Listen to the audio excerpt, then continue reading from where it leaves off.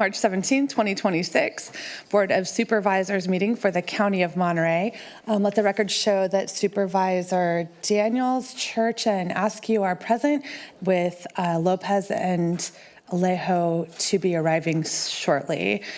Do we have any additions or corrections to our closed session this morning? No additions or corrections. All right, we have closed session items number 1A through C. Is there any public comment on our closed session this morning?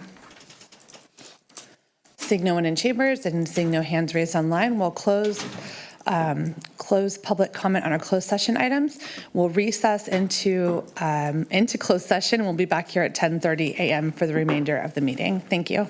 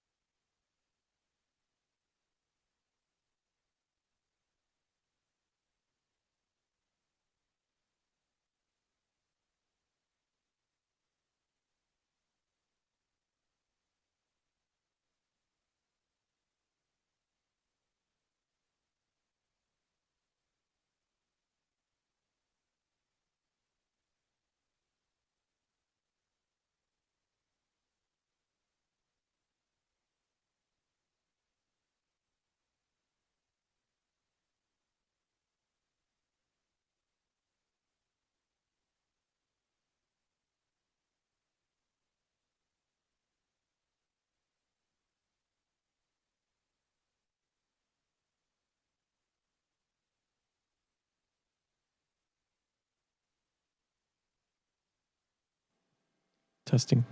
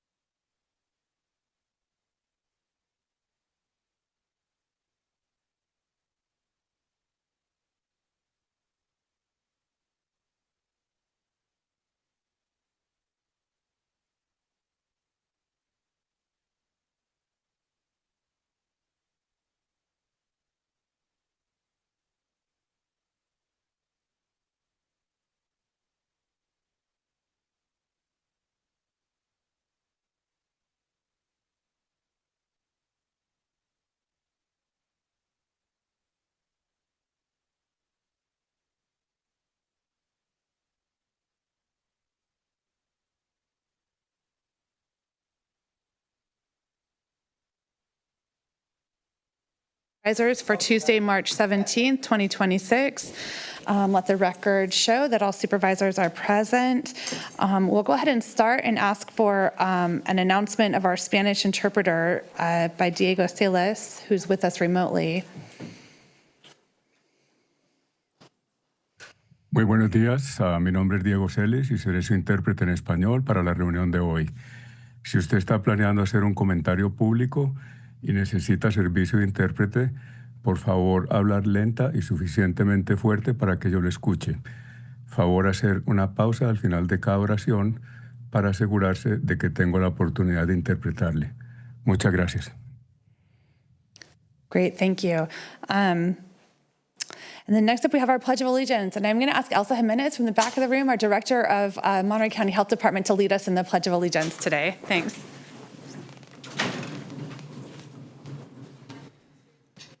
I pledge allegiance to the flag of the United States of America and to the republic for which it stands, one nation, under God, indivisible, with liberty and justice for all. Thank you, Elsa. All right. Are there any additions or corrections to our agenda this morning? There are none. There are none. All right. Well, we're going to move right along to our ceremonial resolutions. We have items number 2 through, we've got a lot today, 2 through 11. I'm happy to entertain any public comment on our ceremonial resolutions this morning. Seeing no one in the audience, I see one hand raised. Margot Thomas, and this would be comments on the ceremonial resolutions.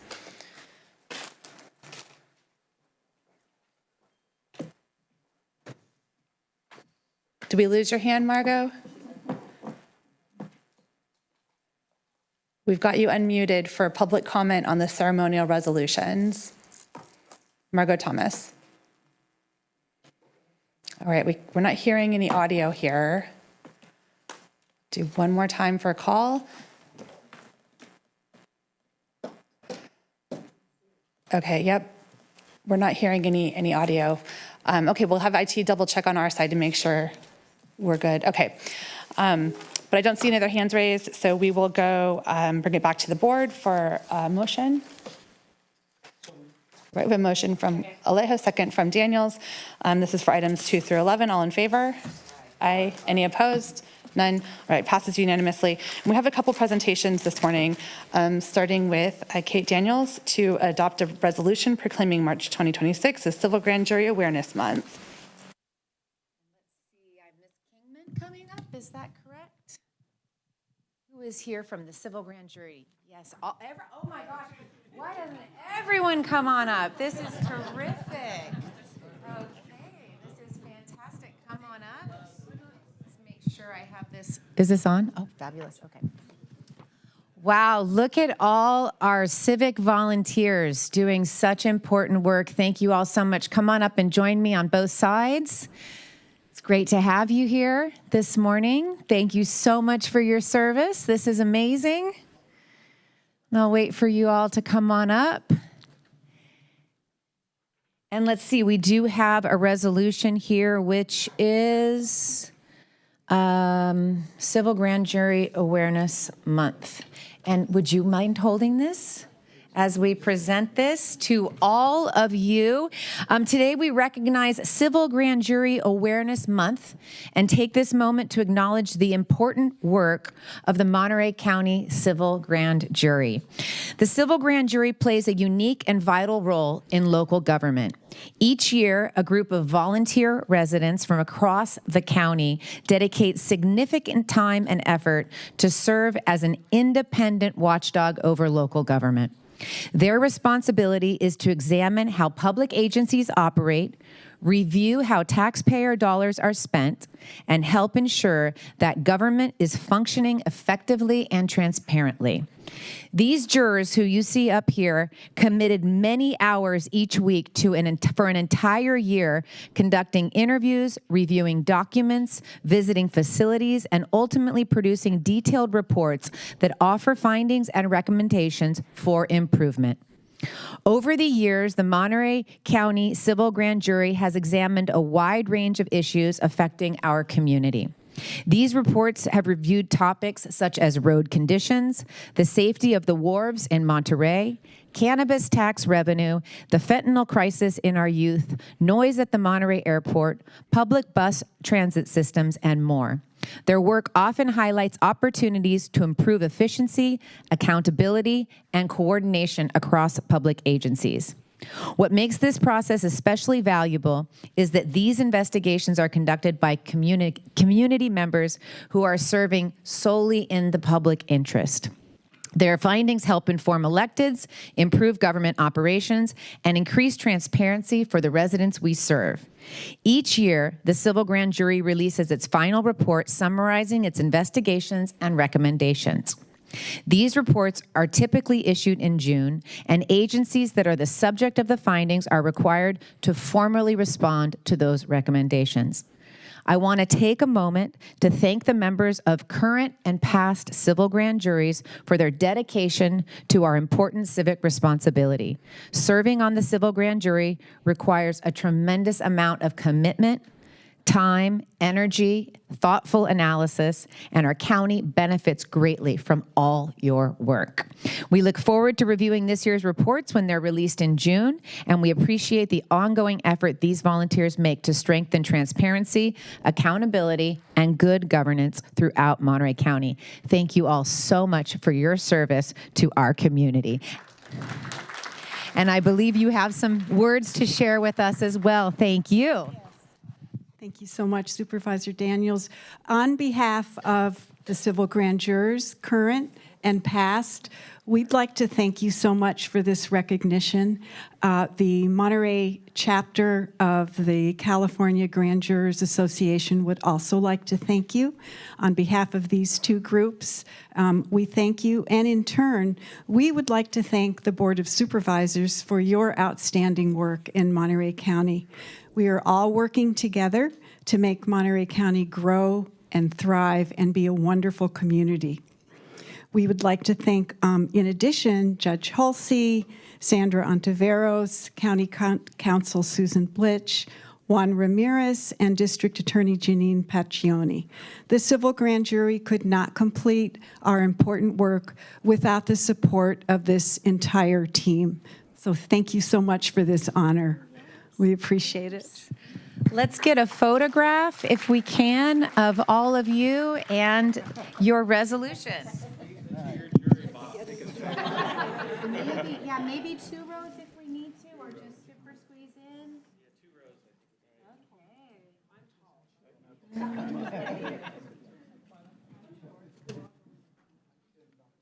Okay.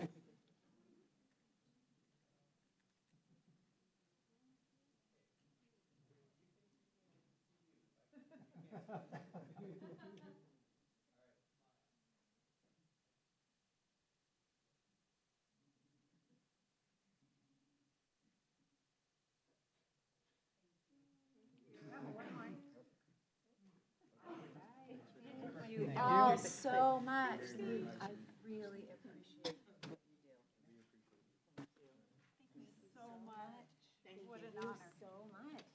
Thank you. Thank you very much.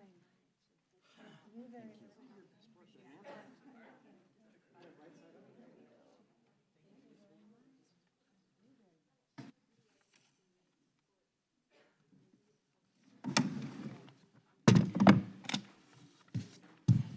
All right, good morning, everyone. I'm up next. As we all know, Monterey County is a very culturally and ethnically, racially diverse county that we all call home. And it's always important to take a moment to recognize some of the organizations that have been pioneers and leaders in celebrating the diversity of our community. So today I want to call up Mars Rocamora, the president of the community, Filipino community of the Salinas Valley, and his board members. Let's give them a round of applause, everybody. Today, we are recognizing the 90th anniversary of the organization of the Filipino community of the Salinas Valley and the installation of their 2026 and 27 officers. I joined their celebration last month, a very good event at the Filipino Community Hall. But today we also wanted to take time to recognize them here in front of our community and in front of the full Board of Supervisors and present them this resolution. The resolution reads in part, the Filipino community of Salinas Valley was established in 1936. Just think about that. That was during the Dust Bowl era, right? Very challenging times in the nation over the period in our nation's history. During an era of significant hardship and discrimination, serving as a vital sanctuary and unified voice for Filipino migrant workers who were the backbone of the Salinas Valley's agricultural industry. And for 9 decades, the Filipino community of Salinas Valley has remained a steadfast beacon of cultural heritage, resilience, and civic engagement, providing a home away from home for generations of Filipino Americans through its historic Filipino Community Hall at 250 Calle Cebu in Salinas.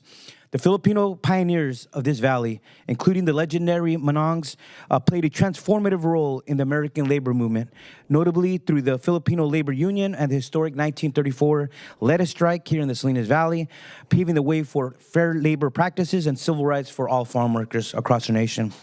The Salinas Valley Filipino community demonstrated profound patriotism and courage, particularly during the 1942 activation of the 1st Filipino Infantry Regiment at the Salinas Rodeo Grounds, where thousands of residents answered the call to serve our nation during World War II. So today, the 90th anniversary and installation of officers marks a new chapter of leadership and ensuring that the legacy of advocacy, education, and community service established in 1936 continues to thrive for future generations. So therefore, on behalf of the Monterey County Board of Supervisors and all our residents, we hereby recognize and congratulate the Filipino community of the Salinas Valley on the occasion of its 90th anniversary and the 2026-27 installation of officers, and honors the organization for its long-standing and invaluable contributions to the cultural richness, economic vitality, and social fabric of the city of Salinas and the county of Monterey. With that, we want to pass the microphone to President Mario Rocamora to hear some more words. Here. Thank you, Supervisor Alejo. First of all, I want to thank the Monterey County Board of Supervisors and Supervisor Alejo and Supervisor Lopez coming, and even Supervisor Askew. You guys all come to the Filipino community. It means very much a lot to us. As for me, I am one of the younger generations, and I grew up at the Filipino community, not knowing that I'd ever become the president of the Filipino community. And for our community to elect me to carry on the torch that started back in 1936 is a great honor. I want to really give a shout out to Susan Remus. She is the president of our Filipino Women's Club, and it's one of the oldest women's club in Salinas or Monterey County or all of California almost. Okay, so 95 years. They're celebrating 95 years. So they were before, yes, and they were before the Filipino community. And she is the current president, and she's also on my board. So I really, there's several presidents that are on my board from different organizations like the Salinas Cebu Sister City. We have Hallie Martinez, okay, and representative of Monterey County Filipino community. We have Jet. Okay, and I'm also a board member over there. Her husband was a president of the Filipino community of Monterey. Okay, and we have also the Filipino American Nurses Association, Leti Crimes. So our organization is together with a lot of Filipino organizations. So I'm also on one more shout out to everybody. I'm on the board of the Asian Cultural Experience. As you know, we have our annual Asian Fair. And I know Supervisor Alejo comes and usually speaks. So I believe we're celebrating our 18th year. So if anybody can make it, please come. It's the last Saturday every year of April. So it's from 11 to 4. But thank you, everyone. And we're very honored to get this resolution. Thank you. Thank you very much. And on behalf of the Board of Supervisors, we want to thank you for all your leadership, all the different organizations. We are so proud of you, and thank you for making Monterey County richer and stronger for all the good work you do. So with that, I want to present this proclamation on behalf of the Board of Supervisors. There you go. Thank you very much.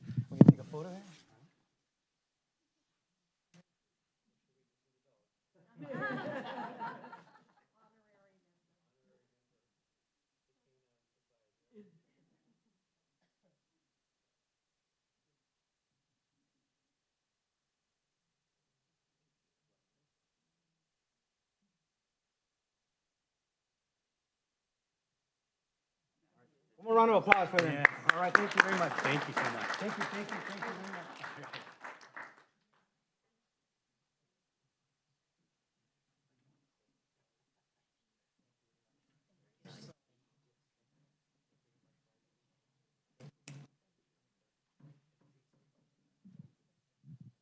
All right, congratulations again to all of our new newly installed officers. Thanks for being with us today. All right, I have the honor today of presenting a resolution to the American Association of University Women, and I'm going to for Monterey County, I should clarify. And I have with me today Sharon Siebert, the AAUW Monterey County Public Policy Director. It's my pleasure to recognize the American Association of University Women Monterey County branch for its critical work advancing pay equity and expanding opportunities for women and girls in our community. For more than a century, AAUW has worked nationally to promote gender equality through research, education, and advocacy. Our local Monterey County branch has been a part of that legacy since its founding 98 years ago. The branch has awarded more than 210 scholarships to women pursuing higher education, many of whom are the first in their families to attend college. This year alone, they awarded 12 scholarships of $2,500 each.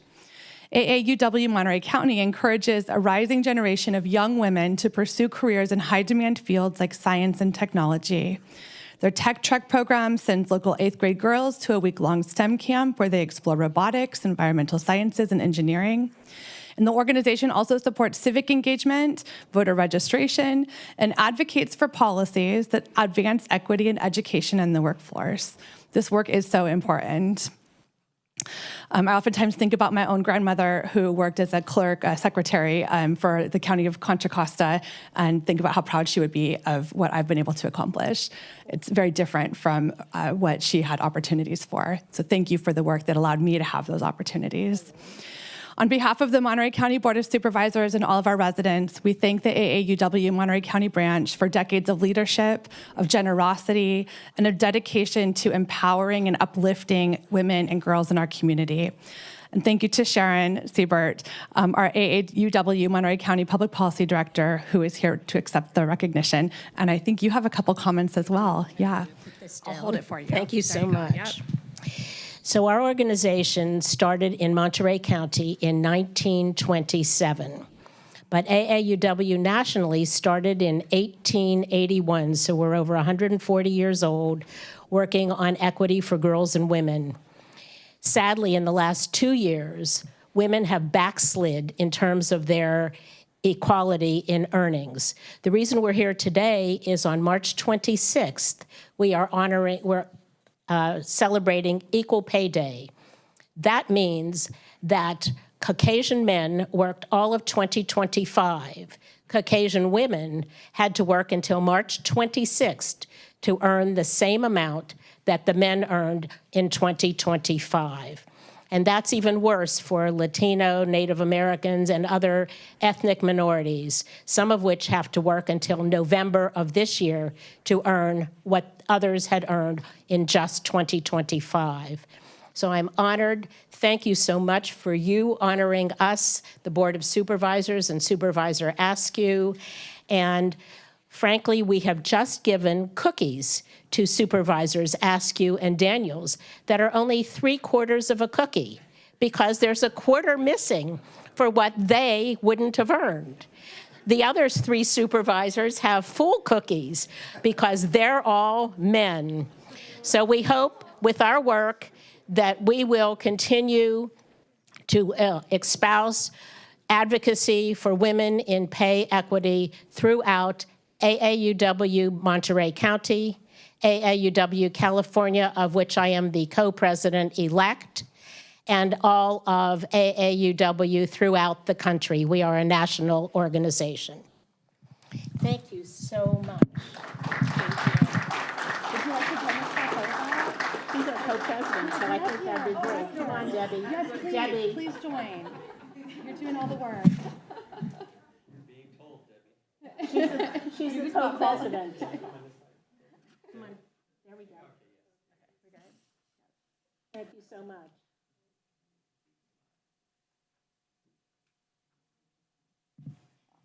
Thank you so much. Thank you.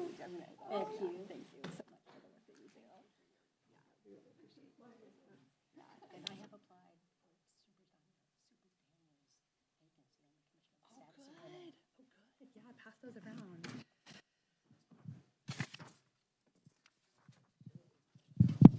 All right, we have one more resolution this morning before we get on to our business, the rest of the business of the day. And I have, is Nadia here from the Civil Rights Office? I don't see Nadia. Okay, well, I have I have a resolution honoring Neurodiversity Celebration Week here in Monterey County. I'll just make a few comments about it because I think it is important that we. Oh, are you here to represent? Oh, come on up. Oh, okay, perfect. I was like, And this is our ERG group that's with us here from the county. Thank you so much. Well, then I'm going to pass this to you. Okay. Thank you. The whole team. All right. So I'm honored to, and thank you for jumping up. I'm honored to present this resolution today, recognizing the third week of March as Neurodiversity Celebration Week here in Monterey County. Neurological conditions like autism, ADHD, dyslexia, and other cognitive differences are all part of the spectrum of human diversity. When we recognize and support these differences, we strengthen our workplaces, our schools, and our communities. The county has created a neurodiversity in the workplace employee resource group and provides training across the county to help other employees better understand and support the spectrum of differences that we all bring into our work. Monterey County Behavioral Health and its community partners, residents of all ages, from children and seniors, can access prevention, mental health, and other services throughout the county. Our work is strengthened by the efforts of many community partners, including Special Kids Connect, Monterey County SELPA, Central Coast Regional Center, Art Abilities, and many others who are working to ensure that our neurodivergent family members and friends and neighbors and all of their families have the support that they need so that we can all succeed and bring value to the work that we do. I want to thank Nadia Velarde from the County Civil Rights Office and our ERG team who's here with us today for the work that your office does to help advocate and ensure that county policies are inclusive of everyone that the county serves. On behalf of the Board of Supervisors and the residents of Monterey County, we're proud to recognize Neurodiversity Celebration Week and affirm our commitment to building a community where every individual is valued for the gifts, the talents, the unique differences that we all bring into our work and our community. And I think given some of the national news that was just pushed out this last week, I think it's even more important than ever that we make it clear that we all have strengths that we bring, and that it's important that we recognize and value and claim those strengths in our work and in our families and in our community. So thank you so much, especially for being here this week. It means a lot to me and my family and my neighbors and the community that I represent. So I'm going to pass it over for a few comments, but thank you again for being here. Thank you, Supervisor Eskew. Good morning, Chair and members of the board. My name is Rosalba Bejar, and I am here on behalf of the Neurodiversity in the Workplace Employee Resource Group. Thank you to the Board of Supervisors for your leadership and for adopting this resolution. Your support helps advance understanding, inclusion, and practices that ensure neurodivergent individuals feel valued and supported in our workplace and throughout our community. Neurodivergent reflects the natural diversity of how people think, learn, and experience the world. Neurodiversity Week is an opportunity to celebrate these differences, foster acceptance, and promote greater understandings of inclusion of neurodivergent individuals in our schools, workplaces, and communities. The Neurodiversity in the Workplace Employee Resource Group is committed to help build equitable systems that prioritize safety, dignity, inclusive workplaces for all employees and residents. Nationally, this year's theme is From Awareness to Action, Making Organizational Changes Happen. Neurodiversity campaign encourages workplaces to focus on neuro inclusion as strength, particularly looking at how different cognitive profiles, autism, ADHD, dyslexia, contribute to success. Public institutions like the county play an important role in setting the standard for inclusion and creating workplaces where everyone has the opportunity to succeed. Our ERG works to promote understanding of neurodiversity, reduces stigma, and supports workplace cultures where neurodivergent individuals are recognized and empowered to thrive. Research shows that organizations that foster neuro-inclusion workplace experience higher employee retention, stronger engagement, and increases productivity and more collaborative teams. Neurodivergent individuals also bring unique strengths such as high-level analytical skills, attention to details, creativity, and innovation. We look forward to contributing our work to advance inclusive practices that support neurodivergent employees and benefit the entire workplace. We encourage all residents and employees to help build a community rooted in understanding, compassion, equity for everyone. The ERG will have an informational table outside the board chamber until 1 o'clock for anyone interested in learning more. Thank you, everyone. Thank you so much. That was so good. And then we'll take a quick picture. Come on over this way a little bit, I think, right?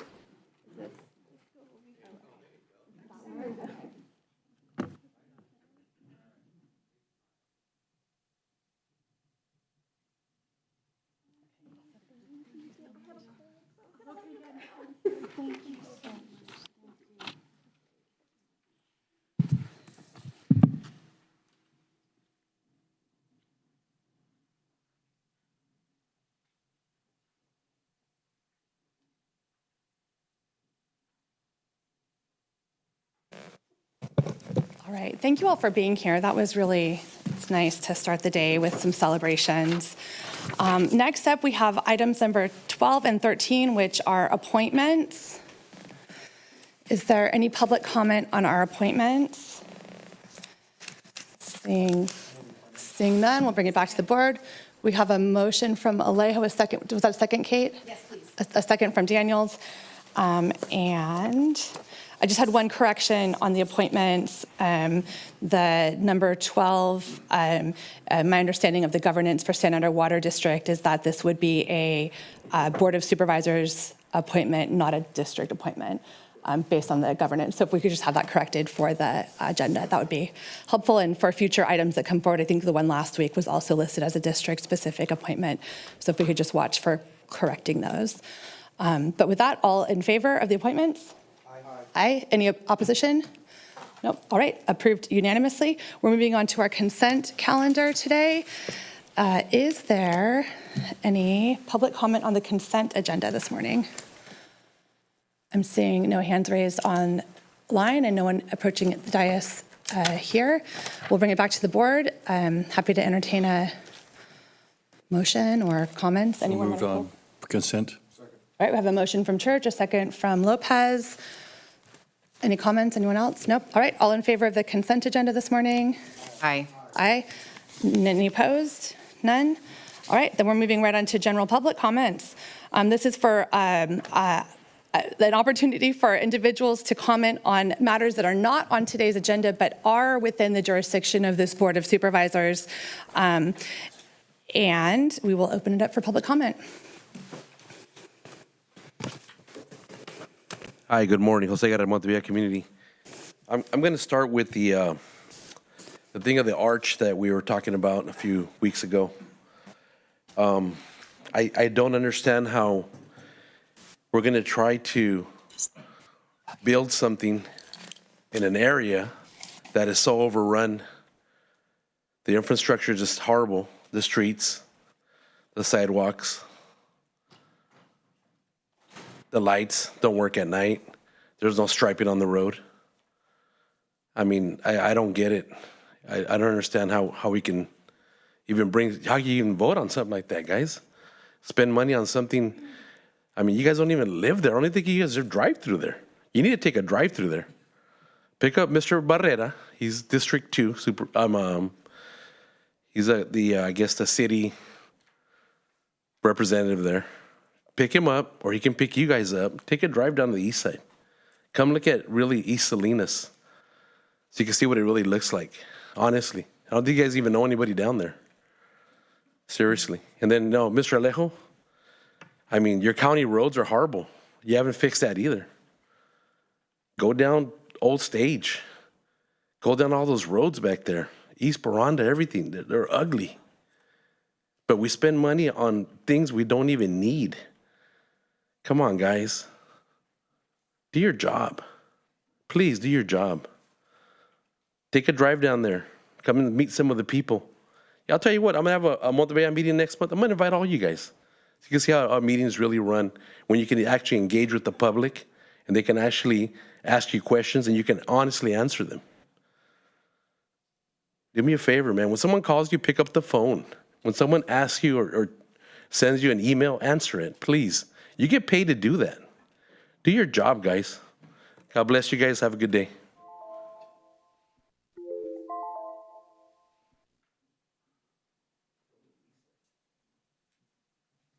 So good morning, I'm Eloise Shim, and I have to echo what Mr. Guerrera said about having really priorities such as the arch when there are people who are homeless in Salinas. And specifically in November, I came here to talk about one person named Mike who's been living in the Victory Mission for 22 years. He's a senior. He's a very mild-mannered citizen whose parents served in the Air Force, and he languishes his days at the Steinbeck Library and the El Gabalon Library.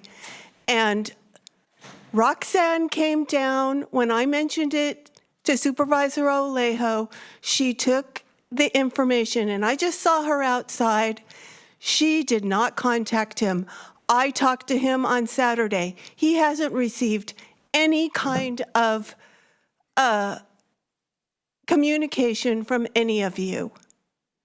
You don't do your job. You care about things like the arch, which will, glorify your position as a supervisor. You don't care about the people.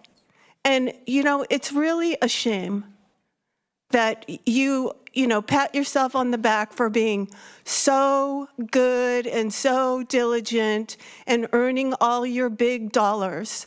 You don't earn your big dollars.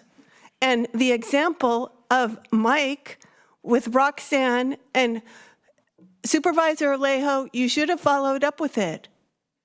I said it in November. You should have followed up with Roxanne.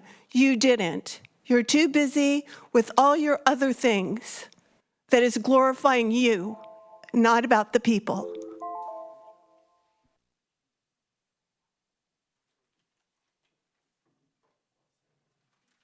We'll keep moving through comments here. Thanks. All right, I thought she was in front of me, but I'm going to go first. So let me pull my speech out. Okay. Good morning, supervisors.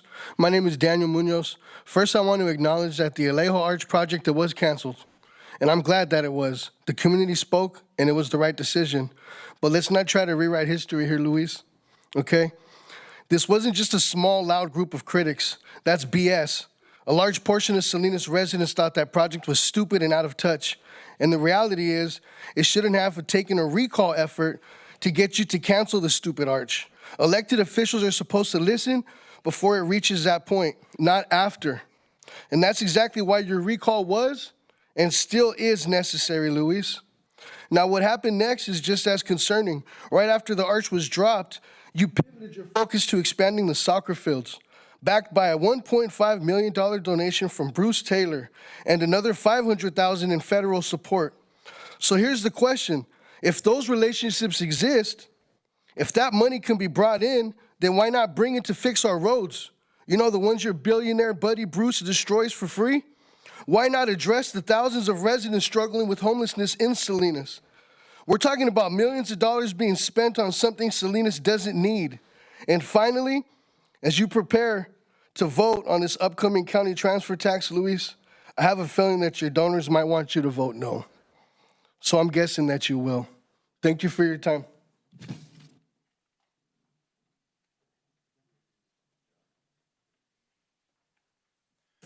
Good morning. Gosh, 2 minutes. Boy, I got some complicated points to make here. Peter Quick, licensed professional geologist. I live near River Road. A few weeks ago, I learned that illegal trail construction activity within Toro Park had recently been reported to the county. I'm here today to report that I have also recently witnessed new construction of bike trails and ongoing expansion and alteration of existing trails in multiple locations within Toro Park. To give just one recent example, on Saturday, February 21st, I encountered 4 individuals with tools working on a major new trail that has been carved into the river fire burn scar. The trail is being established in one of the most remote and until recently pristine sections of the Toro backcountry, an area that never contained any trails. The trail is 1.5 miles long with extraordinarily steep and actively eroding sections. This trail has been constructed to directly connect to pre-existing trails on both ends, effectively inviting anyone stumbling upon it to try to use it. This follows an established pattern of rogue trail builders treating public land as if it's their private property, drastically altering Toro Park for their benefit at the expense of other user groups, creating inexorable facts on the ground, environmental damage, and public safety hazards that need to be seen to be believed. In fact, illegal construction of this particular trail actually began back in the spring of 2021, less than a year after the river fire had completely denuded the area. I first photo documented the activity, GPS'd the trail, confiscated tools, and reported it to the county in the summer of 2021, and was under the impression that the county was going to use the information to take action to stop the activity. On the contrary, I have watched the trail gradually become a monstrosity of facts on the ground as bikers pour in to experience the thrills of what has evidently become known as a new technical bike trail with mega earthen banks, jumps, and braids carved into raw, steeply sloping land. So do I need to stop here? Okay, I wanted to make the point that I have been threatened, and I'm really reluctant to report this because I've been threatened with bodily harm, harassed, and... We would just ask, if you have a written statement, if you can share that with the clerk, and we can make sure it gets distributed to all supervisors. For anyone else who has comments beyond 2 minutes, we do welcome those being sent to the clerk of the board so that they're distributed to all and on record at cob@countyofmonterey.gov. Thank you.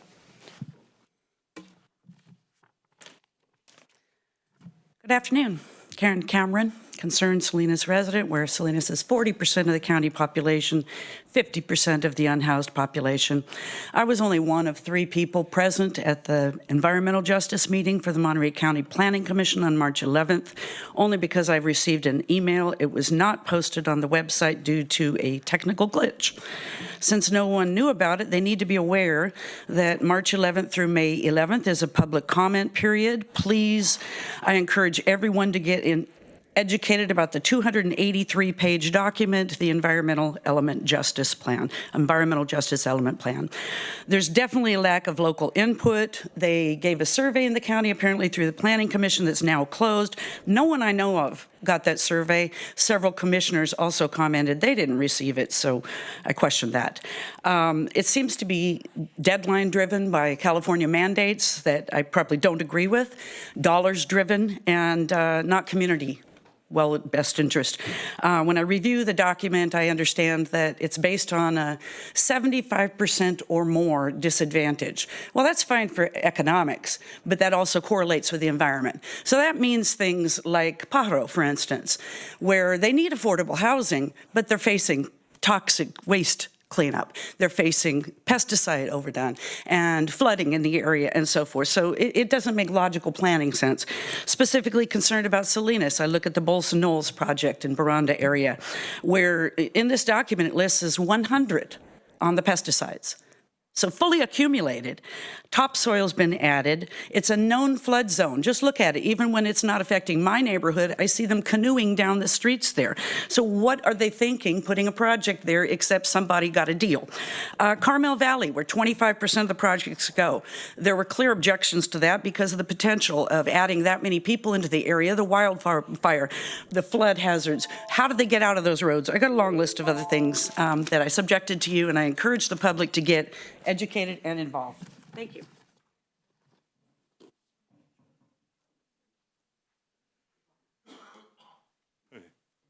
I don't have much to say. Wendy, I think you're pretty cool. I think you work with what you can, what you got. The system is innately corrupt. Glenn, nice Christmas trees, big fan. But I just want to say, it's my first time coming here. When I checked in at the door, they took my water bottle. It's hot today. We got to sit here, just like you have to sit here. I noticed some of you are drinking while we're all, sweating away, sweltering, So, I don't know. I don't have anything to say about nothing. I just came to listen, and that came into my mind because I'm thirsty. And I'm probably one of the youngest people here. I could just imagine how thirsty everyone else is. So, just a little bit of the disconnect between the politician and the community. It's just a simple little, I don't know, maybe, I think I read that story in the Bible. I don't know, it's a parable or something about water and supervisors or whatever, the Pharisees. So anyway, overall, I think I have to say this county's not doing a great job. I think the farmers have been running riot here forever. John Steinbeck in dubious battle, the same shit's still going on today. Yeah, but anyway, I don't want to get all political because, if you don't know, you won't know, but you can look me up. No, I'm nobody, but you can, you know what I'm about. So yeah, just, I'll be around, try harder, your paid by your taxes. So anyway, just want to say what's up. Thank you. Is there any other public comment in the chambers today? All right, we'll go online. There's a couple of hands raised. We're going to start with Margot Thomas. We're going to try again, Margot. Let's hope we get better audio this time. Thank you for your patience. Okay, we're still not getting audio. We're going to try something for Margot. Let's go on to Therma Runway.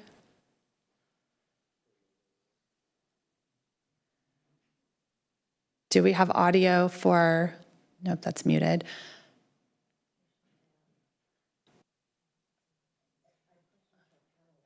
Okay, we're gonna do a little technical work here. So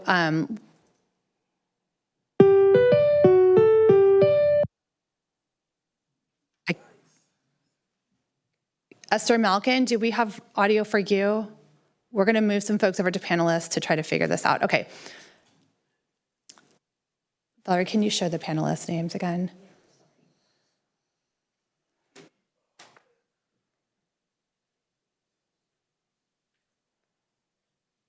All right, Margot, we're gonna try you again.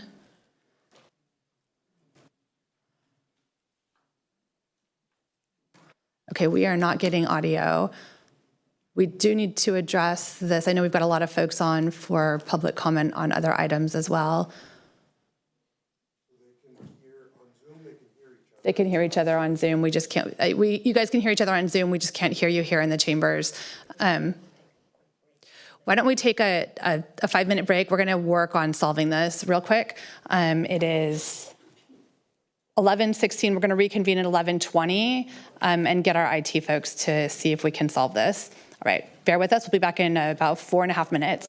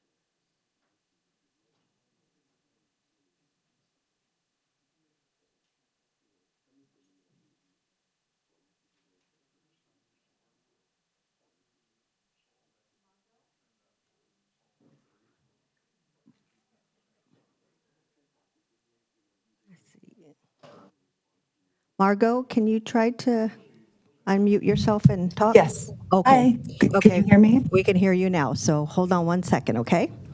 Thank you so much.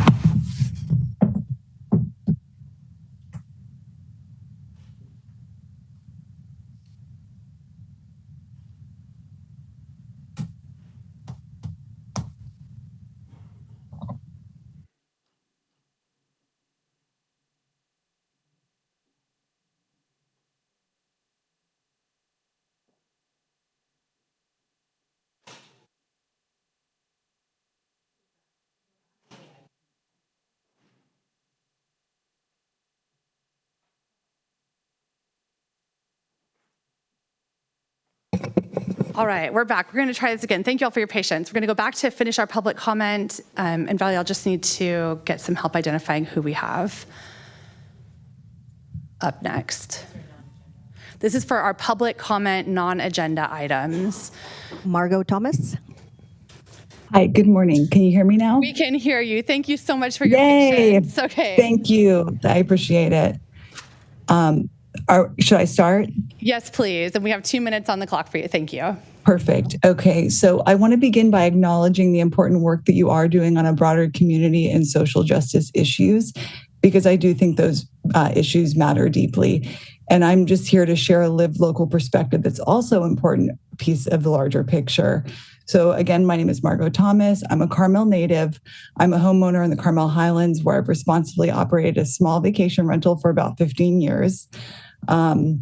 Under the current ordinance, many homeowners in the Highlands and Big Sur are facing the reality of spending literally hundreds of thousands of dollars to reconfigure our floor plans to accommodate homestays and upgrading our septic systems that have never had any issues. In my case, my system has operated for 15 years without one failure or environmental problem. At the same time, the proposed requirement that hosts live on site raises important questions about environmental logic. Vacation rental guests are typically not full-time occupants. They're out hiking, sightseeing, and exploring the coast during the day. A full-time resident living on site would likely create more consistent daily septic usage than occasional short-term visitors. In other words, the policy intended to reduce environmental impact may actually increase the load on septic systems in the Highlands and Big Sur. I also wanted to emphasize that many of us who host share the goal of maintaining character in our neighborhoods. The county already has tools in place to address bad actors through enforcement. Those tools should be used when necessary, rather than imposing sweeping restrictions on responsible operators. We do want to be solutions oriented and work with the county. One practical path forward is to allow pre-existing operators to continue through a ministerial process. This would be a clear administrative approval, not discretionary one, reducing time, cost, and uncertainty for both homeowners and county staff.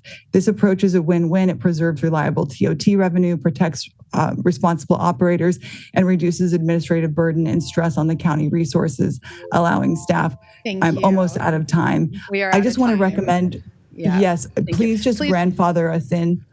Yep. Can I end with that? I just want to grandfather in the people who have been operating for 15 years. Thank you. All right, next up we have Esther Malkin. Yes, good morning, everybody. I live in Cape Daniels district, and I live a couple of blocks away from the fire that happened on Casanova last week.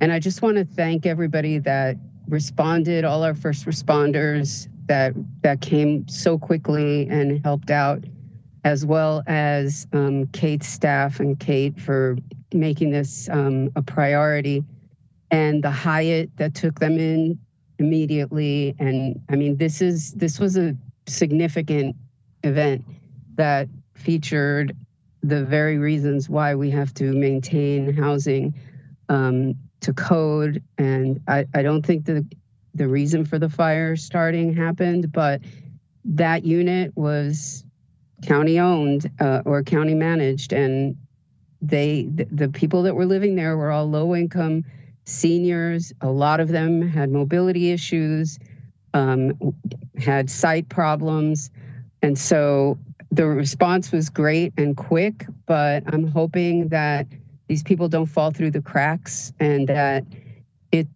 the event itself is analyzed and taken into consideration to look at other units that are similar to this and make sure that they're safe and plan for these events. I mean, I think that it would even be smart to do fire drills.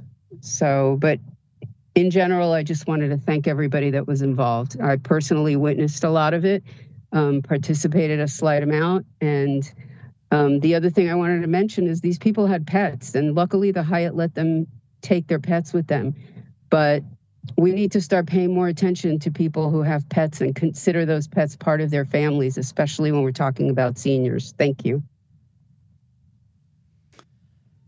Thank you for your comments and appreciation. Next up, we have Therma Runway.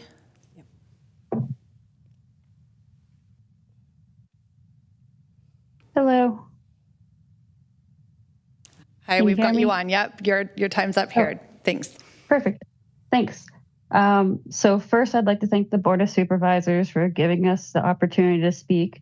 I know I complain quite a bit. I'm mad, but not mad at you guys. I actually really appreciate you guys. So what I wanted to bring up was the county's emergency responses, especially to chemical impacts. I've been talking to other chemically impacted communities, and we've all experienced different disasters, whether it's a refinery fire, or a biolab fire, a train derailment, or a battery fire. We've all experienced different disasters, but we all got a similar response, which was a lack of response and denial of contaminants being in the plumes and in the pollutants getting around our communities. So, it was on a local, state, and federal level. We were failed. And a lot of these people, their disasters happened a couple years ago. They're dying from cancer. They've lost pets, they've lost loved ones.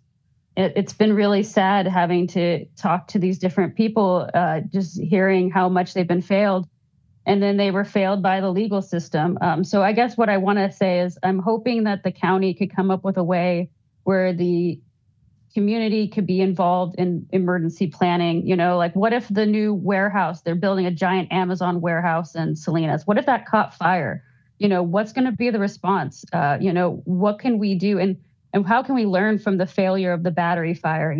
Is there better testing that we could be doing? Should we be hiring different people? There was a train derailment less than a mile from my house that spilled 200 to 2,000 gallons of diesel. I never got notified, even though I'm on the notifications for emergencies.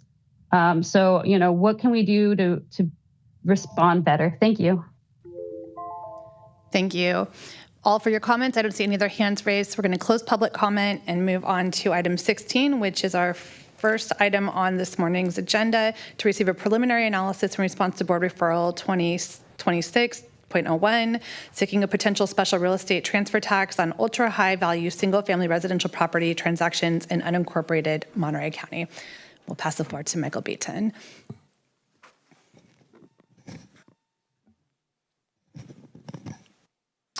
Thank you, Board. Michael Beaton, Assistant County Administrative Officer. There we go.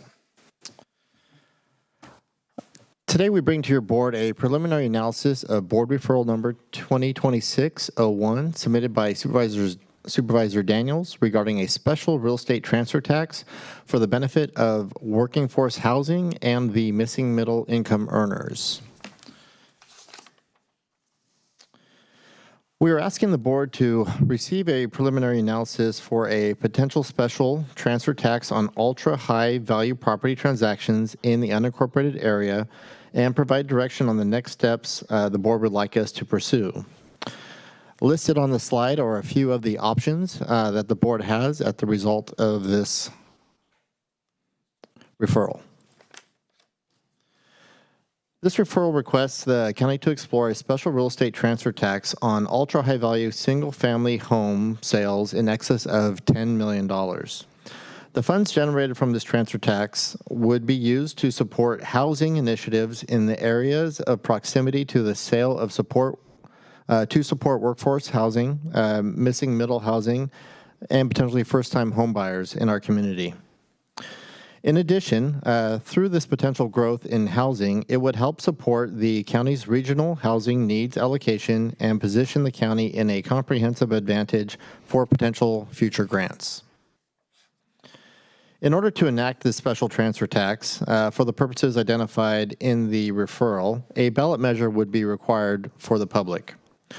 Due to the specific nature of the requested uses of the funds, a special transfer tax would be required. A special transfer tax requires a 2/3 voter approval. We must have certain requirements in order to make it a special tax, such as defining a rate, threshold, and restrict the use of funds for a specific purpose. We are anticipating that the time frame in order to do a ballot measure would be about 4 to 6 months preparation time. This chart does a little bit of a comparison of comparable jurisdictions, all the way from the city of Los Angeles down to the city of Santa Cruz, some of their rate structures that they do have. We try to do a little bit of a comparison, trying to identify those rates that those jurisdictions have imposed for values of greater than $10 million and some of their higher rate structures. As you can see on the chart here, the rates range anywhere from 2.5% all the way up to a 5.5% in the city county of San Francisco, with the city of Santa Cruz having a 2% on any value of property sold higher than $4.5 million. The chart, the farthest column to the right, just identifies what those jurisdictions are utilizing that revenue source for. And as you can see, a majority of them do identify some for general fund, general purposes, but quite a few of those jurisdictions do specifically for housing and housing expansion. So we try to see what this would look like for our jurisdiction if the county were to look at the total number of single-family residences in the unincorporated area of Monterey County that were sold greater than 10 years. So what this chart identifies is for the last 3 calendar years, what is the total number of transactions that actually met that criteria? On average, we average about 10 sales a year of those single-family dwellings with a value of greater than $10 million. The total sales volume for each individual year, going back to 3 calendar years, averages about $175 million in total. So if you look at the historical of the transactions and you were to apply a potential transaction tax to those properties, we threw together a chart that, just on a high level, well, what would it look like if we did a 1% transaction tax all the way down to a 5% transaction tax based on those average home sales, more of a what-if scenario. So on the scenario that we did here, if the community or the voters approved a transaction tax of a 1% for anything greater than $10 million, we estimate that it would generate about $1.7 million annually. On the other spectrum, if we did a 5% transaction tax, it would generate approximately $8.7 million annually. So in the referral, it does specifically identify that the request would be for exploring to do a ballot measure that would help with that revenue for the workforce and missing middle housing investment strategy. Some of the options, but not all the options, that were potentially identified that this funding could be utilized for would be down payment, first-time home buyer programs for that population, helping with infrastructure improvements to support development of housing element sites, preservation of existing affordable housing stock throughout our community, development of incentives, including fee deferrals, interest rate buy-downs, permit streamlining, helping with utility upgrades to unlock zoning capacity, such as water, sewer expansion, and acquisition and rehabilitation of at-risk rental housing to preserve long-term affordability. These are just some of the options of potential usage for the potential revenue stream identified. So, county, we would need to do some due diligence requirements prior to any ballot measure consideration. We would obviously need to work with our multiple department agencies, county councils, assessor recorder's office, housing community development, Elections Department regarding potentially doing a ballot measure. As you can imagine, the diligence that we would be required, we anticipate would take us about a month to do an initial assessment and return back to the board in April with a better plan and overall comprehensive analysis of potential moving forward with a ballot measure. So as previously identified, the ballot measure will take, we estimate about 4 to 6 months. We believe if we initiate now, we would be able to make the November ballot for this potential initiative to be placed on the November ballot. Some of the areas that we would need to look at is obviously the departmental administrative considerations, competing departmental priorities that we do have with the existing departments, the time considerations and prioritizing this ballot measure versus other county operations. The ballot measure preparation, the development of a proposed tax structure would also involve some legal review that we would need to do, some community involvement that we would need to understand, community stakeholders, and the impact of the potential real estate market if this were to be implemented in our county. So some of the important factors for our board to consider is due to the potential volatility, the revenue stream, if the housing market does have an impact change, for example, if the housing market for properties above $10 million softens and the total number of those sales decreases, the revenue stream would obviously have some impacts to that. Also on the flip side, if the number of properties were to sell more above $10 million, the revenue potentially could increase. We also have market dynamics that we would have to be cognizant of by adding a potential tax on top of the sales price of a property. What would that actually do to the market? Would that make the value of the properties decrease? Would that cause some concern for people into the market to buy a ultra-wealthy residence? We also have some legal considerations. Because this is a special tax, it does require a 2/3 of the majority of voters. We also opens us up for potential for legal challenges related to the tax structure and the ballot language. So council would definitely need to be involved on how that would be crafted. The development of procedures related to the implementation and the collection of the tax, how would that actually work? Those would need to be worked out. As well as we would probably also need to see with the polling and public engagement, you know, the real estate groups out there, the palatability of voters, whether a 2/3 ballot on certain levels of tax, whether it be a 1% or a 5% or somewhere in the middle there, what would be acceptable or palatable for voters in our community. So with that, with the board's consideration, some of the next steps for us to consider as we prepare, depending on what the board would like to do, we would obviously need to do some feasibility and policy analysis work. We would need to work on the potential tax structure and ballot options, working with county council and the additional departments. We would need to do some fiscal and economic modeling. We would need to reach out and develop a community and stakeholder engagement campaign, potentially pick up some consultants to help us out with that polling, and ultimately bring it back for the board's review and approval to be put on the ballot for November election. With that said, that is the report back for the referral, and we are asking your board's consideration to provide direction on one of the following options that we have on the screen today. Great. Thank you for the comprehensive report. I'll bring it to Supervisor Daniels as it is her referral. Thank you, Chair Askew, and thank you, Michael, for your presentation. There was one correction I just want to make because it wasn't my intention for the referral, and it might have just been the way it was stated. It's on page 8, the top one, down payment and first-time homebuyers program. That's something that could be available to anyone in the county. It wouldn't be restricted. Okay, so I wrote some remarks here just to get super clear. I don't normally use written remarks, but I'm going to today. It is my hope that after today's discussion, my colleagues on the Board of Supervisors will join me in moving this initiative forward.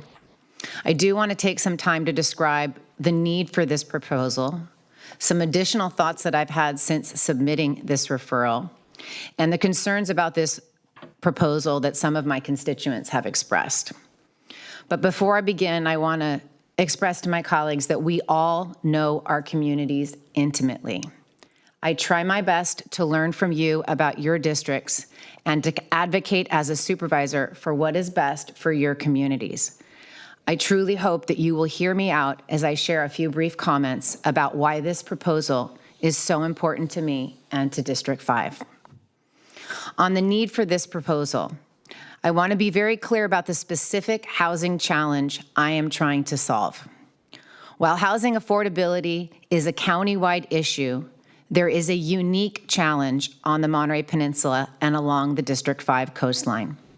Overlapping factors, including the beauty of our region, which attracts visitors from all over the world, have produced a strong demand for second homes and retirement properties. This has created two separate housing markets. One tier of global buyers of second homes and luxury properties, and a second market of our local workforce and year-round residents. Market one sets the home prices, and Market 2 struggles to survive.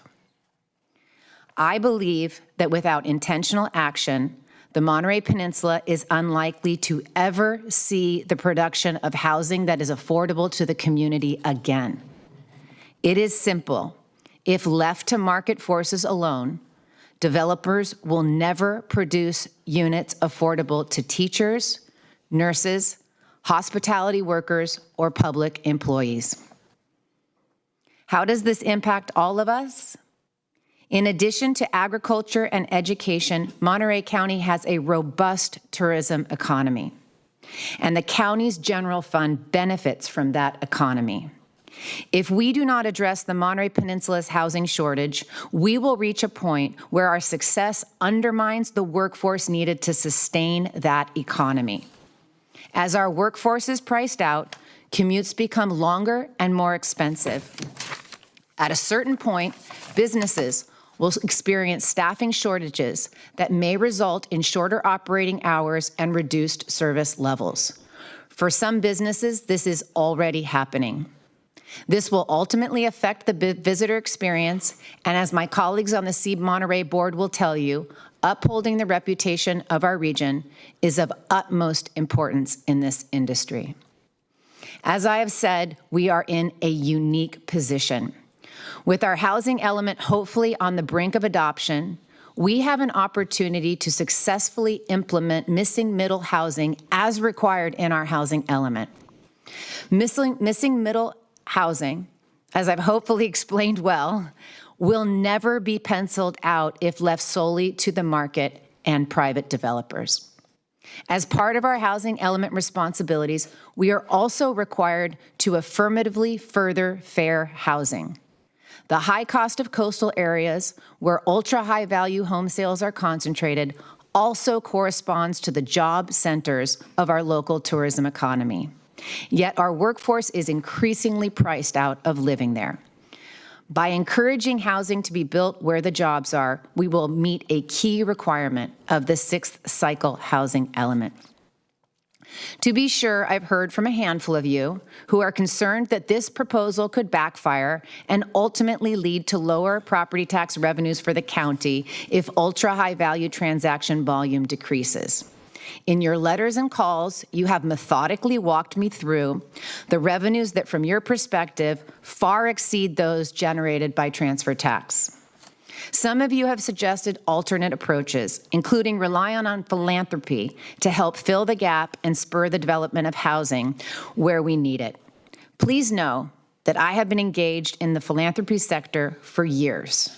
For good reason, philanthropy has focused primarily on our unhoused residents and our most vulnerable populations. Another option raised has been applying a transfer tax across all home sales.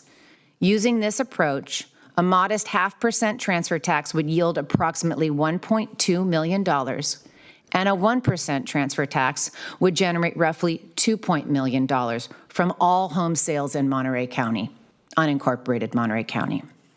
By contrast, the proposed 3% transfer tax applied to 10 transactions in a single year would generate $5.2 million for the local housing fund. Similarly, some have suggested increasing TOT to build a local housing fund. A 1% increase in TOT, however, would similarly yield a significantly smaller amount compared to this proposal. That said, as part of the next steps in this process, additional analysis will be required, and I'll be sure to share all your comments with county staff. In conclusion, this proposed policy is one necessary step toward building housing that's affordable to our workforce and to our full-time residents. I am very concerned about the future successes of our local economy, and the county depends on some form of public intervention. It has become increasingly clear to me that luxury homes, second homes, and vacation homes dominate the market and drive up prices. Because of this reality, missing middle housing has become completely infeasible without a mechanism such as this. I look forward to my colleagues' thoughts and questions and to feedback from the public. Thank you very much. All right, any questions from the board? Otherwise, we can open it up to public comment. All right, let's go ahead and open this up to public comment. If you're with us in the chambers, if you could approach the front of the room, have a seat on the front row so that we are able to move everyone through public comment. I will just do a quick time check. It is about 11:46, and we do have a number of folks online as well. So we'll go ahead and get started. If you are able to do your comments in less than 2 minutes, that would be appreciated. If you can convey the information. And again, we've also always are available to receive public comment, because this will continue to be discussed, to cob@countyofmonterey.gov, so we can ensure that all comments are on the record. Go ahead. Thank you so much for being here. Thank you. Jose Monterey community. I really don't. I agree we need a tax, but I don't think this is the way to do it. The reason why I'm saying that is because you're going to start with unincorporated Monterey County, then you're going to come around and get the regular people too. So I don't believe in that. Sorry. That's just, you're overtaxing the people. I don't believe in that at all. So if you're gonna get money from somewhere else, try the federal government. There's other agencies you can use. I mean, you guys are all intelligent up here. You guys all can find money somewhere. You guys know how to do it when you need to do it, to build arches and stuff and other things we don't need. You guys find money to put it somewhere. Me personally, put it on the ballot. Let the people decide. I agree, but I think once you start taxing the millionaires, you're going to start taxing the regular people, and you're not going to stop. And that's how this starts. If you get away with that, you're going to start getting away with everything else.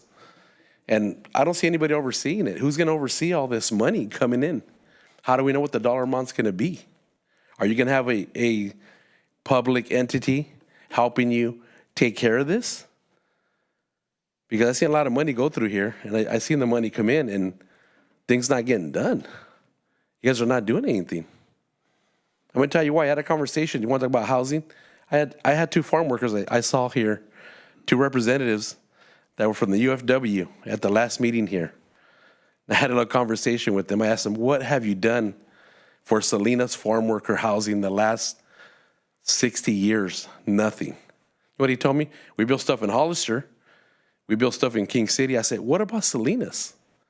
I said, you're exploiting all this, this labor, these people that work hard, you're exploiting their labor, you're not doing anything for them.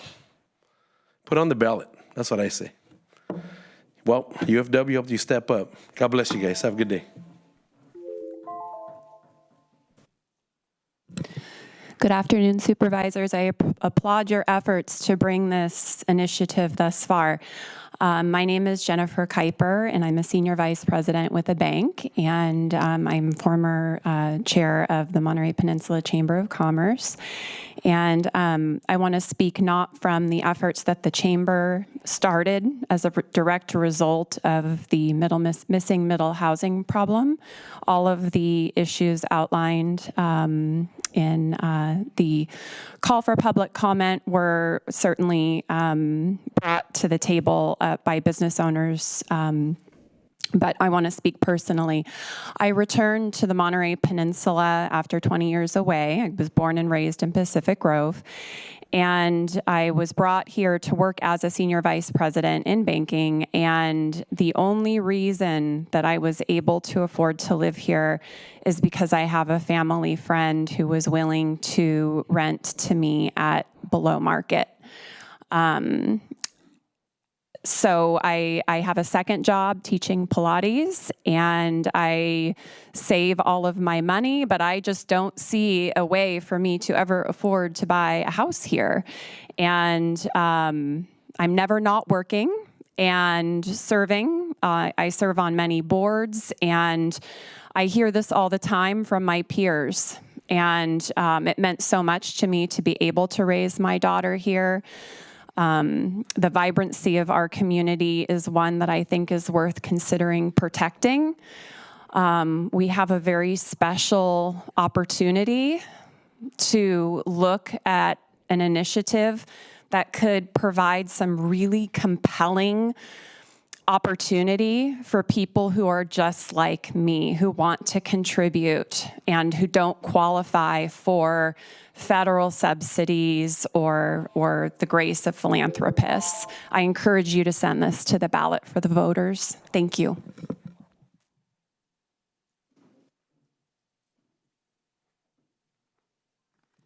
Karen Cameron, I'll be brief. I applaud your efforts to bring this because my understanding it attacks the few in their select purchase of exclusive real estate. And in my opinion, if they're going to buy it, they're going to buy it at any price. And why should we not benefit from that? Recently, I visited Amsterdam, where they have the world's highest tourist occupancy tax. People are going to go there no matter what price they put on it, quite frankly. And I believe there's a certain element of that in Monterey County as well. I think every one of us has been impacted. Recently, one of my family members is in a position to have to be searching and possibly put out of housing. I think everybody in the room has been impacted in one way or another. And if you just Google what AI is saying is the market value, it's alarming anywhere. So please do something serious about it, and thank you for your time.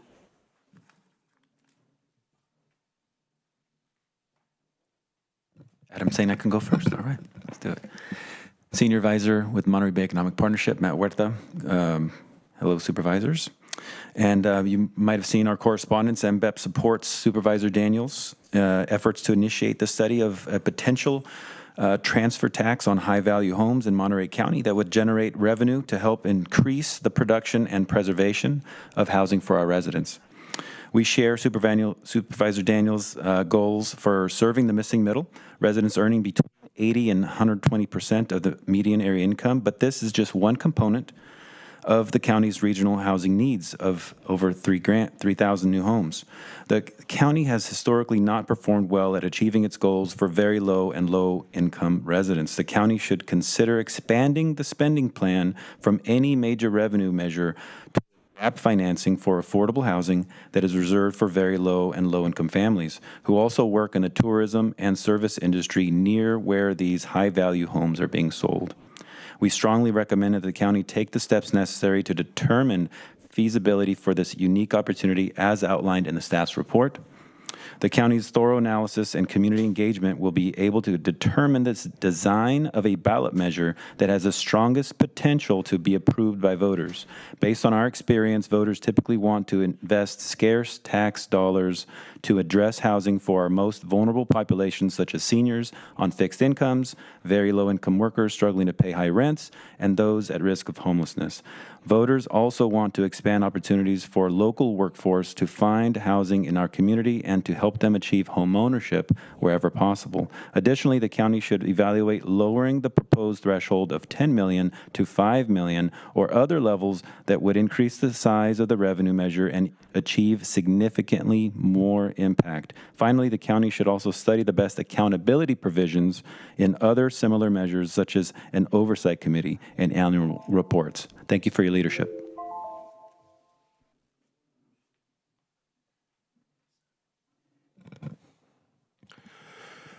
Good morning, Monterey County Board of Supervisors. Thank you for considering this important item, and thank you to the staff for your hard work in examining this and bringing it back for a report on such a prompt basis. On behalf of the Monterey County Association of Realtors and over 1,300 real estate professionals serving the Monterey County and its residents, we appreciate that Supervisor Daniels is prioritizing missing middle housing. Resources exist for low and very low income housing and can serve those populations, and those resources absolutely, we need more of them. That's absolutely clear.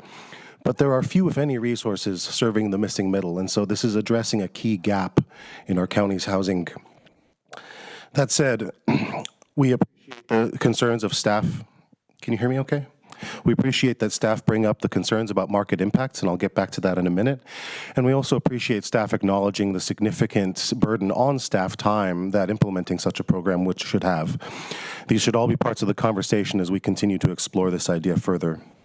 Studies of transfer taxes in general show a 6 to 8% decline in transactions for every 1% increase in transfer tax. So revenue should be expected to decline more sharply if you were to increase the rates even higher than proposed. Economic conditions in years to come are uncertain, inflation may worsen, and prices may rise to the point where the threshold that seems high today may not seem so high in a few more years. So to that end, it's important that we consider those possible futures and consider indexing the fund to a percentage of the median home price rather than a fixed number. Our housing crisis is not forever.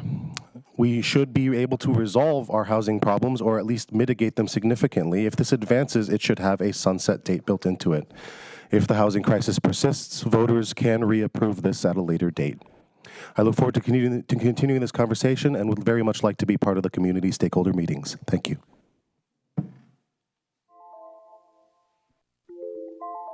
Morning, everybody. I'm Jeff Morgan. I'm the president of CHISPA. First of all, Supervisor Daniels, I want to applaud you for your moral courage.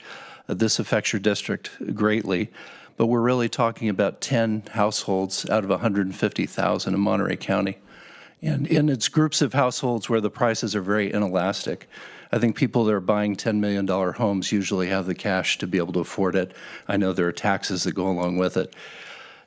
Like many things, it has to be focused, and we work with both workforce and affordable housing at low and extremely low. And while I absolutely want to see more funding in the extremely low and low income, I appreciate that you can't be all things to all people. In this case, what's being proposed is something that will have a lot of impact, and frankly, in an area where there are going to be serious structural issues if we don't have places for entry-level first responders, for medical professionals, for teachers. We're certainly exploring rental housing in addition to for-sale housing for the workforce. And so I support Kate Daniels' study. Thank you.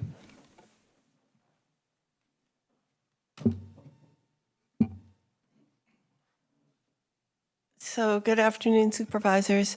So I wanted to comment about this tax for the extremely rich people and for the missing middle income level. Well, recently I heard on the news that the MPUSD is building on on Garden Road, workforce housing, but they are for the moderate, above moderate income. Now, myself, who worked for over 10 years at MPUSD and needed a place to live, that just isn't going to help. So, you know, you're not really doing anything about the gap between the rich and the poor with this tax. You're going to be providing high-income people. Yes, you will be providing moderate, above moderate, which is $200,000 a year. That isn't the people like substitute teachers who, you know, when I was working at MPUSD, I was making what the McDonald's person is making today, $20 an hour with no benefits. So, you know, that's not going to be helping workforce housing for a lot of people that actually work in the industry, hospitality, teaching, and so on.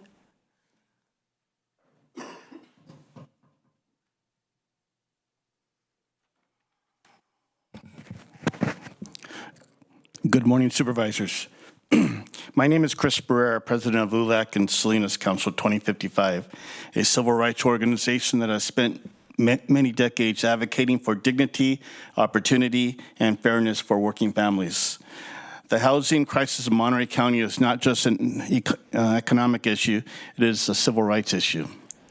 When teachers cannot afford to live where they teach, when nurses cannot afford to live where they heal, when farm workers, construction workers, and service workers are pushed hours away from the communities they sustain, something is fundamentally broken.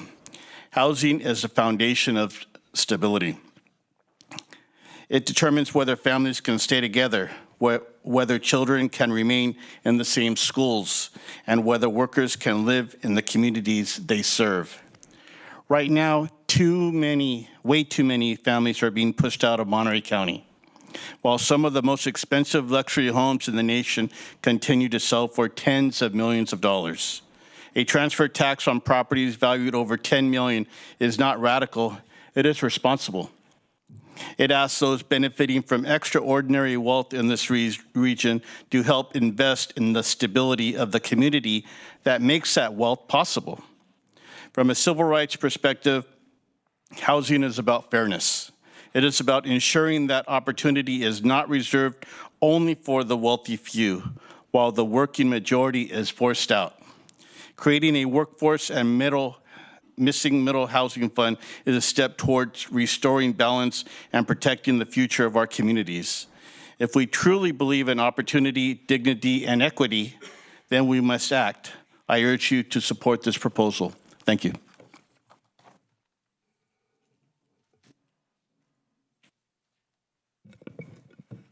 Hi, Peter Zalai, candidate for mayor of Salinas. So I recently went to a housing and land use committee meeting in Salinas, and they were getting a report on the city's progress towards housing. And in the three lower categories, in the very low, low, and moderate categories, there was zero progress. And it harkened back to my own experience. My family moved to Salinas in 1972. My father was an E7 in the Army, had served for 20 years, and my mother did not work. And so the three of us bought a home in 1972 in a North Salinas neighborhood. They liked houses in Toro Park, but they couldn't afford that. But there was a new community in Salinas, and a lot of their friends had moved there when they retired from the military. The house that they bought cost $27,500, and they were able to scrape together the $3,000 down payment. We would not be able to afford that house today. The market value of that house, where my mom still lives, she's aging in place, is about $650,000. And so I applaud this initiative. I think it is a worthy idea that should advance. I think the next step is a feasibility study. Is that correct, if I understand? So I'm fully in support of this initiative.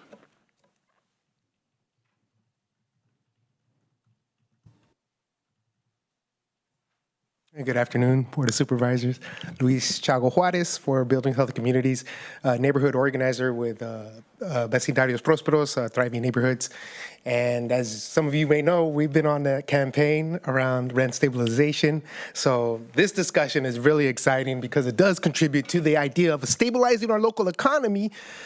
As you know, and don't need to repeat just how just the degrees of wealth and the inequity in our community.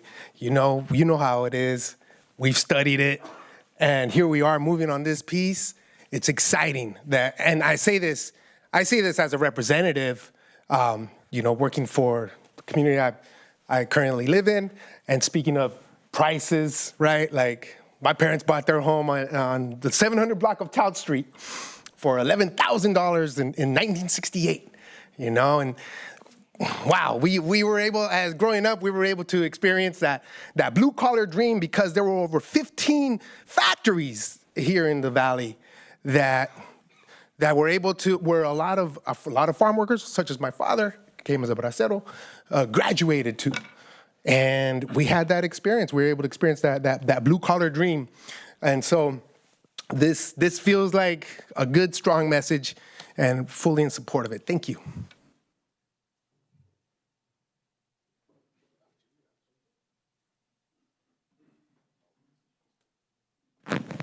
Hello, good afternoon, supervisors. Thank you, Kate. I do support this initiative as a appointee to the Housing Advisory Committee. When I ask, we meet, we talk. I'm like, what can we do to get more housing? We need more money. We need more money. So this is one avenue. And I can also speak as an educator and a small business owner. Our teachers do need a place to live. I don't think people understand the dire straits we're in with our education. Only 17% of all students at Salinas High School District are proficient in math. We need good teachers. We need good teachers here. If we don't do something for housing, we're going to keep losing good teachers. And the schools want to replace the teachers with computers. That's not working.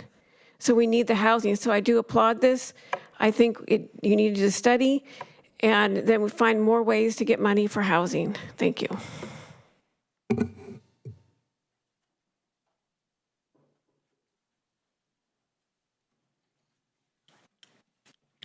Hello, my name is Daniel Munoz. I just want to give big credit to Daniels for what you're doing. This is probably affecting people in your area, probably more than everybody here.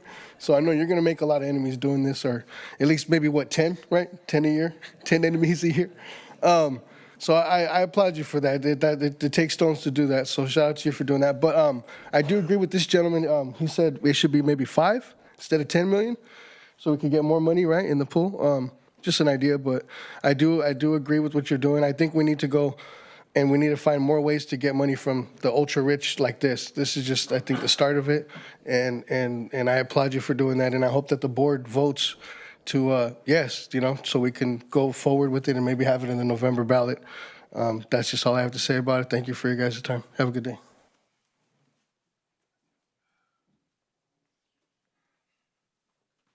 Morning, board, chair. My name is Brian Shields, field rep with Carpenters Local 646. Thanks for the time listening to me speak. In general, we're supportive of creating opportunities through construction, obviously, right? But on the back end, we need to make sure that the provisions that are in place for the construction to happen bolster people living here, being able to stay here, a healthcare market that's fragile as well. As prevailing wage work goes out, there's a lot of things that can happen that both help the healthcare system at this point in time, as well as give somebody a more secure position in being able to stay in a company, work in an area that they live. Our members are continuing to get pushed out further and further and further and further, making commutes to San Francisco in order to do the work that they have. And so creating opportunities here in the local economy would be tremendous. On top of that, like I said, our members are being pushed out. We are part of that missing middle, and unless you create a whole bunch of wealth or you drop down into a lower bracket, any kind of subsistence or ability to buy, purchase, rent even is dwindling. So thank you. All right, is there anyone else in chambers for public comment? Please approach. All right, seeing no one, we're going to move online. We do have a handful of hands raised, so I'll just remind everyone that we have 2 minutes for public comment, and if you're able to make your comments in less than that, that's great, but we appreciate you being able to weigh in on this issue today. We're going to start with Esther Malkin and then go to Colleen Ingram. Good morning, good afternoon, everybody. I created Monterey County Renters United almost a decade ago, not ever even realizing how bad things would get. I live in Kate Daniels District in the city of Monterey in what is supposedly the most affordable neighborhood pretty much on the peninsula. And I'm going to tell you about a couple of my neighbors' stories that I have, and I can go on, but in 2 minutes, even in 2 hours, I couldn't give you all the examples that have come across my path for me to listen to these situations, that something like this, a creative way to address what we need, which is to build housing. And the only conversation that really goes around about housing is build more. Well, we're not going to be able to build more quick enough. And this is a way that we can start addressing that. This is a way that the needs of the many should outweigh the handful of people that it will affect. So let me tell you about a story of a young couple that were living here working. They got pregnant, unexpectedly had twins. When they came home from the hospital, they could only bring one of the babies home because they had to be in the NICU. They were premature. They were living in a studio apartment. When they brought home the second baby, they were given an eviction notice because there were too many people that were going to be living in that unit. That unit was owned by a previously elected official on the City Council of Monterey. We have seniors here. I have a neighbor across the street had to put down her pets because after 45 years living in a house, she couldn't find anything and left the area. We have an elected official that had to leave her position on the school board because she could not find a rental. And we also have multiple city positions like engineers and police department staff that cannot, we have had open positions for years that we cannot hire. Okay, next up we have Colleen Ingram, followed by Liam McLaughlin. Yes, thank you for taking my call. I live in Pacific Grove, and I'm here to support the proposed transfer tax on the ultra luxury homes because this is about people who want to make communities work. In Pacific Grove, we're watching our community slowly lose the very people we depend on.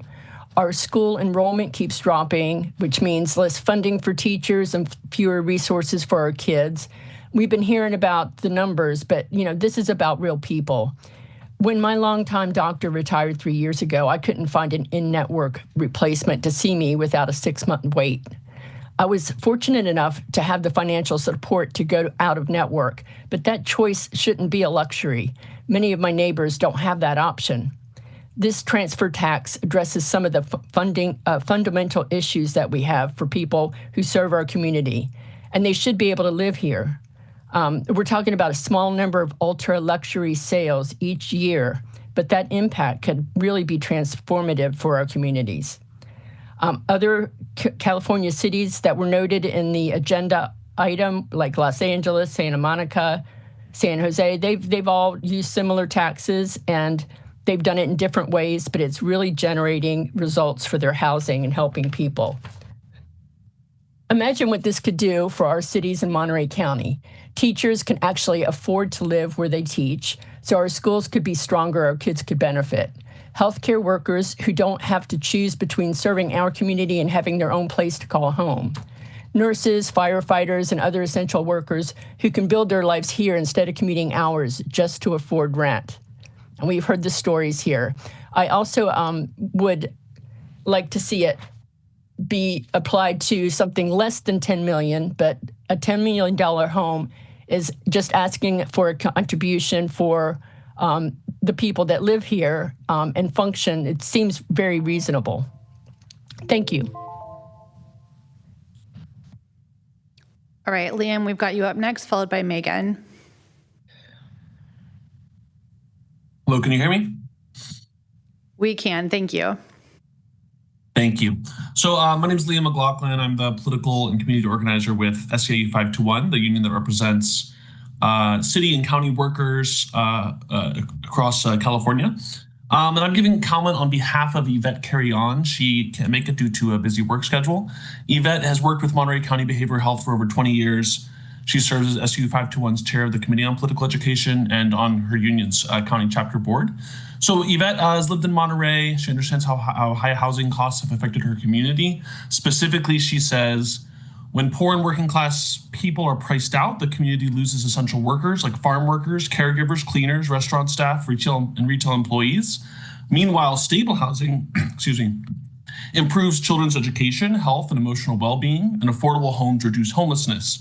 However, many longtime residents are being priced out, not because they failed, but because the housing market is favoring wealthier newcomers and investors. And for the workforce, including county workers, pricing people out increases commute times, traffic, and adds to stress at work. So, while SEIU has an official endorsement process and should this make it on the ballot, we'll go through that at that time. Housing affordability is a key part of our union's values. We strongly support efforts to tackle the affordability crisis head on in Monterey County and in the peninsula in particular. And then finally, just a quick word in solidarity with the trades. SEIU would love to see a countywide PLA to go along with this and any other efforts to build affordable housing. So thank you so much for your work on this, Supervisor Daniels and everyone, and we support the concept. Thanks.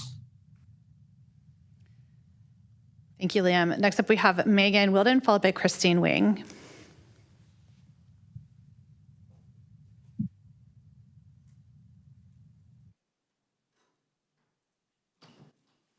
Megan, we've got you up next, but you'll have to unmute in order to comment. That's for Megan Wilden. Oh, yep, I got it. Sorry. Perfect. Yeah, I started talking. Thank you so much, supervisors. I'm a fourth-generation resident of Monterey, California, who cannot afford to buy a home in my hometown where I grew up. For 4 generations, my family has been active in the local community. My great-grandfather came to Monterey from San Juan Bautista as a young man, raised his family, and spent the rest of his life here serving the community, including as a 2-term mayor, postmaster general, a leader with the local chamber, small business owner, and more. His son, Jack Doherty, continued his legacy of active community leadership and betterment. Together with partners, they turned the historic Munras Adobe into a leading hotel in Monterey, the Casa Munras. His daughter, Kathy Wilden, my mother, also made her lifelong home here in Monterey. As a county social worker, she was instrumental in working with people with AIDS in cases of both child and elder abuse.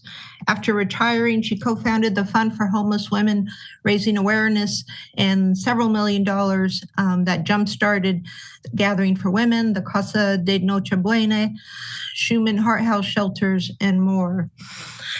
After a career in nonprofit leadership on the East Coast, I returned to my beloved hometown to give back, but so much has changed over the years that I cannot afford to live here independently anymore. Much like, let's see, Monterey's diverse history and quality of life is deteriorating due to the influx of second, third, and fourth homeowners and the ultra-rich.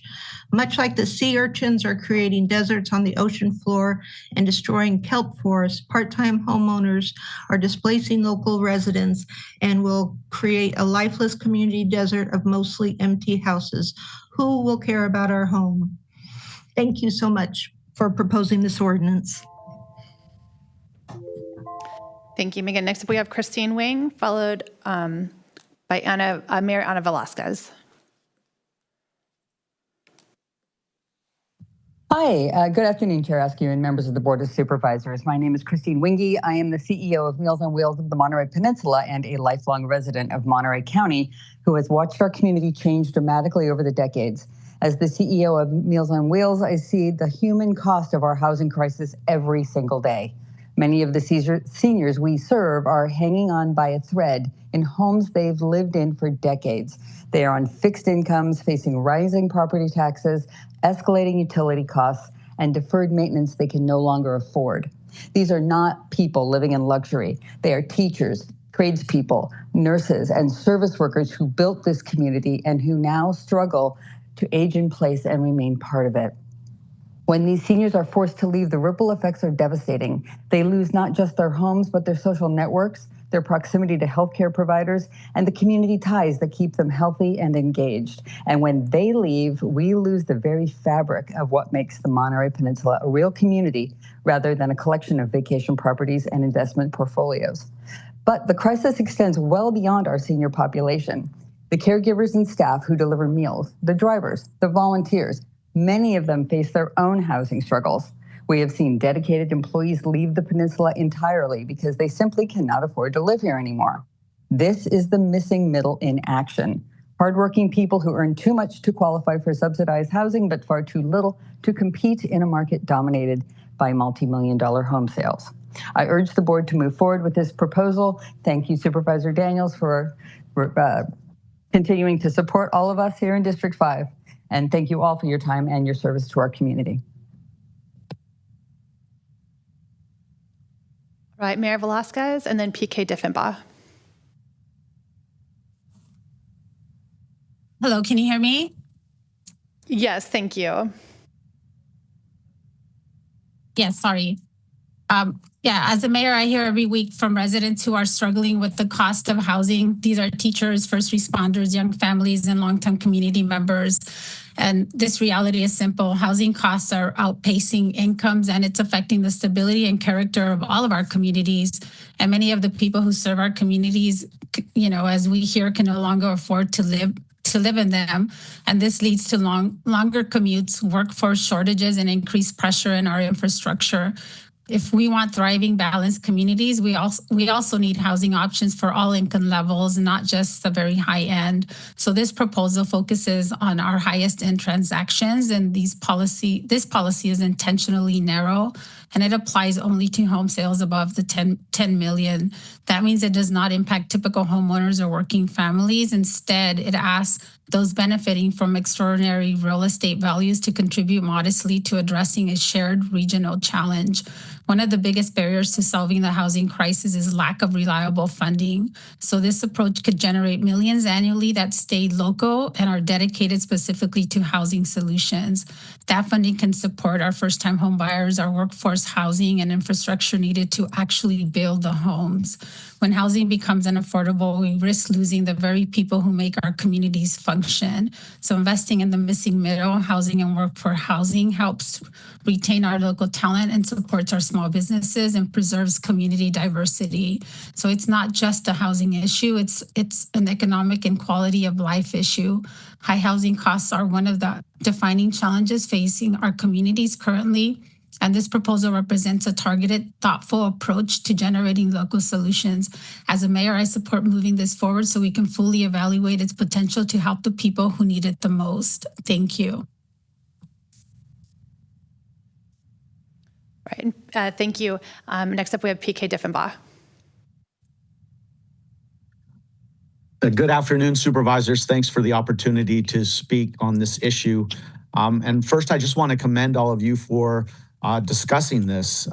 You're the first public body that I'm aware of that is discussing the possibility of adding a dedicated funding stream to missing middle housing. And that's something that is extremely needed.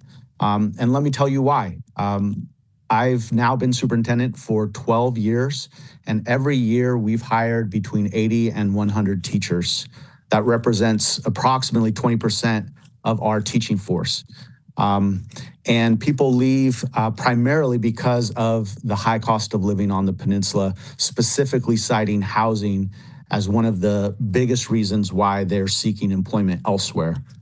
And so you can see the impact of new to the profession teachers at that rate coming into our system has a tremendous impact on the quality of education that we're able to provide for our students. And so we, along with you, have been working on trying to solve this, and we did purchase a 64-unit apartment complex, and we targeted this exact population between 80 and 120% of AMI. And for those 64 units, we had over 200 applications. So that gives you the sense of the need that's out there and really the desperation that so many of our employees have when it comes to finding reliable housing. So I know that no one ordinance will solve all our problems. I know there's not a silver bullet, but we can make a difference. And this proposal is one tangible step forward. I commend you for taking it up, and I urge that you pass this and move it on to the next phase. Thank you so much. Thank you, PK. That is the final hand raise. I'm going to close public comment and bring it back to the board for some discussion. We'll go to Supervisor Church. Oh, let's see. I had some notes here, and I've scribbled on them quite a bit, so I'm going to try to keep sense going forth by a lot of great comments from the public and the presentation, and appreciate Supervisor Daniels bringing this forward. I'm generally supportive of it. I want a little clarification on a few other points. One of them, I know we're talking about maybe bringing something back in about a month, so I'm directing my comments in that direction of more information. I am supportive of the idea of looking at this from $5 million and up. I think that's important. I think whether you got $5 million for a home or $10 million for a home, it's not quite the same as shopping for trying to find a home for $700,000 or $800,000. There's obviously resources available for folks that are doing that isn't at the entry level. So I would like to be interested in seeing what those numbers would affect and how that would look countywide, as the 10 homes that we're looking at are all right now on the peninsula, essentially. Would also be interested in seeing some sort of a staggered amount here, a percentage maybe that goes from 1% to 5% as the home gets more affordable. Maybe start at 1% at 5, maybe go to 5% at 10. These are just options just to look at, so we have more information available. One thing there are two things I'm not against. I just want some looking for clarification, and it might be whether we can make it a little more expansive. I know the proposal is to spend the money in the jurisdictions where this is, but we're also looking at something that needs 2/3 vote countywide. And realistically, that means you need to offer something countywide. So I would like to explore that. Of course, if we're going to $5 million on a home, that might very well solve that problem as well. I don't know. That's some of the clarifications we need out of it. And I know we're talking about the missing middle and workforce housing, and that is, as I've made many comments up here over the last few years, something that's really, really short on. But there never is enough resources for low-income folks as well. And I realizing that it's going to take 2/3 to get this passed. We're never really going to be able to bring it back to change it again. So I would like to make it as expansive as possible, got under consideration. If it's not asking for too much in what we're doing and what we're trying to achieve, that it would include a broader range of housing possibilities. And so those are basic, well, not all the basic parameters into here. I guess one of the other things in here too would be potentially of having an inflation pegged or indexed somehow, because again, it's going to go back for a vote, and I don't, 50 years from now, this is still in the books. I don't know, $5 million home might be entry level for all I know. So I'd like to see us try to address anything that might be a future issue down the line. Let me see other points on here.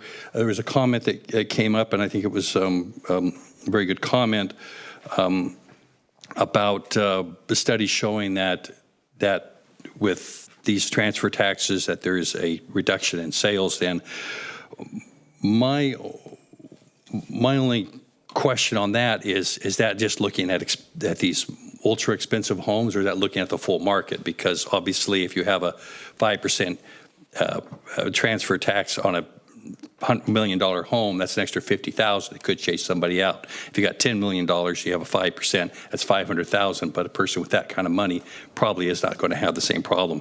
So what I would suggest doing is maybe looking at these comparable jurisdictions that we have identified on here and going through and maybe contacting them, getting some information, what kind of problems they've had. Have they had a decline by having this? I mean, some of them are rather low. I mean, 1.8 million still is a nice home, but Santa Cruz is way lower than everybody else, or Emeryville's only at $1 million, and Richmond's at $1 million. That's just way too low in my opinion. But it'd be nice to know how those that impact weighs out in each of those. I would like to have it so that it specifically states residential zoning onto here. I think that would avoid anything coming into to ag, for example. As well as commercial. I mean, I know of one piece of property in my district that has a restaurant and a couple, 3 homes onto it. Well, technically, if that sells, that could be over $5 million or however much it might be. I have no idea, and that isn't the type of situation, a real estate transaction that we're trying to involve in here. So I think holding it to residential zoning would be important. And finally, my last comment is, I just would like on the possible options here that we're looking at, down payments, housing projects, if we were able to roughly flesh out exactly how that money could be possibly spent, how many people it might be helping, I think that would be useful in determining where we have to go from here on that. And that's all my comments. Thank you. Yeah, I concur with much of what Supervisor Church just put out there. I think the questions around, we keep talking about homes, so that clear delineation with ag, and I think we're all making assumptions based on how we read certain text. So just making sure that that's clear. The other piece around making sure we peg it to something, because I agree, 10 million today, it seems like a big amount, but 20, 30 years from now, if we're not going to put a sunset on it, we need to have that line to know where that is, because someday that could be an average home. Last night, I got an email from a resident of District 5, and she said, the average home cost in my neighborhood's $2 million. I looked it up, and it's actually now over $3 million. I was like, all right, that's getting close to the number we may be talking about tomorrow at 5, right? And that was an average home. It was not a splendid mansion on the coast. It was a basic home that was originally, I think, sold for $300,000 back in the day, looking at the information available on Zillow. So again, those housing price points, I think we have to be realistic around, and being able to peg that to something if we don't intend to revisit it would be really important to me. I'm happy to have this study continue to look at it to better assess sort of where community is, knowing that we've got to get to 2/3, and the ability to do a survey to understand where folks are in that process, as we did with Measure AA, to look at priorities for community around these questions of where the housing will be built, where the dollars will be invested, what community can and can't support. I would be supportive of, but yeah, that's where I'm sitting at the moment. Thank you. Thank you very much. Thank you for the presentation, Michael. Just questions in terms of process. I think your slide says that it would take 4 to 6 months to prepare something to go on the November ballot.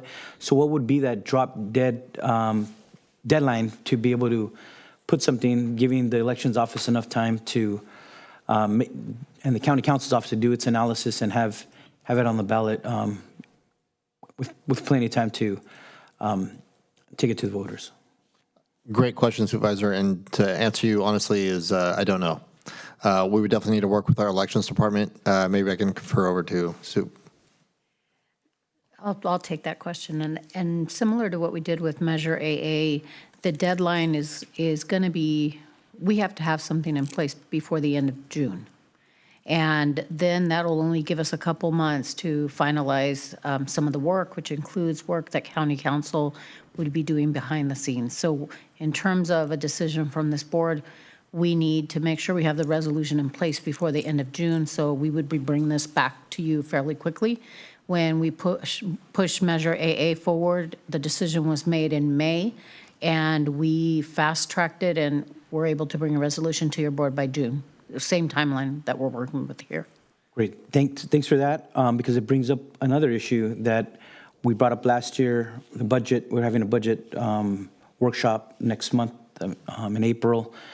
We had talked about a TOT tax, increasing the TOT. We didn't do it last year because we went with the sales tax, which became Measure AA.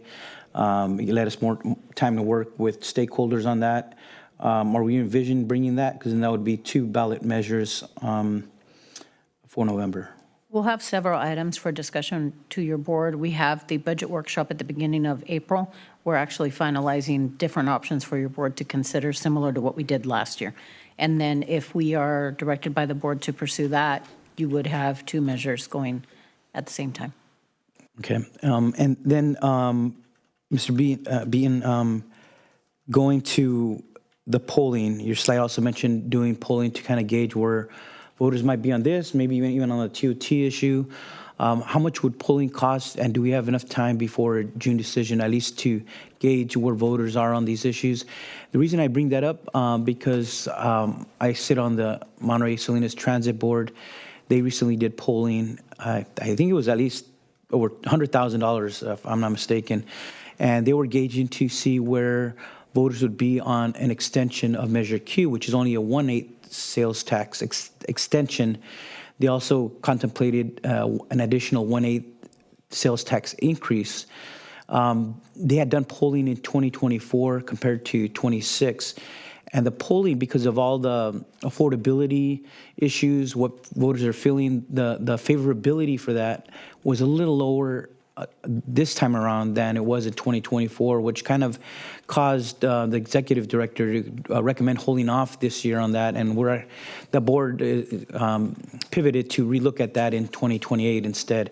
So that's why on some of these issues, it's important to see where the voters are. Obviously, the proposal by Supervisor Dial is very different than 1/8 sales tax, because knowing where voters will gauge who's going to pay a TOT tax or who's going to pay a wealth tax on a luxury home is very different than 1/8 sales tax being paid by your average resident of our county. So just speak to the issue of polling. What will it cost, and when would that have to be done to be useful in making a decision? Or maybe our CAO wants to answer. Yes, I'll take that one as well. As you know, with Measure AA, we moved fairly quickly. We asked the question through polling agency by about mid-May, and then had about a week to gather some data very quickly, and then brought it to the budget hearings. I believe it was right before the budget hearings for discussion, which was at the end of May. This actually allows us a little bit more time to do a little bit more of the due diligence. And our hope is that if the board asks us to move forward with this, we will return to you with those agreements for the polling and for some of the educational support that would come parallel, but also give you some of that data that's been requested by board members in terms of where the impact would be made and some of these other items that were identified by board members. So we are actually, I hate to say this, but we're fast tracking, even though we do need 4 to 6 weeks. Just know we did it on a shorter time frame the last time. Okay, I'll be supportive of getting that information, coming back and making the most informed decision.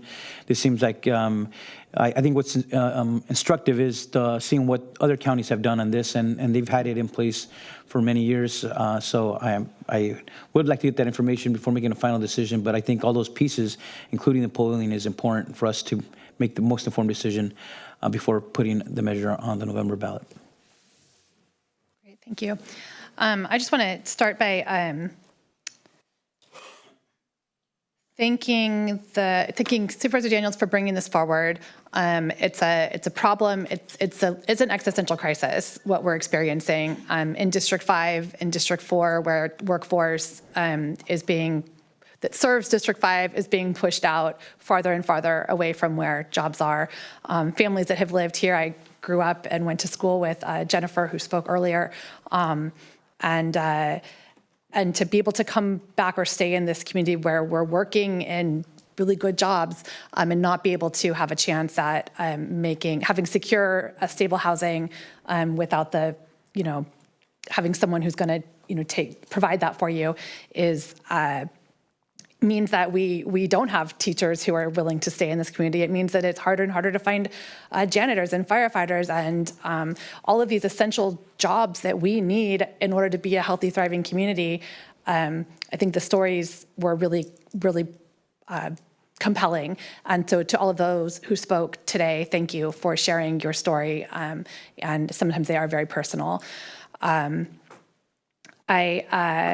think we could go on and on about the reasons why this is necessary and needed, but I would like to just reiterate support for what's before us today to continue with a feasibility study that will allow us to then move forward and place this on a ballot for the voters to decide in November. A couple things that I didn't see on the notes that I wanted to just mention. There was some discussion about an oversight committee. So I think that's generally something that we've done with tax measures. I'm comfortable with that if that's a direction that allows us to get to 2/3 support. I also think that the request that MBET made in their letter around considering a baseline that goes down to $5 million with tiered rates starting at that amount would be something that would be worth looking at. I think I'm comfortable with, there was discussion about indexing to a medium house price. If we're starting at a lower amount of, say, $5 million, I think that would be something that would make sense. Of course, I think this was very clear in my reading that this is residential only, so we would not be including our commercial at this or commercial or agricultural properties. I think I read something in here somewhere about, some other exemptions that would make sense and allow for families who maybe purchased a home many years ago to be able to keep that home in their family. Things like that I think are important and reasonable. The other thing I would hope that we can add, and this would, for me, fall under potential uses of revenue on page 8, the acquisition and rehabilitation of at-risk rental housing to preserve long-term affordability. And I think that just clarification that would include things such as land trust properties. We've seen that work incredibly well with CSU, Monterey Bay, professors who would otherwise not be able to own or have stable housing, be able to purchase land trusted properties with reasonable rates of appreciation, but provide safe, stable housing for their families. And I think that's really, for me, what we're talking about. It's, this right that all people should have to safe, stable housing that isn't going to be pulled out from underneath you. And I'll just share, I personally grew up and lived in 15 different homes before I was, I think, 12 years old. And the trauma that comes with that kind of constantly having to pack everything up and move. And early it was because of the military, but later it was because in the rental market, you don't always have that security of having your home be available over time. And it makes it hard for kids to change schools. It makes it hard for families to build roots.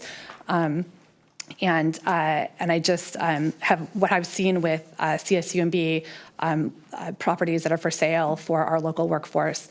It allows for the families to have stability while parents are working here. So I couldn't be more supportive. I know how much work you've done, Kate, to go out into the community and to build this, to put together a package that can generally be supported by all those in our community, and we have to look at what we're doing differently because what we're doing now is not working for families, for retirees, for people who are at the core of keeping this community functioning, and this is one step of many that I believe need to be taken so that we can consider moving forward. So with that, I'm going to pass it back to Daniels to make a motion or additional comments. Just a couple additional comments. I want to thank everybody who made public comment. And if you didn't get a chance to see the letters, there were some wonderful letters, including from Montage Health and from PK Diffenbaugh, who we did get to hear from the Monterey Peninsula Unified School District. But in response to some of the comments from my colleagues and from the public, one of the things I want to start by saying is I did not go into this blindly. I've had lots of meetings and lots of conversations, and I'm wearing more my political hat, trying to understand how we'll get this across the finish line. And how we get this across the finish line would be to have everybody on board working with us, not to have specific entities like, for example, the realtors working against us. Everybody sees the need, and so we're trying to frame this in a way that brings everybody along and helps us get this across the finish line. And so know that when we selected $10 million as a threshold, that was strategic because we can make a significant amount of revenue and create this fund with that and not upset a much larger group of people.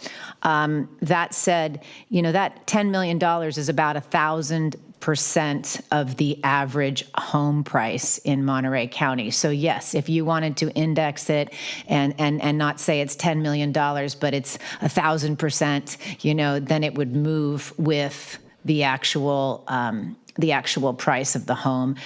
In regards to sunsetting, which was brought up, this is intrinsically tied to our housing element RHNA goals and the affirmatively furthering fair housing policy in the housing element.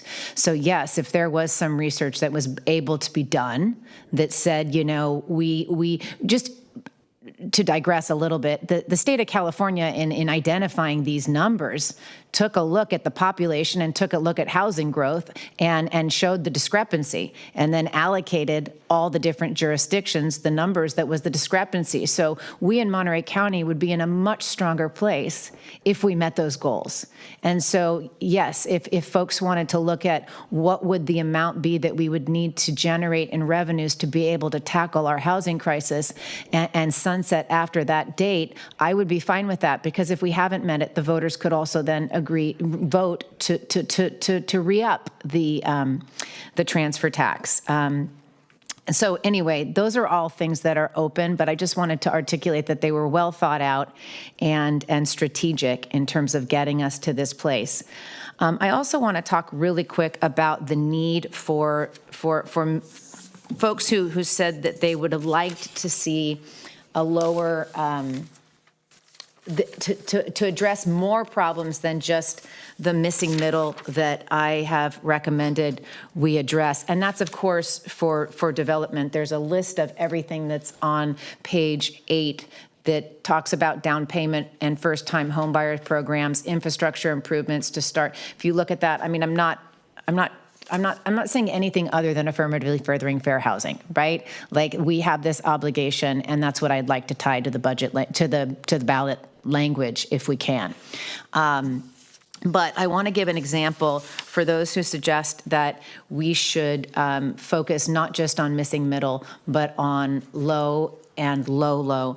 In Pebble Beach, we have the Morse Place townhomes, and they were opened up in 2019 by the Pebble Beach Company, and it was a condition of development to build employee housing, and they used the federal income guidelines, low, and moderate. And low, and moderate, or low, you got it. And very low and low income. There were 7 units that were very low. There were 7 units that were low income, and then there were 10 units that were moderate. They had no problem filling the 10 units that were moderate with their workforce. But they did struggle to fill the very low and the low income with their employees, because their employees made too much money. And so in turn, they opened it up to college kids working part-time and other part-time employees. So this is really targeting a specific need in the community on the Monterey Peninsula. And that's not to say that any development that we have in Monterey County we have an inclusionary housing ordinance. We will continue to build homes at all levels with our inclusionary housing ordinance. So let's see, was there anything else I wanted to comment on? It is only single-family residential homes. I'm not proposing commercial homes, and I'm not proposing agricultural property that is essentially commercial. I do want to say that I've done a lot of research on the studies that suggest that there may be a reduction in home sales. The studies I have seen refer to commercial properties. And so I think we want to be really clear about what we look into. We're looking to see if we see any trends in growth in home sales, a slowing of home sales based on these transfer taxes in single-family homes. In other jurisdictions that have been citing, there's commercial properties, there's apartment buildings, and so we really want to keep our research to what this measure is going to address, and that is single-family homes. And of the threshold that I suggested, but I think you should come back with the threshold that my colleagues are asking for as well, just to see what it says. So I know everyone's hungry. I'm appreciative of the support moving forward. I will pull up the staff report to be able to be very clear about my motion, which is to accept the analysis that we received today, and this page says provide direction as appropriate. Okay, I don't have the staff report in front of me, but what I would like for you to do is to return as soon as possible, answering the questions that my board colleagues have identified, and provide next steps in moving us forward toward placing this item on the ballot in November. Thank you. Thank you, and I'll second that, Kate. And I think on page 12, there's a list of items, if we can pull that up on the screen again. Page 2 or page 12. We up, yep. All right, so just to be clear, and then according to Supervisor Daniels, some additional information about the questions that have been raised broadly by the board today. All right, let's move forward with all in favor? Aye. Aye. Any opposed? All right, none. All right, unanimous support. Thank you. We will recess for lunch, but before we do that, I wanted to make a note that item number 17, which is to conduct an annual review of our Board of Supervisors referral matrix, will be postponed till next week. So when we come back after lunch at 1, let's make this 1:45. We'll do 1:30. We're going to start with item 18, which is our presentation on the Moss 300 cleanup site. Back here at 1:30. Thank you.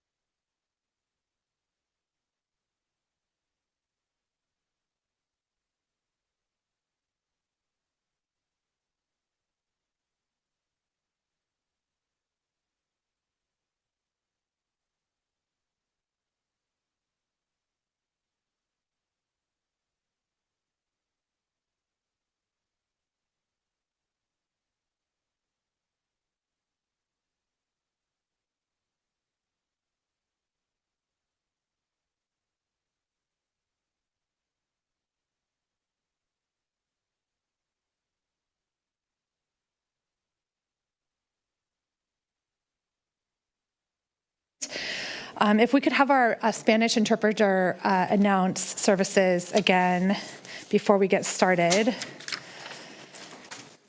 Diego, are you with us still online?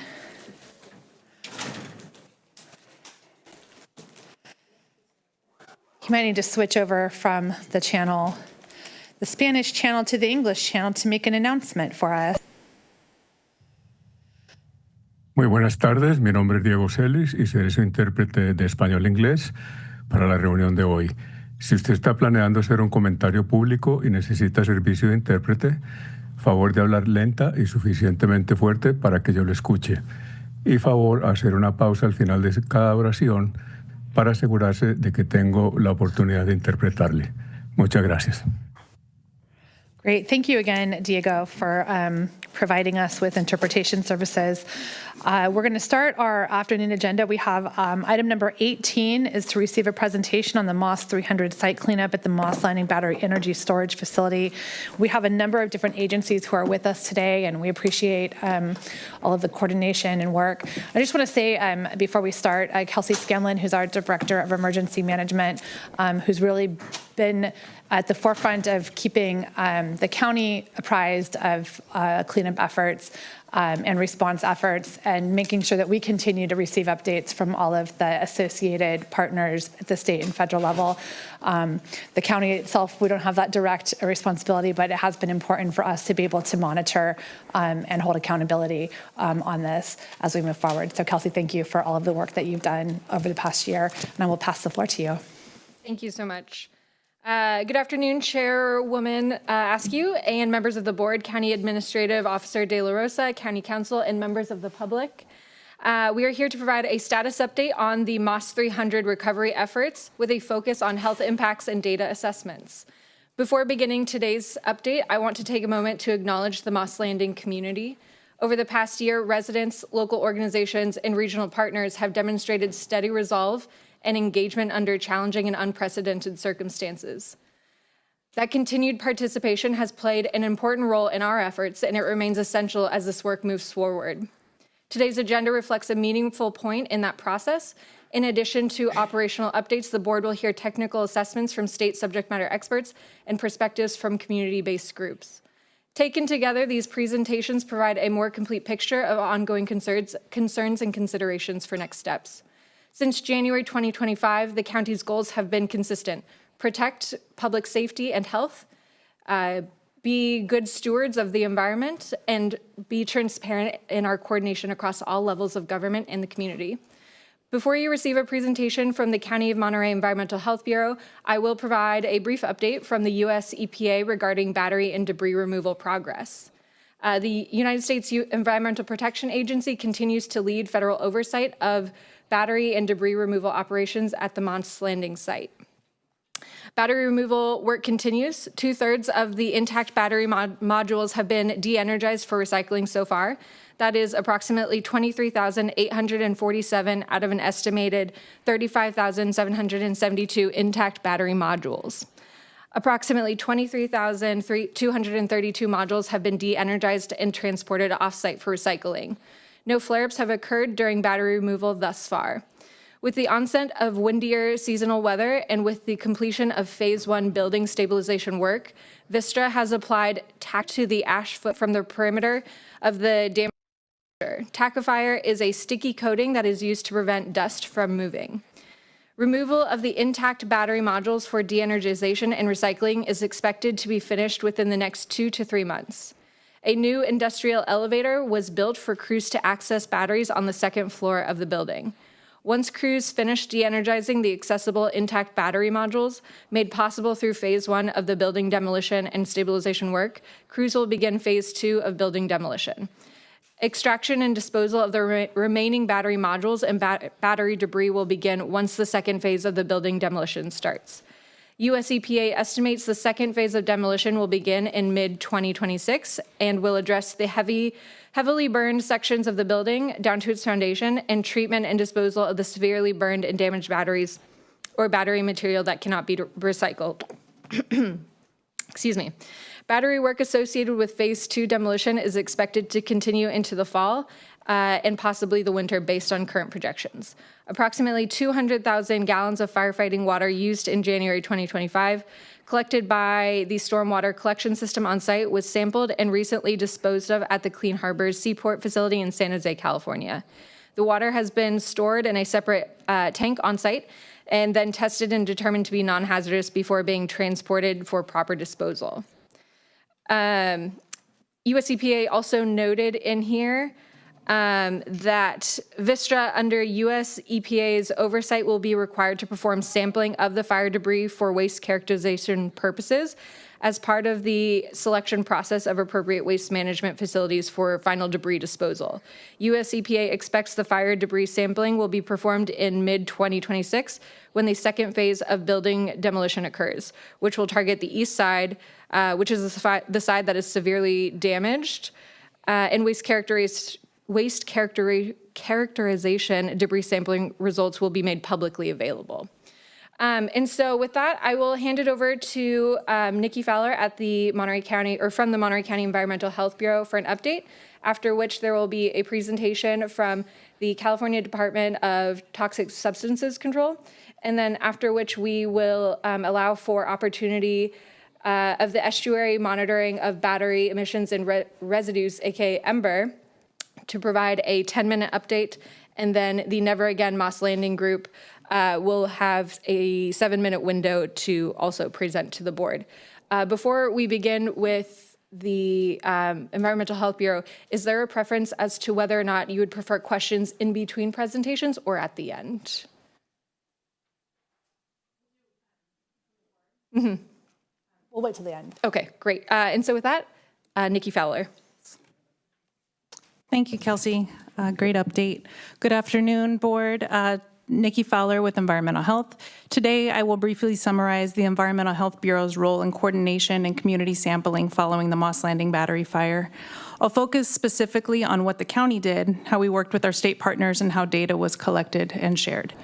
Following this overview, our state partners will provide technical context regarding risk assessment methodology and summarize the findings contained in the preliminary PEA report equivalent prepared by Vistra's consultant. Monterey County operates a local hazardous materials program under state law. Our routine responsibilities include enforcing hazardous materials and hazardous waste regulations, conducting compliance inspections, and overseeing hazardous materials business plans. These programs exist to prevent releases, reduce environmental risk, and protect public health. In the case of the Moss Landing battery fire, our role expanded beyond routine oversight and required sustained coordination with state and federal technical agencies. When the fire occurred, Environmental Health supported EOC Emergency Operations Center activation and focused on immediate public health protection. I want to briefly acknowledge our state partners who are joining us virtually today and will be available as presenters and panelists. From the Department of Toxic Substances Control, we have Dr. Wei-Ying Jiang and Dr. Michael Garland, both staff toxicologists supporting the risk assessment. From the Regional Water Quality Control Board, Mr. Greg Bishop and Mr. Nick Samara. We're also joined by Karen Rivelis and Dr. Rima Woods from the Office of Environmental Health Hazard Assessment. And finally, by Mr. Russ Bartlett from the California Department of Public Health Environmental Investigations Branch. They'll be available to provide technical expertise and respond to questions following the presentations. This response has required sustained coordination across multiple state, federal, and regional partners. I'd like to take a moment, through these multi-agency coordination groups, these agencies work together to review environmental data, evaluate sampling plans, and support public health communication. The team also evaluated potential exposure pathways, including air, soil, and water, to inform our response actions. It's important to note that the US EPA has authority over response and recovery activities at the battery facility or battery site itself, while our state partners have focused on evaluating potential off-site environmental and public health impacts. Their technical expertise has been essential to supporting Monterey County and the Moss Landing community. With this coordination established, the county directed Vistra to develop and implement a community sampling plan to evaluate potential off-site impacts from the fire. Sampling media included soil, surface water, sediment, and pore water. Sampling locations were selected based on multiple criteria, including preliminary DTSC sampling, reports of visible ash or debris, proximity to sensitive receptors such as schools and parks, and areas representative of elevated community surface wipe results. State partners reviewed the work plans for completeness, and field activities were witnessed by county and DTSC staff to ensure conformance with the approved plan. Phase 1 soil sampling was designed to be sufficiently comprehensive to support development of the human health risk assessment. Phase 2 sampling expanded into surface water, sediment, and pore water to support the ecological risk assessment component and to evaluate potential migration pathways. Phase 1 soil sampling was conducted between May 8th and June 20th of last year at 27 locations, resulting in 108 samples. Phase 2 sampling occurred in September of last year. Results from both phases were shared with state partners for technical review, and the reports have been made publicly available.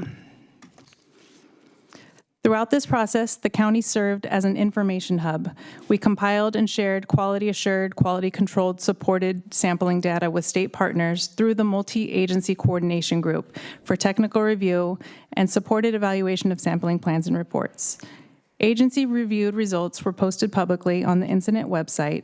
Where available, we also included state agency analysis alongside published results. County also worked to develop a GIS dashboard to visualize sampling locations and detections relative to screening levels to enhance transparency for decision makers and the community. Throughout the response, the multi-agency coordination group welcomed supporting data from a variety of sources, including academic researchers, non-governmental organizations, community groups, and citizen scientists. These types of screening data can be very helpful in identifying areas that may warrant additional investigation and can form the selection of sampling locations. Examples include surface wipe samples or field XRF screening. However, for the purposes of developing a formal human health or ecological risk assessment, the analysis must rely on samples collected and analyzed under established laboratory QA, QC, quality assured, quality controlled protocols. We appreciate the efforts of the community and academic partners who contributed information to help inform this response. I'd also like to take the opportunity to note that the EMBER study data was not shared with the county prior to its public release in November of 25. Therefore, since it wasn't available, it wasn't available during development of the community sampling plan.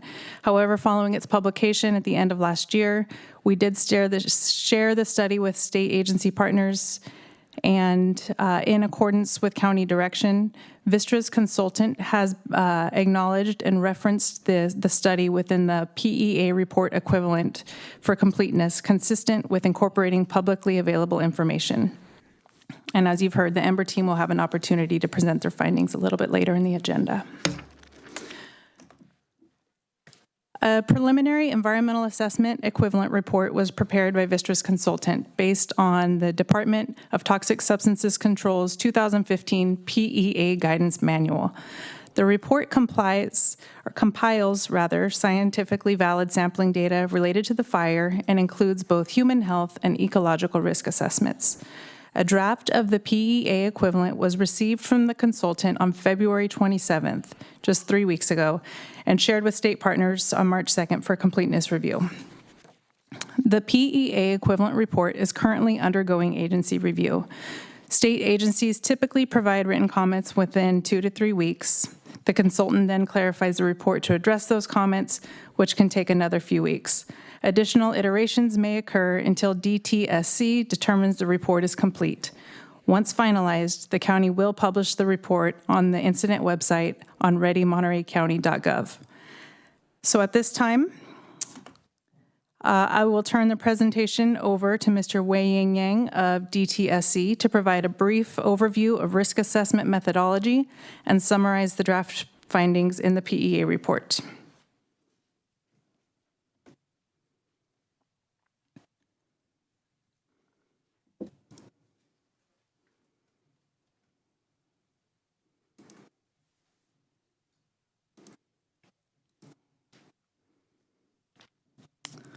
Okay, Wei-Ying, please unmute yourself and take it away. Thank you, Nikki. Good afternoon, everyone. My name is Weiying Jiang, and I am a toxicologist from DTSC. I'm also a certified toxicologist by the American Board of Toxicology. It is my pleasure to have this opportunity and give you a brief introduction about the work we did at the Monterey County and share with you about our considerations. I also treat this as a chance to hear your feedbacks to better support the community and my mission as a state scientist in DTSC. I will cover the topic on human health risk assessment, and my colleague, Dr. Garland, will cover ecological risk assessment.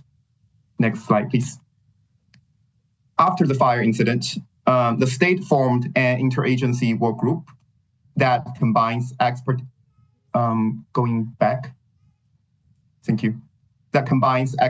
from different state departments. At DTSC, and specifically for me, the goal is to review the documents, such as sampling plan and available data to determine if the environmental media, specifically soil and water, contain chemicals potentially released from the fire and at a level that may cause health concerns to off-site residents, in particular children, from chronic exposure. I understand that there is concern of existing health symptoms and whether they are related to acute exposures shortly or even during the fire. But this risk assessment and the collective soil and water sampling are more from a perspective angle, meaning they were collected several months after the fire.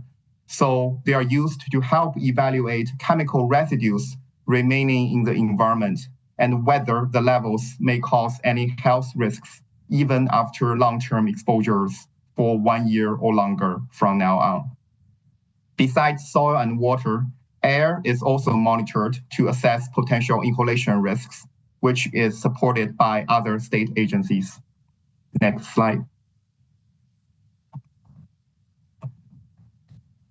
Before talking about how we assess risks for the site, I want to give you a brief introduction about what is risk and the general risk assessment process. Risk is the combination of hazard and exposure. Using the figure here as an illustration, a shark is considered as a hazard, while someone swimming in the same area of ocean is considered as an exposure. The more sharks there are, the longer this person swims in the ocean, he has a higher risk, more likely to be attacked by a shark. So to sum up, risk occurs when both hazard and exposure happening at the same time, and it is a measure of likelihood, how likely you may be attacked, not clinical diagnosis, whether your existing bleeding is from a shark attack. Correspondingly, the risk assessment process is to quantify both hazard and exposure and then combine the information to characterize risk. Next slide. Hazard identification is the first step of risk assessment. It identifies chemicals with potential health concern. Using the previous analogy, it tells whether it is a shark or a clownfish.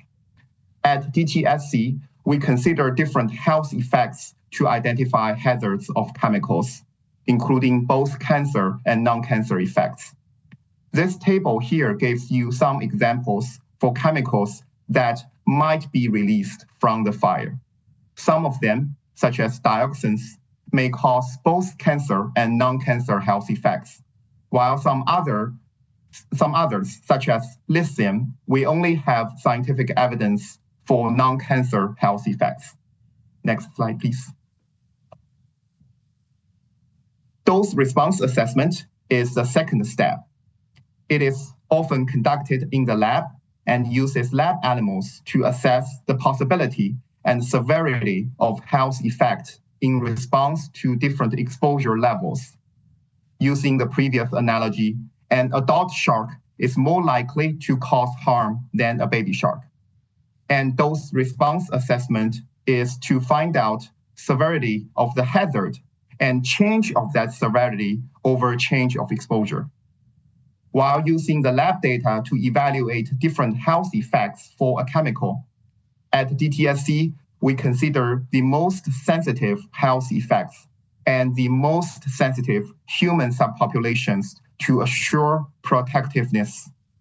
To facilitate this process and streamline risk assessments at different sites, DTSC and US EPA have summarized existing databases and published cancer and non-cancer toxicity values for over 800 chemicals, which are available in DTSC HHRA Note 10.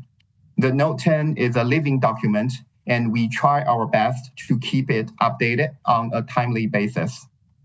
Next slide.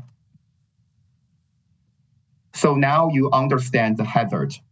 The third step is exposure assessment, which is to measure or estimate how much, how often, and how long a person may be in contact with hazard. At DTSC, we consider all three possible exposure routes: inhalation, thermal contact, and ingestion. Next slide. The figure here illustrates the conceptual site model for the site.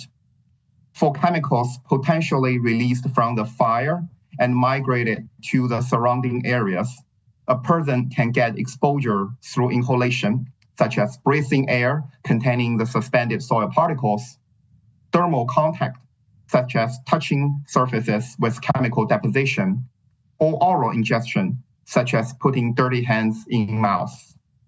Next. This fire incident could impact different people, residents, workers, visitors, etc. To assure protectiveness of all humans potentially near the site, we used child residents as the default exposure receptor to assess health risks, because children are expected to have greater, longer exposures and are in general more susceptible to chemicals. In addition, we also employed different exposure assumptions to assure protectiveness. For instance, we consider exposures can start early in life, such as from the third trimester of pregnancy, when a human is more vulnerable. And we also assumed residential exposure for 24 hours per day, 7 days per week, for a total of 26 years. Next, please. The fourth and last step summarizes collected toxicity and exposure information to characterize the risk, which is then used to inform risk management decisions, including whether there is potentially any health concern, if we should refine the process by collecting more samples, or if we should advise a risk manager whether there is likely immediate or substantial risk that requires quick actions. After this brief overview, I have two take-home messages for you. One is that risk assessment is purely a science-based process. It is supposed to provide the risk managers health protective values that they can consider together with other factors, such as technical challenges, to make decisions. Second, risk assessment is often conducted using a tiered approach by starting with the most health protective assumptions.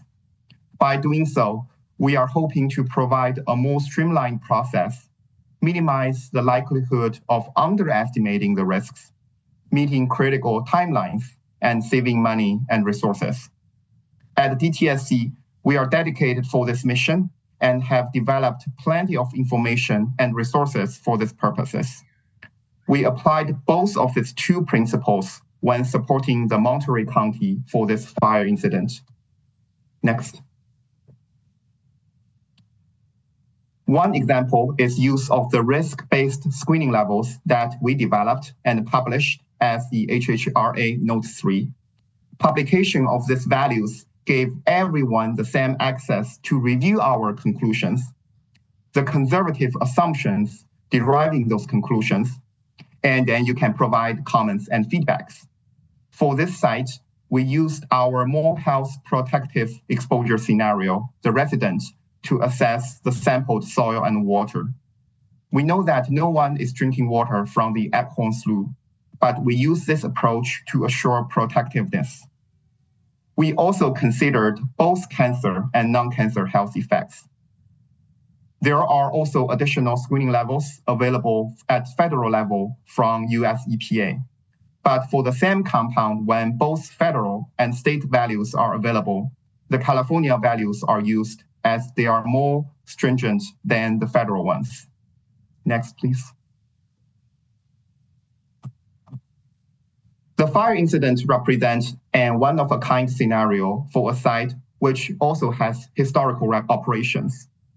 In addition, some of the chemicals of concern, such as metals, are also naturally occurring. To address these uncertainties and data gaps, we did not rely on just one piece of evidence, but used a multiple line of evidence approach and considered available information holistically to support our risk assessment. These data are listed here, including air modeling results from US EPA, distance of a sampled location to the fire, co-located samples and co-occurrence of chemicals, and parallel analysis of the same samples by two different laboratories. Next, please.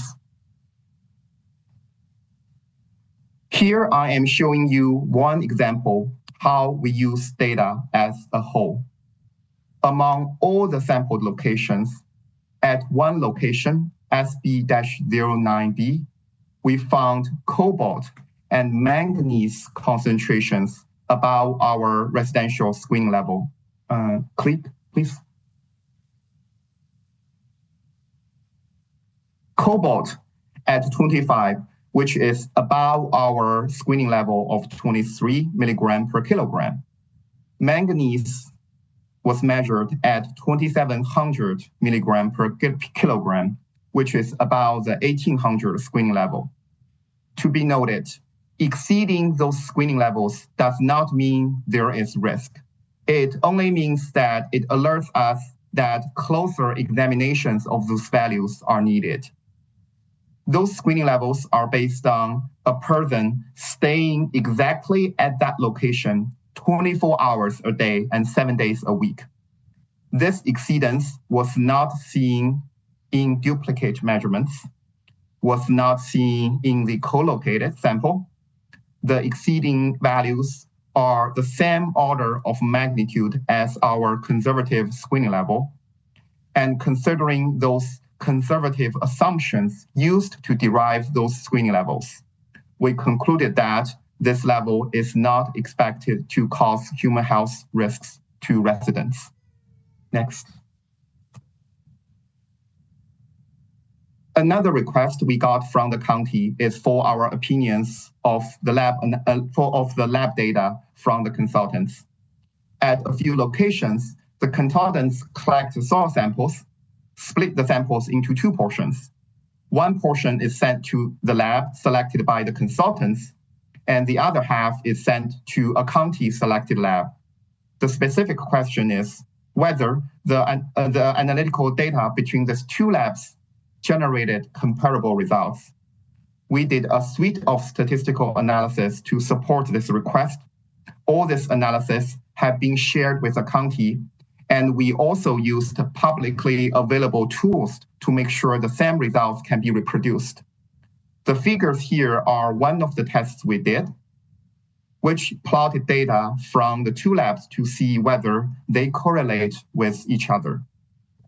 The dashed line here represents a 1-to-1 line, meaning the concentration from the two labs are exactly the same. The red lines here represent the actual correlation lines for the target metals. What I want to show you here is that the two lines are close to each other, meaning the two labs in general showed comparable measurements. Next.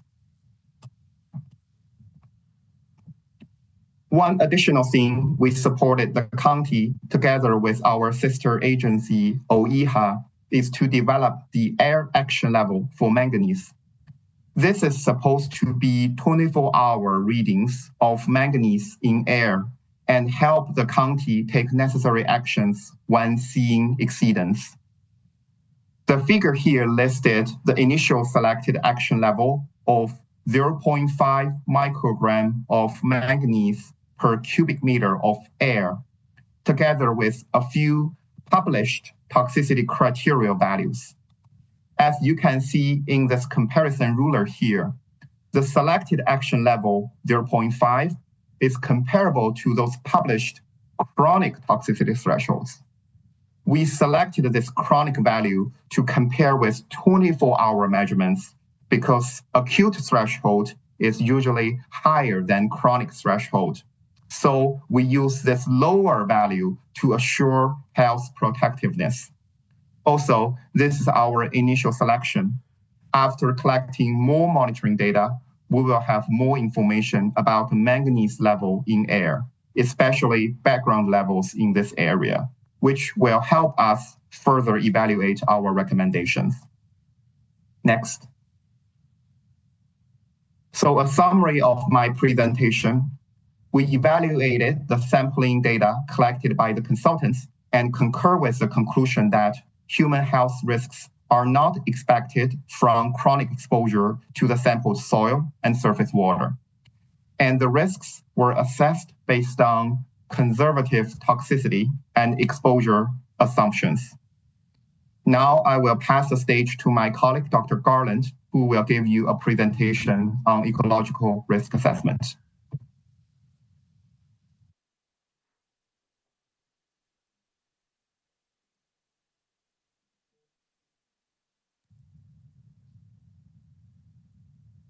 Thank you, Dr. Jing. I'm Michael Garland. I'm also a toxicologist in DTSC's Human and Ecological Risk Office. I'm in the Ecological Risk Assessment Unit, and today we'll be talking about the Ecological Risk Assessment portion of the PEA report. Next slide, please. So I just want to start with an overview of the Moss Landing area. You can see the Moss Landing Power Plant, or MLPP, outlined in a yellow circle here. And we're centered over the mouth of the Elkhorn Slough. And the slough is it's a very dynamic habitat. As a slough, there's a lot of shallow marshy areas. Being by the coast, it's influenced by the tides. And by the same token, it's an estuary being influenced by the mixing of both freshwater and saltwater. And so when you have these interfacing environmental factors that are interacting, you get really dynamic environments. You get a lot of diverse habitat, including species that are highly adapted. Some species are pretty robust to environmental stress in these cases. Sometimes they're pretty sensitive. This is a very important conservation and research area. There's state and federal areas for conservation of this place, and it's a very unique area in California, and we want to make sure it's protected. And along the similar lines, looking at the complexity of this lends itself to complex factors when it comes to ecological risk assessment. Next slide, please. So what is ecological risk assessment? It's essentially a process that allows us to evaluate the likelihood of adverse effects to biological communities due to a hazardous chemical release. As Dr. Jing said, this is a science-based and stepwise process that follows federal and state guidance. That means we like to be data-driven, and we like to do things sequentially to minimize the chance that something is overlooked. This process assesses the potential long-term adverse effects in terrestrial and aquatic environments. And the reason we are interested in the long-term effects is because this process ultimately is going to inform if a site cleanup or other type of remediation is needed, and if so, to what extent. Next slide, please. So my role as an ecological risk assessor is to conduct technical reviews and provide input on biological resource or wildlife concerns at potential hazardous release sites. Much of my work centers around reviewing work plans and reports prepared by responsible parties or their consultants. I ensure that federal and state standards are met for data quality and risk assessment requirements, and I help risk managers make informed decisions regarding potential need for cleanup. Next slide, please. And so today I'm going to be talking about the preliminary endangerment assessment equivalent report, which I'll just refer to as the PEA report. And so in our overall remedial process for cleanup, the PEA represents the very first step for determining if further investigation is needed and if there's been a release of a hazardous substance that could potentially present an unacceptable risk to human health or the environment. So the PEA report was prepared by TerraPhase on behalf of Vistra, and it included an ecological screening level evaluation. This is equivalent to what we would call a screening level ecological risk assessment. This evaluation was based on phase 1 sampling, which was terrestrial upland habitat, and phase 2 sampling, which is from aquatic marsh habitat. Phase 2 sampling was where I primarily provided my input on the work plans, whereas phase 1 was primarily intended for human health, but was also considered for ecological screening as well. So in case you're wondering why we call it a PEA equivalent, it's essentially because TerraPhase calls the report something else. Our guidance is very general. It needs to be able to address many different sites that we investigate, and this is a pretty unique site. And so as long as that we have TerraPhase meet the equivalent standards of our PEA guidance, then that's fine to do that. So it's just called a PEA equivalent. Next slide, please. And so the PEA report is in draft status, and what that means, it's still under regulatory review, and resulting conclusions may change depending on the regulatory feedback and revisions that take place. And so what I'm going to provide in this presentation is the background information leading up to the report, and I'm going to provide an overview of the risk assessment that's presented in the report's first draft as it currently stands. Next slide, please. So the reason why we felt it was necessary to conduct an ecological risk assessment was based on observations that indicated potential impact of the battery fire. First, there was some modeling of the plume from the fire, which indicated that there could be some chemical deposition into habitat areas. The Monterey County Mosquito Abatement District observation area had reported a decline in aquatic insect life. And as I understand it, this is based on a visual observation of decreased numbers of aquatic insects. And additionally, the California Department of Fish and Wildlife had reported potential fire debris following the fire at Hester Marsh. Next slide, please. So I want to talk a bit more about the potential fire debris that Fish and Wildlife had seen, because this generated some interest into whether Hester Marsh, a conservation and restoration area, was potentially impacted by the fire. So Fish and Wildlife staff noted that they estimated there were hundreds of these debris fragments that they observed in their walkthrough areas in January and February that year of the fire. They were about 6 inches in diameter. They were these charred, flaky objects. Their origin and composition remains unknown to the best of my knowledge. These pieces were not collected or analyzed in the lab. So circumstantially, these could be from the battery fire, but ultimately I can't see 100% for sure that these are. But since they could be from the fire, we're still interested in whether these had an impact on the environment. And I will note that TerraPhase in their follow-up visits for field reconnaissance did not observe these fragments in the field, and CDFW had presumed that these fragments were dissolved during rainfall. Next slide, please. So I just want to provide an overview of the timeline. The events that I just discussed happened within the first couple of months of the year, shortly after the battery fire. Phase 1 and Phase 2 sampling occurred during the middle to third quarter of the year. And the months in between, there was a series of rainstorms. This potentially impacted the dissolution of potential contaminants and the transport of any debris or contaminants in the stormwater runoff. And so the Phase 1 and Phase 2 sampling are just kind of snapshots in time of when those samples took place. They don't tell us if there was previous contamination, but by the same time, this is telling us whether there's any long-term residual contamination in these areas if there was a transport of these chemicals away or a dissolution of them. Next slide, please. So I'm just going to provide a brief overview on this slide of the process that was done for the ecological screening level evaluation. I'll get into more details on these in the subsequent slides, but what I want to point out is that the first element, risk assessment parameters, and the second element, sample collection, the majority of this was done during the sampling work plans and reports.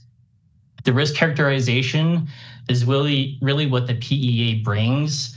It integrates all the information from the sampling events, adds additional context of the site, and this is used to screen for risk and interpret the data. And so this is our opportunity as regulators to review all of this information more holistically, make sure that it all makes sense and that it follows our process according to state and federal guidance. Next slide, please.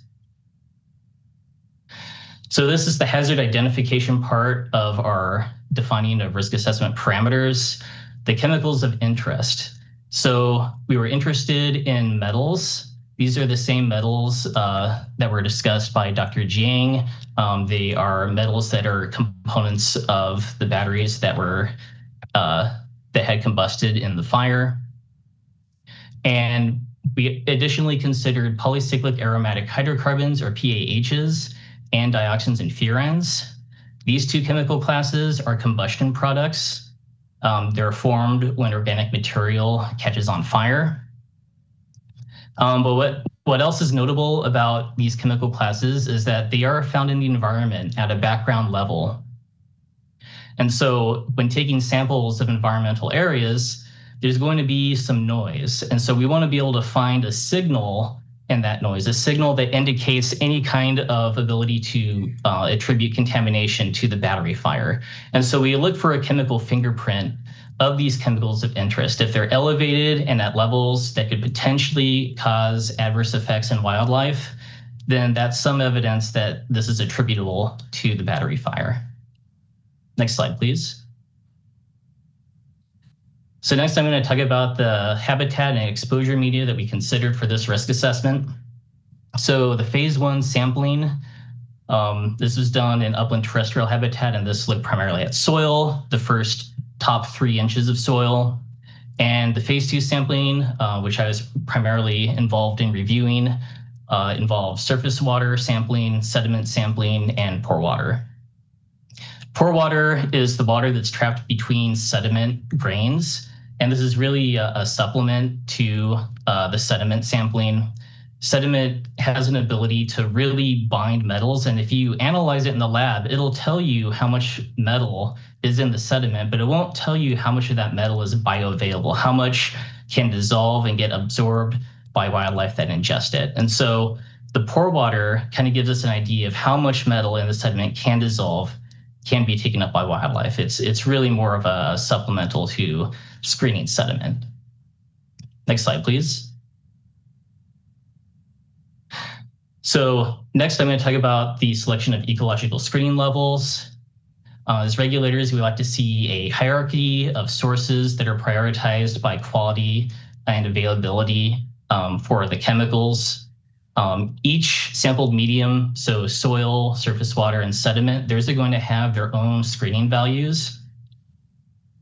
And the selection of these screening values need to be conservative. So we're looking for pretty stringent screening values. We assume that the most sensitive representative wildlife species is evaluated. Remember, I previously said that this is habitat where you have some pretty resilient species and you have sensitive ones. So to do the screen, if we can try to make sure we're protecting the most sensitive wildlife species, it's more likely that more species overall are going to be protected.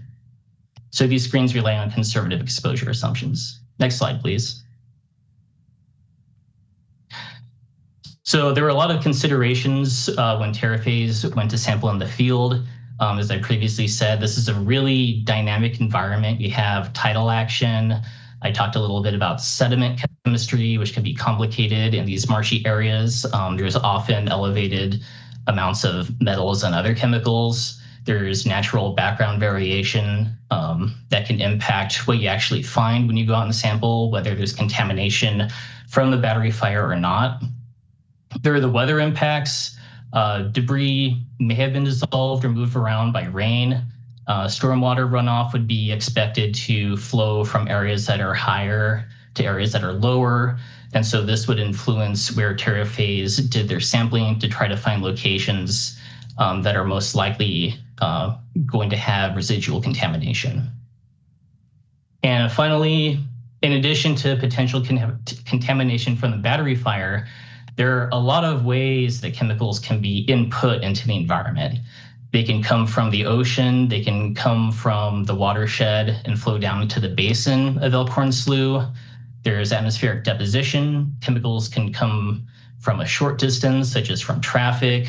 There's even long distance potential for deposition. This is even from different continents. There's a lot of different ways chemicals can end up in an environment. And of course, there's human activities. The areas of the phase 2 sampling, these were not owned by Vistra. They did not have control over whether there were people there, what activities took place. Maybe people were trespassing. We don't know if there were bonfires that could impact whether we observed combustion products. So there's a lot of uncertainty. And again, I just want to highlight that we're looking for that chemical fingerprint that can really guide us to see if any contamination is attributable to that fire. Next slide, please. So here's a map again of Elkhorn Slough. The maroon area is the Vistra property. The purple magenta outline is the where the plume of smoke was modeled to have deposited chemicals potentially. And the green squares are the areas that were sampled in the phase 2 sampling event. And so 3 areas of Hester Marsh where California Department of Fish and Wildlife had observed the potential fire debris. Those areas were sampled by TerraPhase. TerraPhase sampled at the MAOA, or the Mosquito District Observation Area, due to that potential decline in aquatic insect life. And there is an additional property that was sampled north of Moss Landing Power Plant, and this is within that modeled deposition plume, and that was to get an idea of whether or not chemicals from that plume had settled in habitat areas north of the power plant. Next slide, please. And so here are some images from the phase 2 sampling that took place in September of last year. On the left is the sediment sampling, on the right is surface water sampling. So 3 to 4 samples were collected at each location. I believe it was 4 samples of both sediment and surface water were collected at each Hester Marsh area. I believe 3 samples were collected at the Mosquito Observation Area. And the site north of Moss Landing Power Plant, 1 sample of sediment and surface water was collected. And these samples were analyzed for metals, pHs, and the dioxins and furans. Next slide, please. And so TerraPhase also sampled pore water. They were successful in sampling at Hester areas 1 and 2, and these samples were analyzed for metals. The other pore water collections at the other sampling areas were unsuccessful, and this is because that the sediment was not very permeable. If you can imagine in that cartoon, you have the sediment grains. If these are really tiny, there's not going to be a ton of pore water there. You're going to be more likely to get some clogging of the probe screens. You can see on the figure on the right, that was a picture from the field showing how this clay sediment was clogging their steel probe that they used to sample for pore water. They made multiple attempts, but they were unable to do so. But we did get pore water for analysis in Hester areas 1 and 2. Next slide, please. So how were the sampling data used?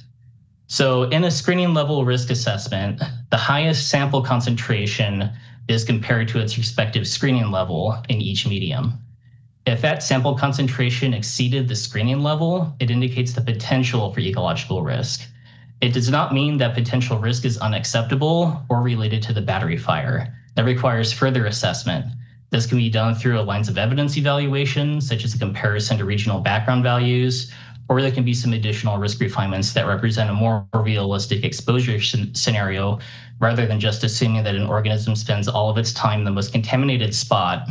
Maybe assume that it wanders an area that takes more of an average concentration into consideration. And so those are the types of refinements that can be made if there's an exceedance.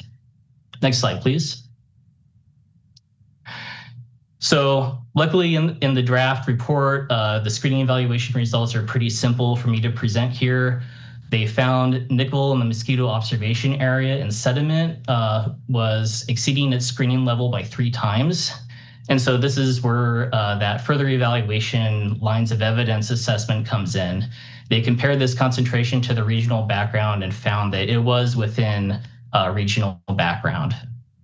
And so that indicated that this was not likely contamination or from the battery fire. They also did not find any chemicals exceeding their screening levels in any of the other evaluated media. And so what this means is that there doesn't appear to be any widespread contamination from the battery fire in these areas that were sampled. Next slide, please. So the conclusions of the draft report, which again are under our review, indicate that the data do not show any potentially unacceptable risk to the environment, and no further ecological risk assessment is needed. And looking at this, of course, it's good news to see a report that says there is no potentially unacceptable risk. But it's important that we make sure that this risk assessment is done right and we diligently review this. So it is possible the results and conclusions may change pending regulatory review. And I won't be able to render a final opinion on this conclusion until that process is completed. And I know the community is looking for answers on this as soon as they can get them. We appreciate your patience, and we're working diligently to get this reviewed. And I appreciate your time, and that concludes my presentation. Thank you.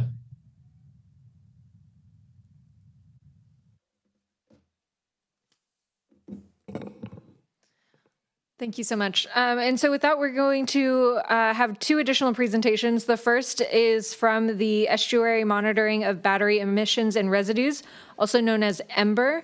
And Dr. Kirsten Wasson is a research coordinator at the Elkhorn Slough National Estuarine Research Reserve and professor of ecology and evolutionary biology at UCSC. And she is our first presenter. Dr. Wasson. Oh, you might need to press the...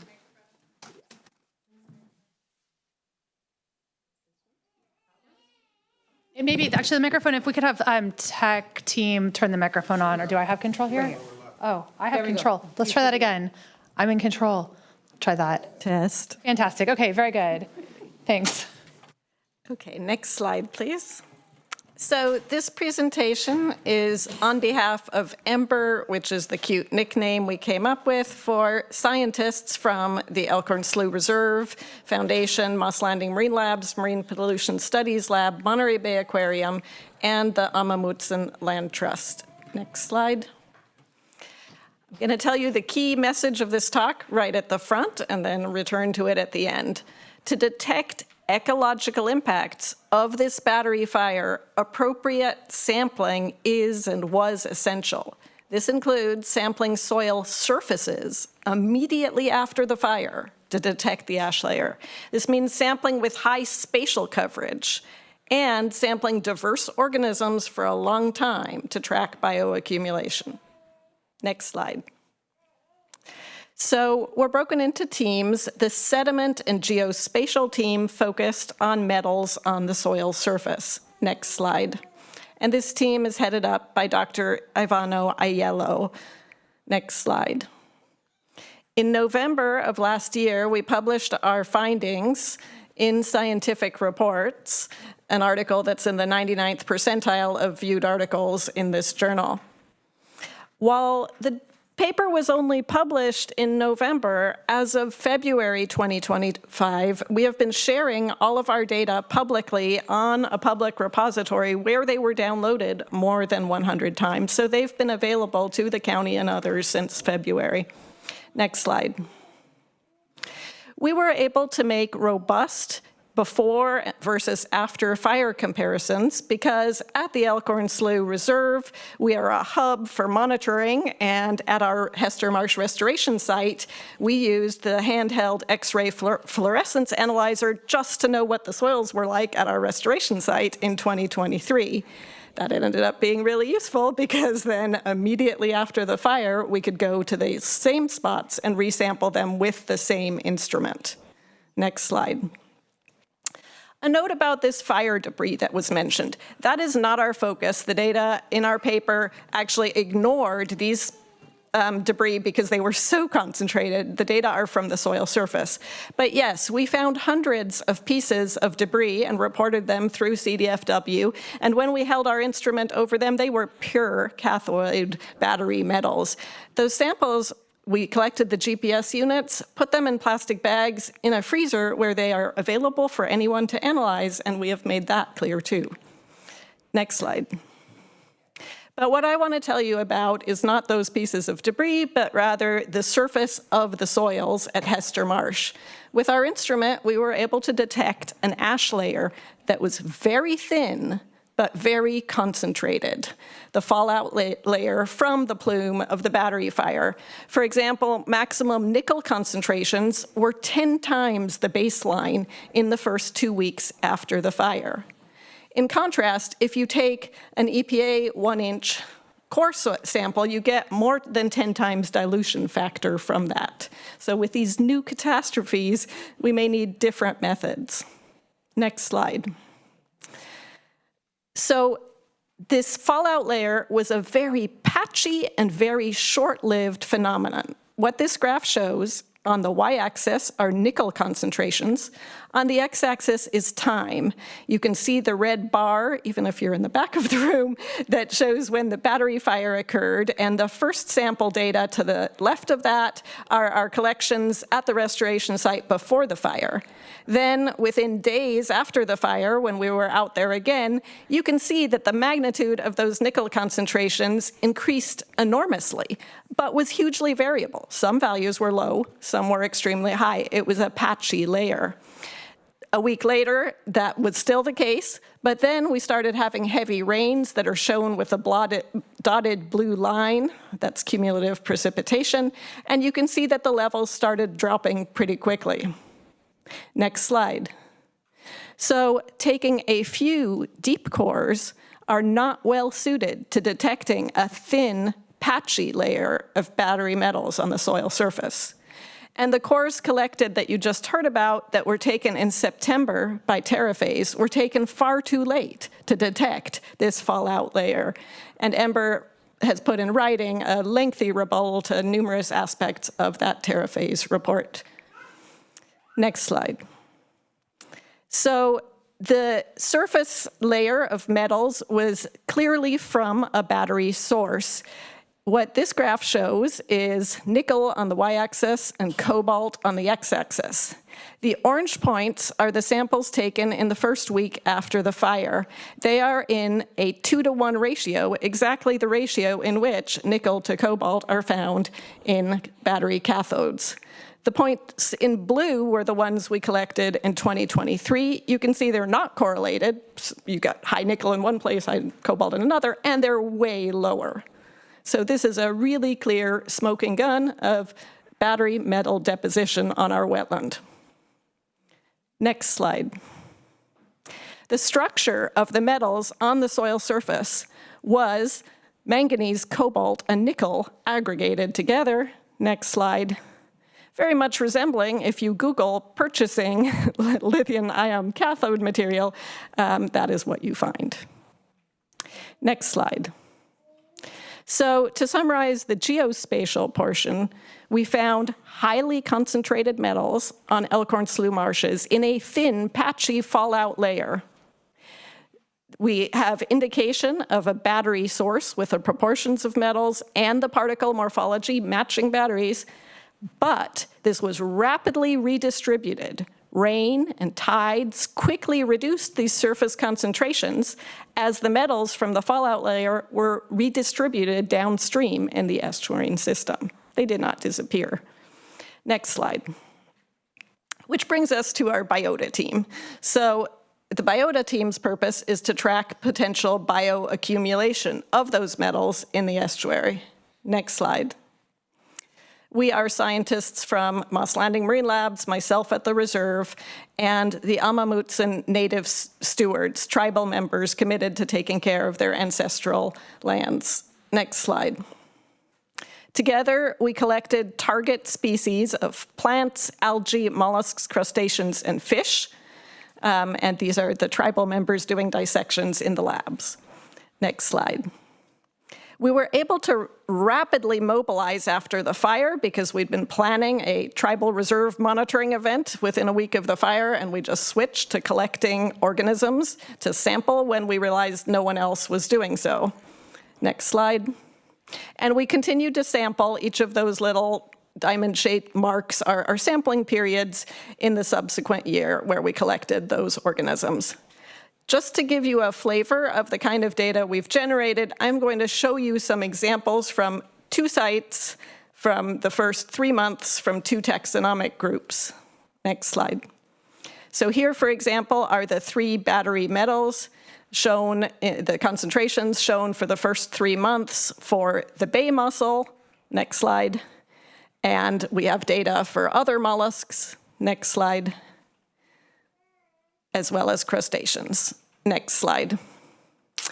In February and in March, we found a highly significant correlation between nickel and cobalt in those organisms we were sampling.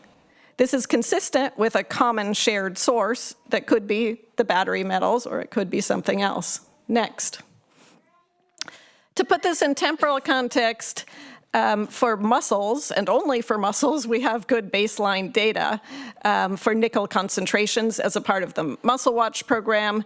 Earlier years, decades of data are shown in green, and our values from the first 3 months after the fire are shown in blue, so they fall within the range that has been observed in the estuary over the past decades. Next slide.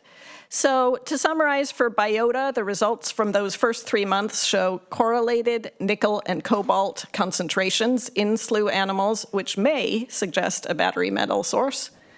The metal concentrations in mussels are within the range of what's been measured from Elkhorn Slough in the past, but no conclusions about ecological impacts of the battery fire should be drawn from these initial data because bioaccumulation can be a slow process, and we must analyze data from many species, sites, and dates to understand potential impacts. We're advocating a more conservative mindset here. Next slide. So, to summarize what I have told you, battery metals were deposited in adjacent Elkhorn Slough wetlands as a thin, patchy, concentrated layer that dispersed within weeks, washing downstream, maybe partly blowing away. Thus, sampling with deep cores or little spatial coverage or in later months cannot detect the contamination that occurred. Secondly, bioaccumulation can occur slowly and unevenly across species and sites. So until many dates, sites, and species have been analyzed, conclusions cannot be drawn. Claims of the absence of ecological impacts are premature at best and misleading at worst. Supervisors, I hope these data and perspectives assist you and the county staff in the evaluation of the battery fire impacts. Thank you. Thank you, Dr. Wasson. And next we will have Ed Mitchell, the lead investigator for the Never Again Moss Landing, representative to the podium to present for an amount not to exceed 7 minutes. Thank you, Mr. Mitchell. The NAML presentation is about dilution of truth, how the EPA, DTSC, and CPU have failed us. And we're talking about not just at the site. We're talking about during the fire, what were people getting dosed with. For example, the DTSC or Menbard did not come to the Prunedale area when you could see the cloud on the ground. Furthermore, the winds took the things pollution downrange. For over a year, this community has lived in the shadow of the largest battery fire in history. We've seen 10,000 tons of nickel, manganese, cobalt, and other pollutants flowing in the plume over our schools, farms, businesses, homes.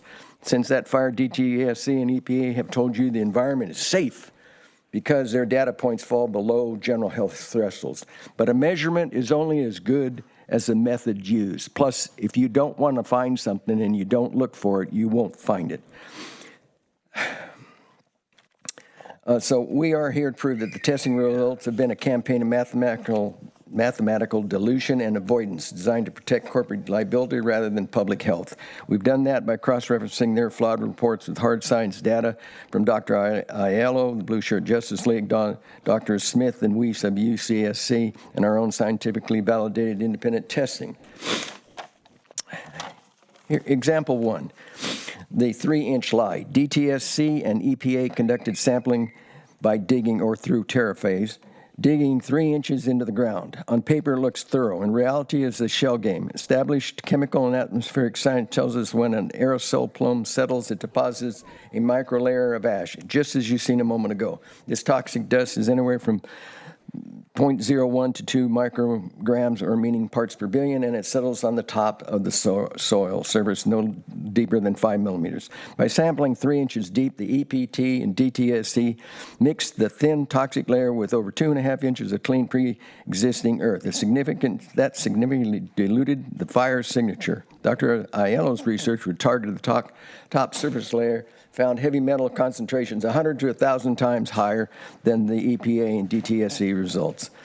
NAML's scientific testing data matches Aiello's. When EPA and DTSC and Vistra consultants tell you that the levels do not endanger our community, they are ignoring the concentrated poison sitting on the very surfaces where our children play and our crops grow. Example 2, during the first 48 hours of the fire on January 16, 2025, when the plume was at its most concentration, the EPA's automatic monitoring equipment failed. Surprise, surprise. And they did not provide good data even when they were working because they were placed at distances that favored the plant, not the people. Example 3, the EPA looked for, quote, general particulates at 2.5 parts per million and above. They didn't look for the aerosols emanating from the fire, nor for the NMC signature found in a battery fire. Private testing conducted by NAML in coordination with Biomax Environmental, Inc., found extraordinarily high levels of vaporized nickel, manganese, and cobalt on the exterior decks, patios, and walkways of the homes miles away from the fire. This dust didn't come from the, quote, legacy PG&E operations as claimed by TerraPhase. It matches the chemical profile of Vistra's burning batteries and mirrors Dr. Aiello's data in the ratios of metals. Stuff went downrange. The EPA's failure to test for these metals in the immediate aftermath was not an oversight. It was a choice to remain blind. If NAML had not tested, you and the public would still be relying upon the misrepresentation that the government instruments had not detected measurable levels of harmful pollutants. Supervisors, please recognize the foxes are guarding the henhouse. The EPA cleanup plan relies almost exclusively on data provided by Vistra's 2 consultants. They're paid to work for Vistra, TerraPhase, and CTEH. As we have documented in our Citizen Commission proposal that we sent to you, TerraPhase has a history in Philadelphia and Southern California of using, quote, reclassifications to minimize monitoring. Meanwhile, CTEH is a firm often nicknamed by our environmental lawyers as check the evidence hidden because of their history of finding no risk at major disaster sites. Example 4. Neither the EPA nor DTSC tested for dioxin interference. When you burn massive amounts of plastic casing, electrolytes, and wiring, you create some of the most carcinogenic substances known to man. Working with the Blue Shirt Justice League, we have found alarming increases in our region of dioxin interference and secondary chemicals. Unfortunately and deliberately, the government agencies have not tested for dioxin levels. Why? Because if they find it in the 700-foot-long black fire residue pile or outside their property, then the cleanup becomes a $1 billion liability.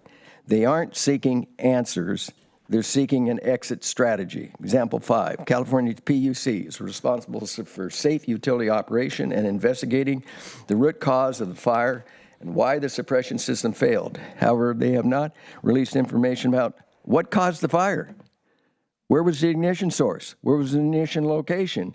And what was the timeline for and flow of the thermal runaway from rack to rack in the building? Sorry to interrupt. I just want to make sure we've got the slides following along with you. I'm unclear if we're on the correct slide. No, don't worry about it. Just go back to number 1. Okay, just want to make sure we're on the That's right fine. slides. Okay, very good. I'm fine. She and I are working fine. The PUC hasn't supplied any of that data to you or to the public. So while federal and state agencies avoid looking for deadly pollutants and accept dilution measurements by Vistra's, quote, experts, your constituents and neighbors are suffering with recurring nosebleeds, altered taste, migraine, skin disorders that your county's own health survey showed. Therefore, after 15 months of misinformation and avoidance, NAML has 9 requests for the board.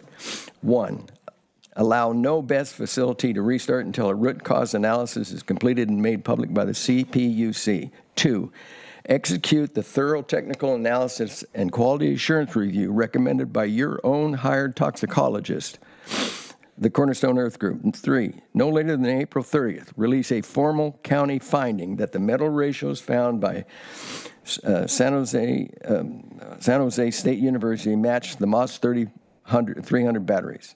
4, demand that the EPA immediately sample the black fire residue, not just for heavy metals, but also for asbestos, dioxins, furans, and PFAs, and report the findings no later than June 30th.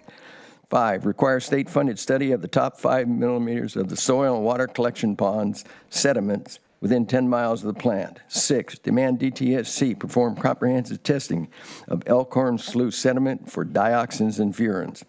7, formally request the state-funded health teams be deployed to interview Tri-County residents regarding health impacts.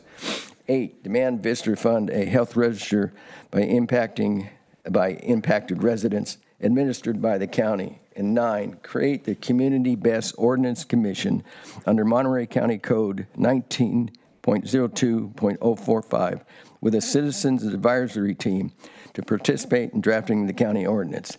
NAML is one agency. Several weeks ago, we've already submitted recommended ordinance wordings. Supervisors, you are the community's last line of defense. The bottom line is this. Yes, there has been cleanup. And yes, there has been cover-up. The issue here is that it looks like it's clean, but they're only talking about a narrow area. And those of us who were polluted and dusted are suffering with it. For example, I'm looking pretty good today, but my nose, I have cholar acne. It's caused from burning furans. And if you'd seen me a month ago, you'd think I was a drunk because I looked like Rudolph the reindeer. This stuff is affecting people. And Madam Chair, thank you for including community groups to share their thousands of hours of research and what they've came across. Your leadership increases public trust in the Board of Supervisors.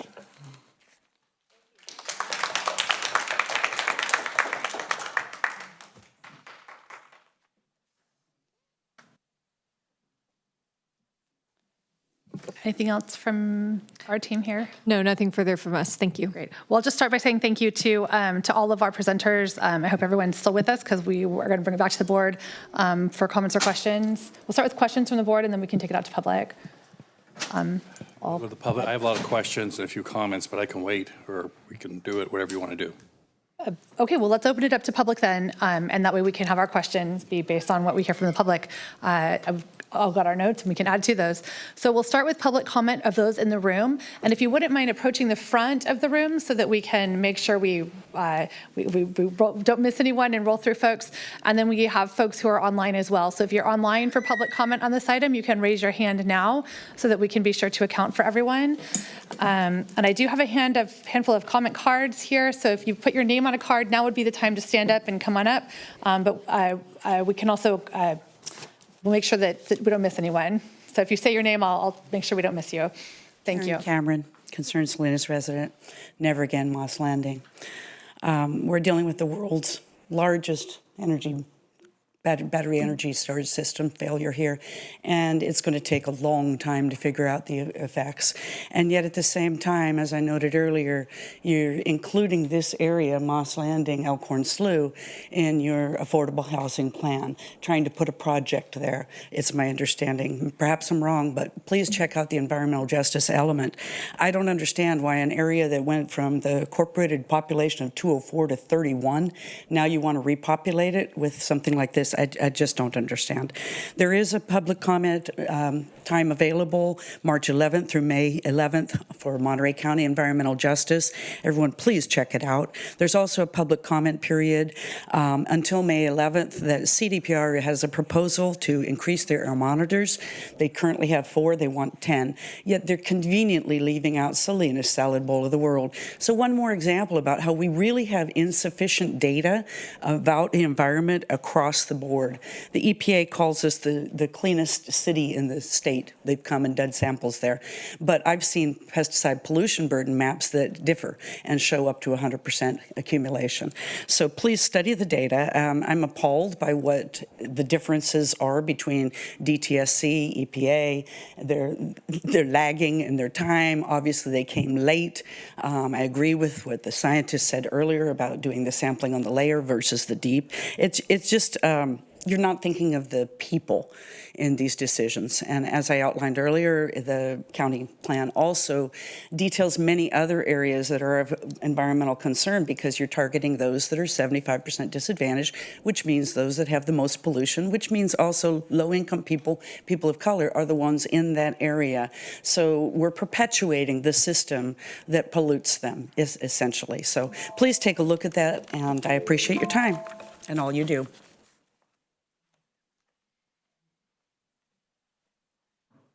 Good afternoon, Board of Supervisors. I'm Cheryl Davidson, District 2, and I wanted to thank you for working on these ordinances. I know you're just starting on that to help protect our community, and I think that it's important because other of these things are going to want to go in as a target because of the way Moss Landing is built. I wanted to tell you why a lot of us continue to go to these meetings. They're not exciting. We are busy, but we are here because we got hurt by this. A lot of us got sick. I was in the health group, and we found others that were suffering too within days when we were told it was safe to go out, and it wasn't. Nosebleeds, skin rashes, respiratory problems, metallic taste. We're still having this, a lot of us. Some people gave up their homes and moved away. They were in retirement age and they weren't ready to do that. And they gave everything up because they got so sick. And we need to speak for them as well. And our community banded together within that first week, NAML did, and we got 150 people to do ghost wipes. 30 miles away, we were still showing some of these things. Amber's been doing stuff. Never Again's been doing stuff. I ask you guys to look at this data, evaluate it, ask how far away from the site were these things taken? We know the plume dropped, and it was over 3 miles out from these things. You can see it on our ghost wipe sample charts. I know that there's a lot of people here on the board that care deeply for our area and our community, and there are people here and experts. Utilize them. Have them talk to who you're using in the county. I know you've been doing stuff, but please, these things are going to open up. We have another building just like the one that caught on fire. Thank you.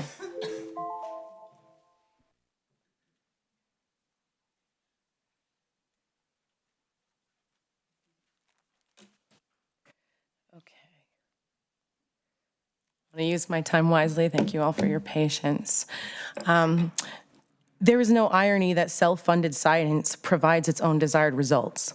Outside of impacts to health and wildlife, it is critical to highlight the amount of financial duress and stress this emergency situation with Moss Landing battery fire and its contaminants, both known and unknown, created for my family and others.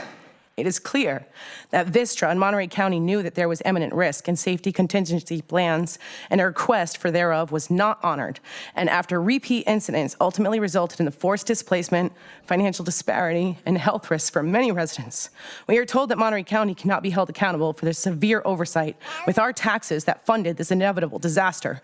Therefore, do you agree that impacted residents merit tax relief, refund, and/or cleanup grants? It is clear from the insurmountable evidence that there is a tragic lack of appropriate and time-sensitive testing. Where do we go from here? How do we get our homes back? How do we get our safety back? How do we preserve Monterey Bay, Elkhorn Slough, our marine sanctuary, world agriculture, our commercial fishing, and further contamination of this imminent catastrophe that these batteries at storage facilities have proven to be? Right now we have orcas offshore, and they will be impacted by cumulative toxins. And what about families such as myself? And I want you to know that my family has been impacted. Both myself and my 8-year-old daughter have had unusually coagulating blood, which is something that can be caused by cobalt. And my daughter here has an extremely slow growth rate that I'm looking at babies that are twice her age, or same age as her, twice her size, have her age and her size. That my pediatrician and I are monitoring this because cobalt does cause calcium to leach from your body. These are real for us. We are impacted and we want our homes back.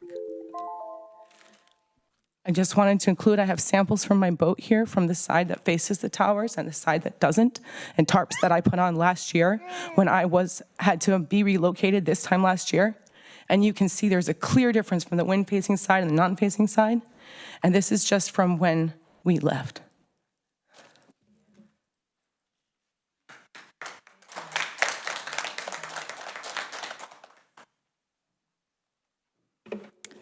Corel Reeder from Corralitos.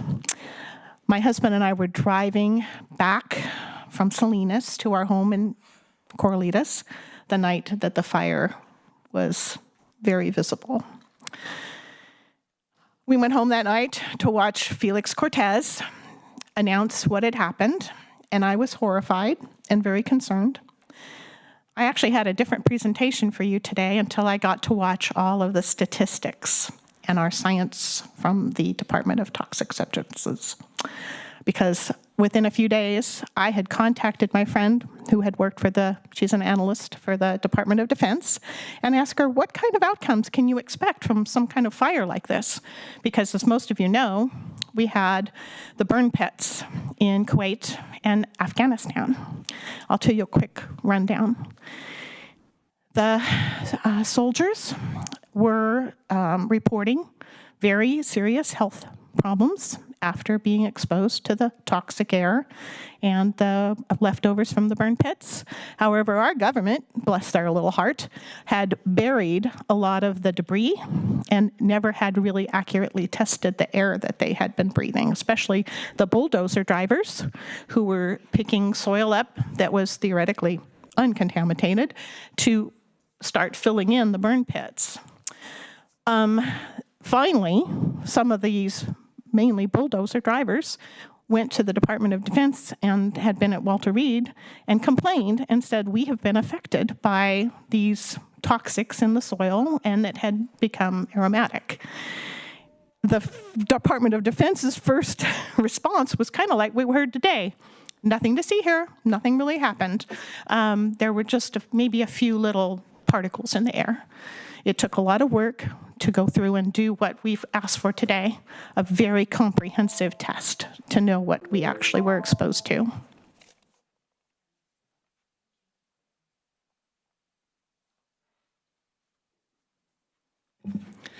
Good afternoon. Becky Steinbruner. I'm a resident of Santa Cruz County. I want to first of all thank you for making this at a set time so that people could be here. I am quite shocked by what the DTSC is telling us to believe. And I want to thank the scientists from Moss Landing Marine Lab and the citizen scientists from Never Again Moss Landing for really bringing the truth to light. It was appalling to me to hear the DTSC scientists say there was no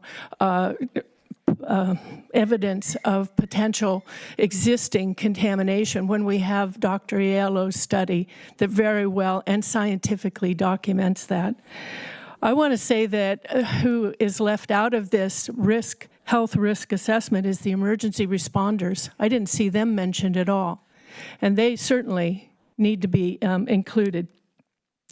I also feel that it is unacceptable that slide 4 does not even mention cobalt as a hazardous material when it is a known carcinogen and a genetotoxin. It is mentioned in the soil sampling, but it is not mentioned in any air sampling. And that's what has affected, and will continue to affect the public health.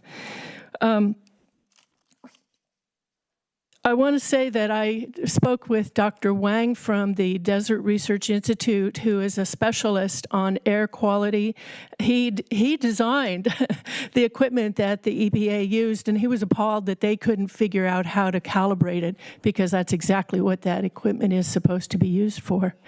And he also let me know that inside of the Moss Landing Marine Lab, they found heavy metal residue on the surfaces, even though the doors and windows were closed. So sending people home 24 hours after this disaster and telling them to close their doors and windows was ludicrous and foolhardy. I want to say finally that the plume diagram is shown for the environmental impacts is appalling and unacceptable because it goes out over the bay, not inland. As Dr. Aiello studies and the Never Again Moss Landing study show, that's where the toxins went. Thank you. Do not accept these. Do not accept these horrible reports. Depend on your local scientists for truth. Thank you.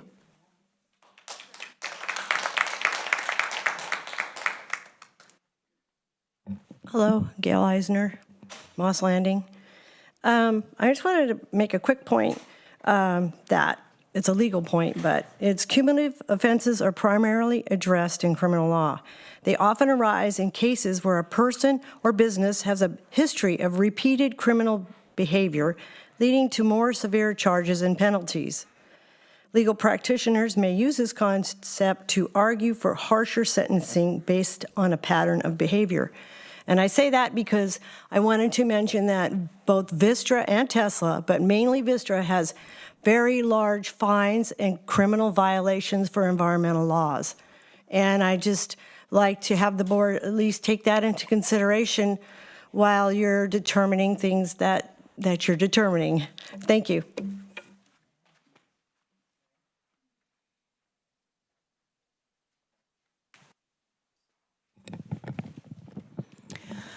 Hi there, my name is Emily Francis Cohan. Are we ready? Okay, great.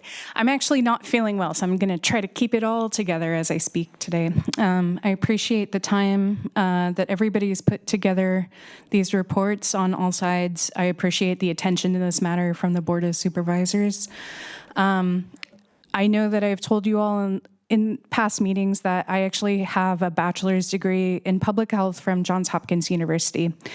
And one of the things that I got to learn about during that time was about the formation of the EPA and Love Canal as a first major case, and how excited I was that people were putting together this agency to help protect the public. And unfortunately, since this fire happened, I have talked to numerous people from East Palestine, Ohio, and victims of other chemical disasters where the EPA has come in and done inadequate sampling.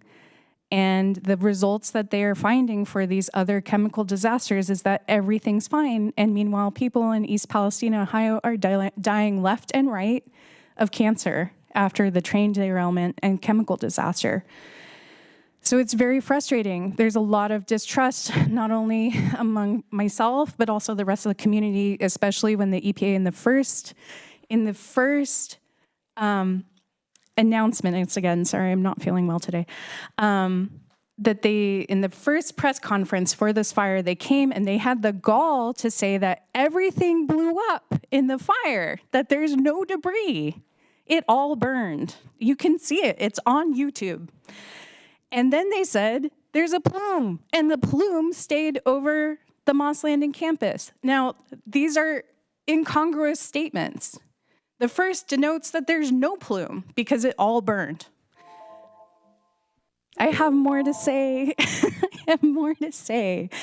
These reports are really frustrating. And I will note, too, that it's frustrating that the Ember study was not included, especially when we heard from our county members saying that the results from the Moss Landing Marine Lab study would be presented to us in relationship to what was happening with the EPA results. And by the way, Dr. Aiello called NAML, the NAML leadership, and said, our results match the fingerprint of your results exactly. So the presentations from everybody besides Ember and NAML today are very frustrating. Thank you.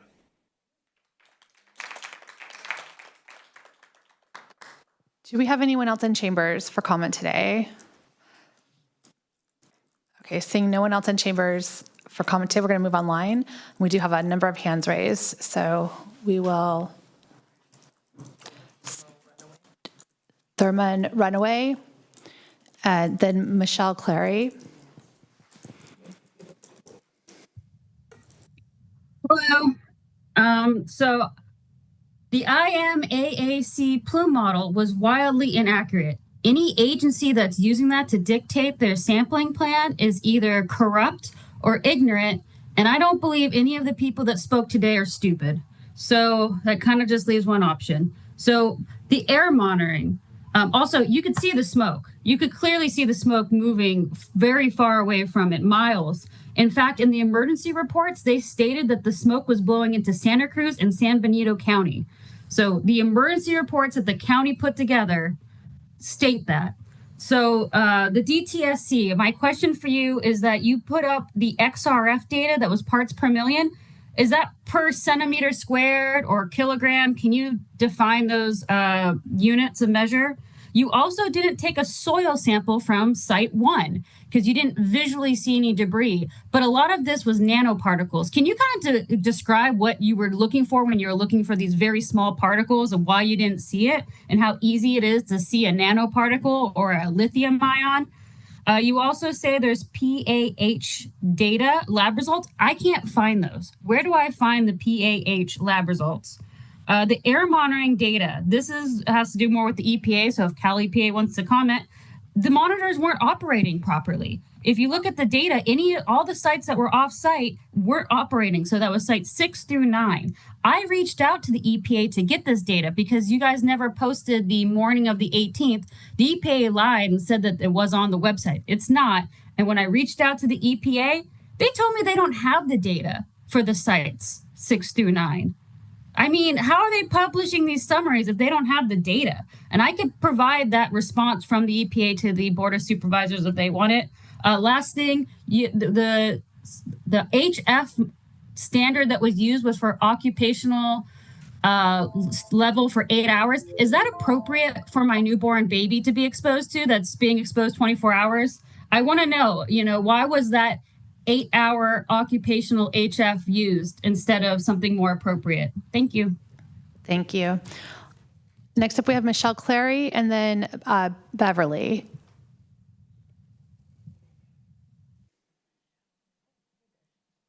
Can you guys hear us? We can, thank you. Okay, perfect. Thanks you guys for this update. And yes, I agree.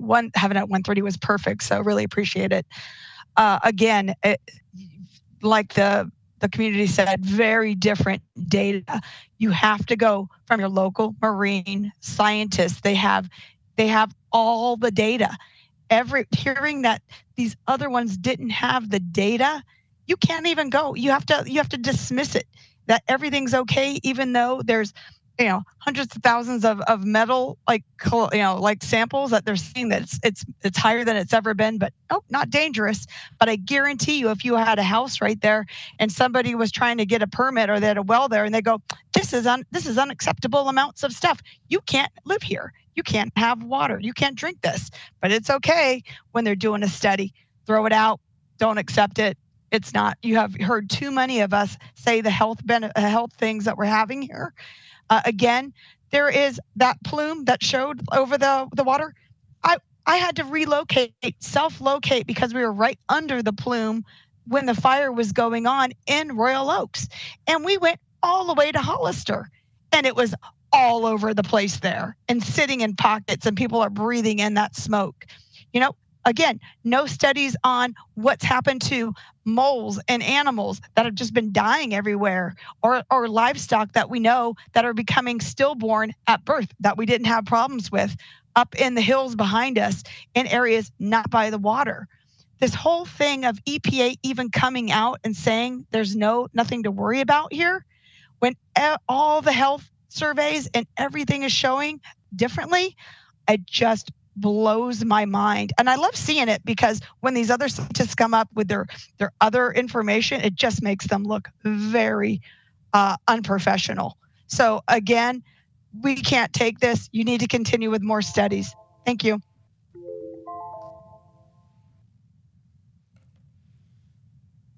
All right, we have next Beverly. Good afternoon. Thank you for all of your work. My name is Beverly Deschaux. I'm with the Electric Vehicle Association, and we are an educational nonprofit, and we have been doing electric vehicle and renewable energy educational events. I personally have been involved for 19 years, so I have some understanding about batteries.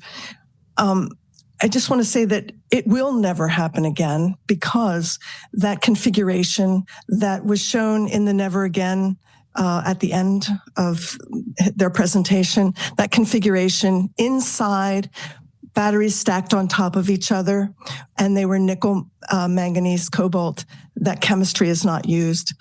LFP, the lithium iron phosphate, is now being used. It's much safer and is being scaled up worldwide because of its safety for storage. I would like to clear up some incidences that were reported as being fires. The September 21st and February 22nd incidences that occurred were not fires. They were overheating incidences from water, from the thermal they were not thermal runaway. They were from the water being sprayed on the batteries that caused some smoke, and they were immediately handled. Also, the September 22nd event that happened, there was a fire in the Tesla PG&E batteries, but they were immediately contained as they were designed to do. All other incidences that have occurred have been immediately contained, or they were being done illegally and illegally stored in some cases. And I have so much to say. I'm sorry that I'm not there. The manufacturers are, as I said, are scaling up. The sodium batteries that are a bit safer are not available really at scale yet. They will have major tariffs on them, so they will be unaffordable. The solid state batteries are a few years out, and they will be a game changer, because what causes the fire will not be there in the solid state batteries. Thank you. Thank you. And I'll just say for anyone who wants to make sure you have comment on record with us, we do encourage and appreciate written comments submitted to the board, that they go into our permanent record, and they give us and our whole team a chance to review and think about what's in front of us. But those could be emailed to the full Board of Supervisors by emailing to cob@countyofmonterey.gov. So we always encourage, if you've got more to say or we run out of time, or even in advance of meetings, it's always helpful for us. Okay, but having said that, we're going to move on to Zoom user and then the phone number ending in 902. Hello, good afternoon. Can you guys hear me? We can, we've got you, thanks. Okay, perfect. Good afternoon, everyone. I'm going to read to the board and everyone here that is on today's meeting a report from the WECC that was released on December of 2025. And it goes like this. January 16, 2025, fire. The Moss Landing Phase 1 BESS consists of 3 arrays, Dallas 1, Dallas 2, Dallas 3. On Thursday, January 16, at 1100 hours, Vistra began conducting a capacity test on Dallas 1 and Dallas 2. The test was part of a routine performance validation for the Phase 1 system. At 1448 hours on Thursday, January 16, a fire alarm was triggered in the Phase 1 building on Dallas 1. This was the first sign of potential thermal runaway event. The fire was confirmed by the plant system operator and emergency services were notified. At 1506, the fire department arrived at the incident command system. At 1648 hours, due to the worsening conditions inside the Phase 1 building, the fire department ordered the activation of exhaust fans to ventilate the structure and clear the smoke from the building. The decision to deactivate the overhead sprinklers was also made since they were proving ineffective in suppressing the fire. At 1752 through 1830, the situation rapidly deteriorated. Flames broke through the roof of the Phase 1 building. So it's coming from the WECC that Vistra was doing capacity tests on Dallas 1 and Dallas 2, and it seems to me like this was not disclosed. All right, thank you. We're going next to phone number ending in 902 and then to Spencer Brandt. Good afternoon. This is Nina Beatty. Thank you for scheduling this hearing first this afternoon. EPA is not here. It has responsibility, yet it's not here.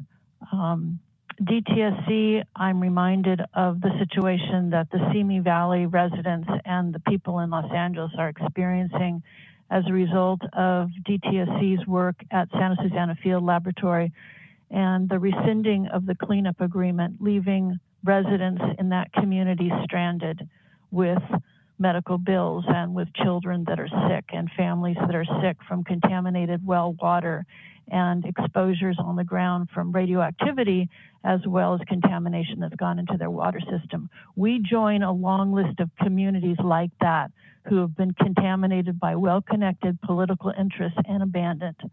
I want to echo Becky Steinbrunner's statements. Don't accept these agencies and Vistra contractor reports. When they talk about chronic, what about acute? The chemicals of interest, I didn't hear any mention of hydrogen fluoride.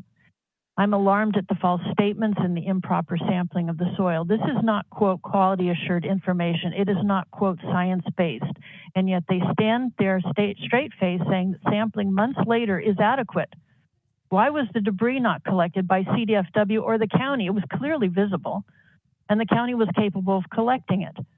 The established protocols were geared to find no problem and no results. And I want to appreciate Moss Landing Marine Laboratory and Ember Partners and Never Again Moss Landing and their experts that actually adhere to scientific methods and analysis.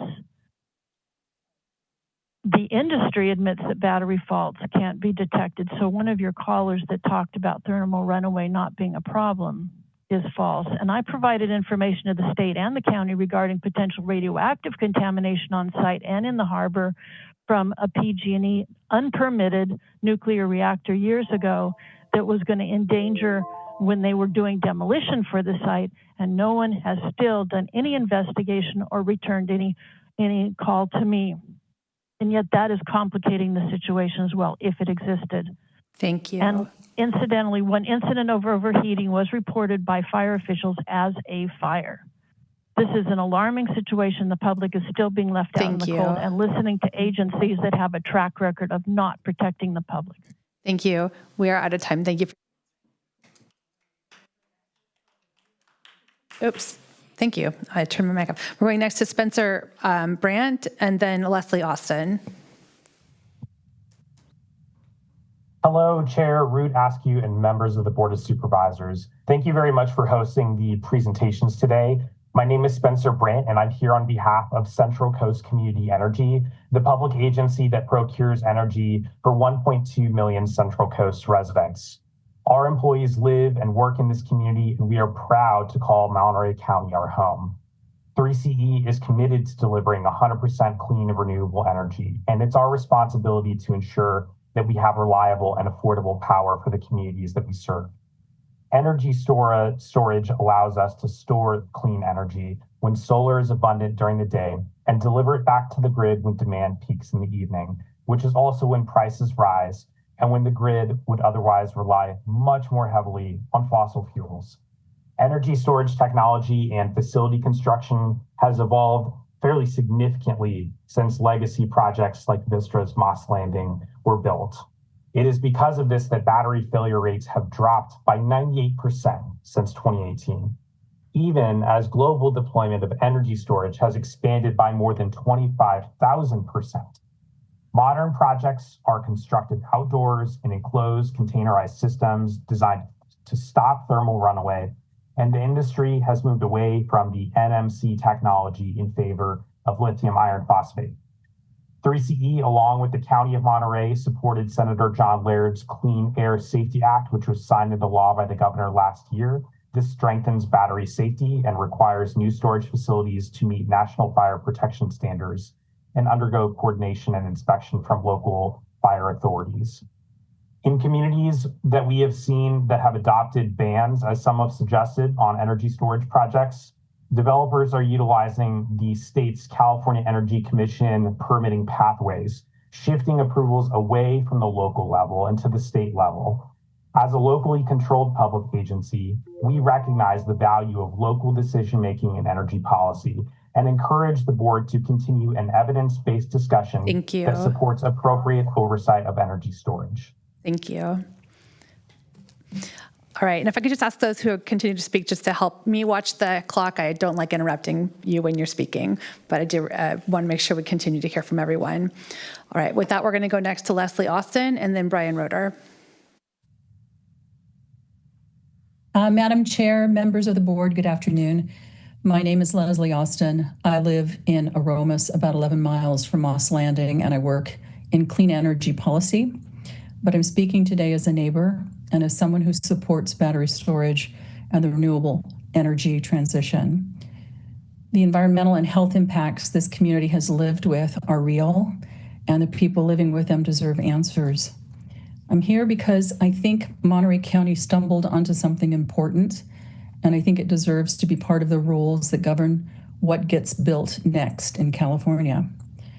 Here's what I heard. I heard Dr. Wasson say that Terraphase cores were taken far too late to detect the fallout layer. I heard Dr. Garland say the conclusions of the draft report may change and a final opinion cannot be rendered until the review is complete. I heard battery metals entered Elkhorn Slough. They didn't disappear, they were redistributed, and we don't yet know whether what entered Elkhorn Slough caused lasting harm to this ecosystem. California is about to build many more of these critical facilities. What Monterey County learned about the gap between contamination and when formal sampling begins, about what community science can see that regulatory science sometimes can't, that knowledge belongs in the rules. The county didn't ask for this lesson, but it has it, and I'd ask this board to make sure it doesn't stay here. I'd ask three things of the board. Ensure that future projects are held to the highest standards that protect this environment and the community. Require that developers contractually own the responsibility if something goes wrong in operations, in maintenance, and in cleanup. And formally tell the legislature and the state fire marshal what you learned here on the record so the people currently writing the next round of standards for California have the benefit of what Monterey County lived through. This is the moment to make sure that lesson counts. Thank you. Thank you. We'll go next to Brian Roeder and then David Prina. Thank you. to the board and to this community for being here again. Thank you for scheduling us at 1:30 and allowing it to happen at that time. I don't know the previous speaker, but I absolutely second what she just said. It was very thoughtful. We've heard from people all over the world asking what's going to be done. You folks are on the front line of doing something, not just for our community, but for communities around the world. I spoke just this morning to a gentleman who's at Mesa Verde, and they want to put in a large facility there. A couple of points. One of the speakers said that there will never be another one of these because it was in the building. Otay Mesa down in San Diego in late 2024 proved that wrong. That community used over 2 million gallons of water to keep the fire from spreading from a single container to the adjoining containers. I don't believe that we have that type of water available at this site, even though we're looking obviously at single containers going forward if there is to be additional installation. The woman also spoke about Teslas. As Emily has pointed out in the past, we're talking about 30,000 Teslas. There is a fundamental difference between Teslas and industrial scale batteries. Finally, I'd like to ask you to review our slide deck. It wasn't advancing. I'd like to ask each of the board members to take a look at that. There's a lot of very important information in there. We have great concerns with the contractors hired by Vistra calling the shots upon which the EPA and DTSC are relying. We also have a proposal that we'd really like you to look at for a citizens commission to work with government staff on the creation of the ordinance. I hope it's clear after today that the knowledge in this community among its citizens about what happened and how it happened is enormous, and we should be involved in that process. Thank you again for your time today.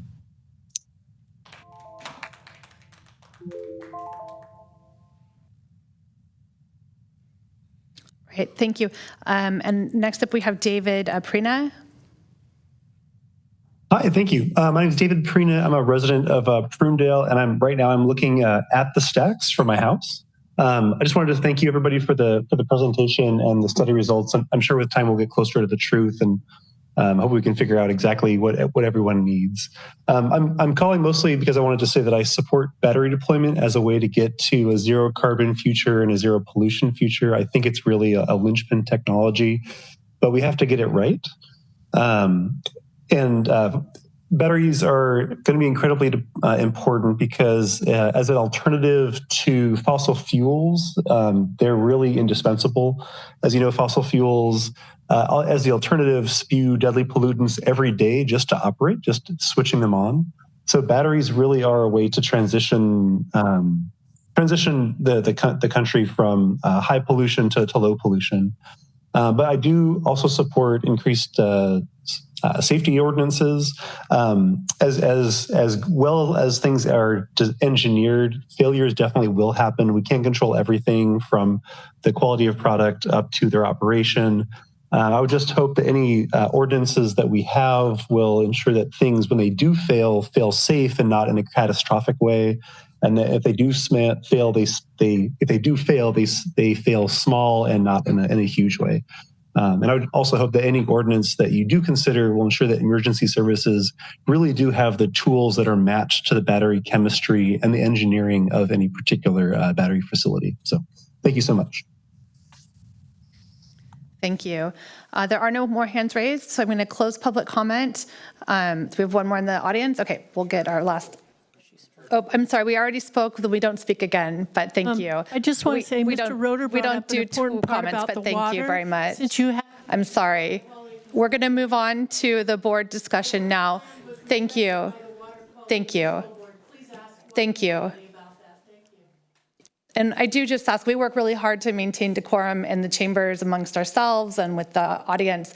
We have processes for public comment, and it is hard to interrupt people when they're talking, but we want to make sure everyone has time and that we follow our process. So thank you all for being here. Thank you everyone for your public comment. We're going to bring it back to the board for questions and discussion, and I'll start with Supervisor Church.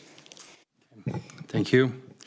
I want to thank first everybody who's done a presentation today, from our county officials to the state, to the Never Again Moss Landing, to DTSC. Ember. I know this is a situation that is to this magnitude has not happened before. So there's a lot that everyone is learning new as we go through this process out of that. And I understand from the DTSC, we have some of the top environmental scientists, I'm sure, in the state here, and you want to move cautiously. I know we also have some of the top marine scientists in the world over on Moss Landing. And the difference in the presentations are rather stark, at least as I see it here, as the conclusions come down to there. But I guess my first question really starts off with the DTSC here. And I think it was May 8th is when you're saying phase 1 started on the testing, but I did not hear any mention of the testing that was done on January 24th when the DTSC went out and conducted soil screening, collected soil and surface water samples for a lab analysis. On the January 31st, that was reported back, and I believe at that point there were some initial surface screenings of ash and debris that detected elevated levels of metals, which we would associate with what Ember has reported.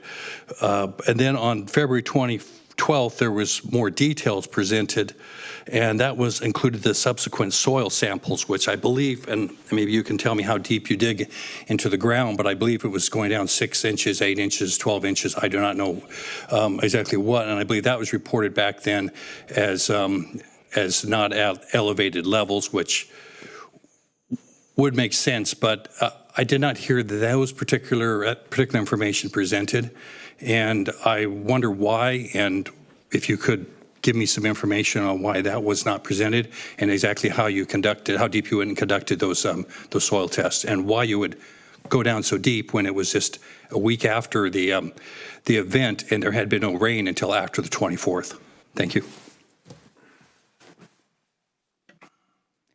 Thank you, Supervisor Church, for that question. I could just... It was really more left for the DTSC. Absolutely. I'm kind of trying to triage questions to make sure that we get it to the right agency based on your questions. But absolutely. I will go ahead and turn it over to DTSC to respond.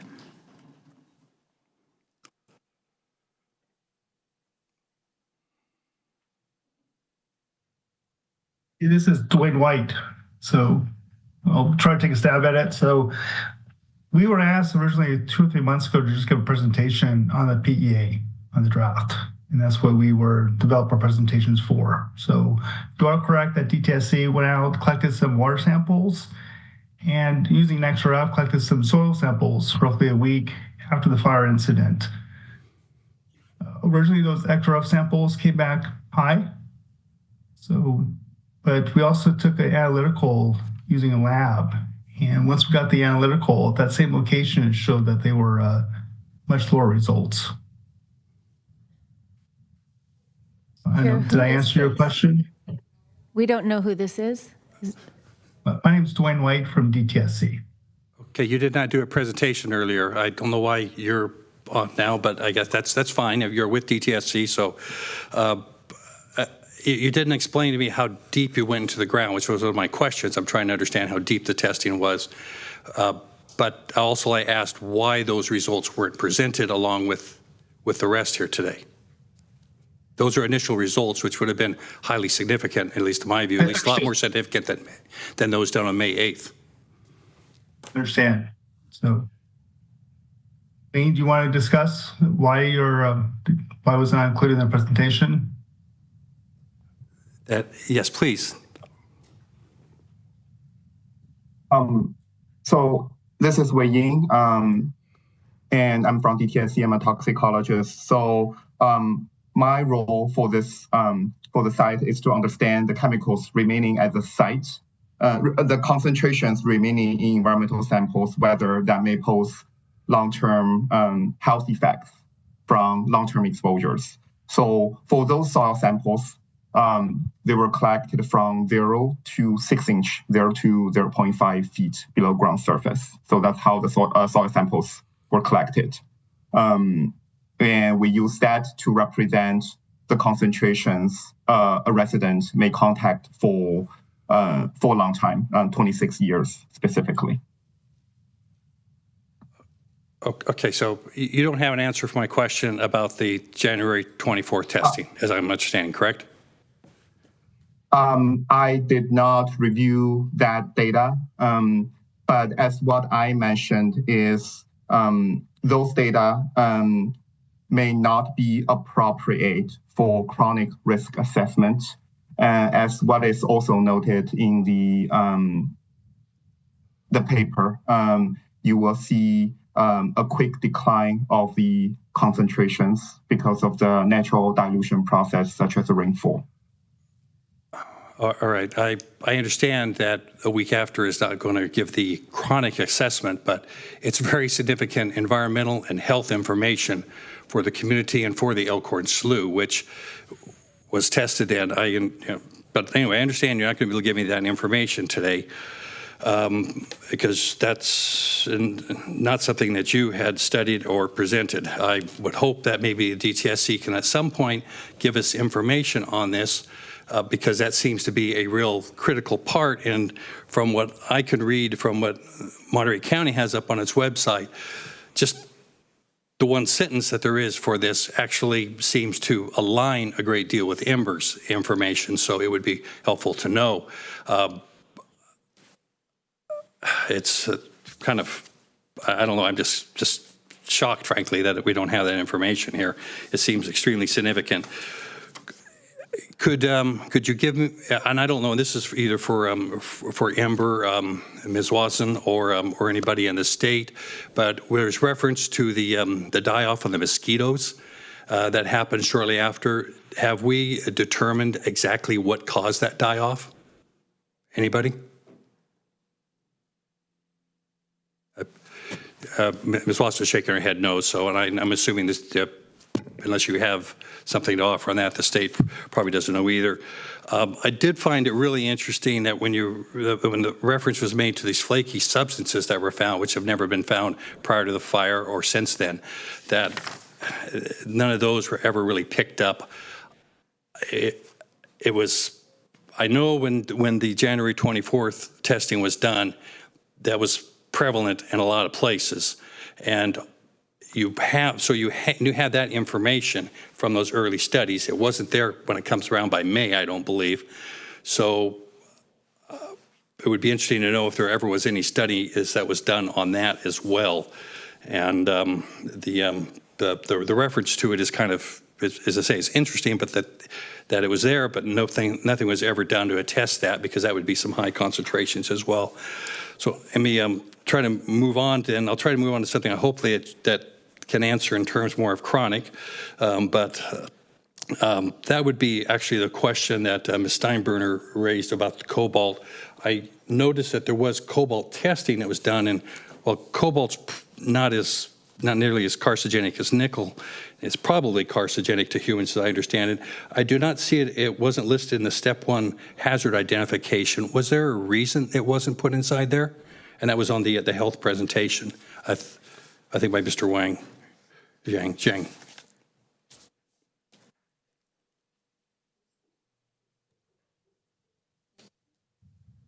Hi. This is me again. So make sure I understand, you are questioning about whether we concerned potential cancer effect from cobalt. Is that correct? Yeah, I just didn't see it mentioned, so I was curious if it was just omitted from that page, or if you did consider it. Yes, we did consider it. Cobalt has both cancer and non-cancer health effects, and we consider both when evaluating the soil concentrations and water. Okay. All right, thank you. And since we don't have a lot of information on this initial testing, I just got, I think, a couple other questions here to do. And one, one's going to be for environmental, one's going to be for health. And I'll let whoever is here for our health department, to the state, to Ember, answer that. But I I know the DTSC is saying that there is no chronic concerns. I wonder if we have, can speak with any, that same kind of clarity if we're talking about compromised individuals. I remember a week after the fire was here, there was a gentleman who gave testimony here, and he spoke about he's had asthma issues. He said he had gone to the hospital twice because of the fire. And so while we might be looking at chronically at that, or just at this in any kind of health aspect with how this may affect normal, healthy people, I'm wondering about those with immune compromised, other kind of health conditions. Would that have any difference upon them? Yeah, I appreciate this question. So when we conduct the health risk assessment from chronic exposures, we did consider the most sensitive subpopulation within the whole human population. So to your question, yes, we did consider that.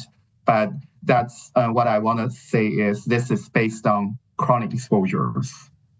So it's based on the concentrations what we found after the fire in the soil.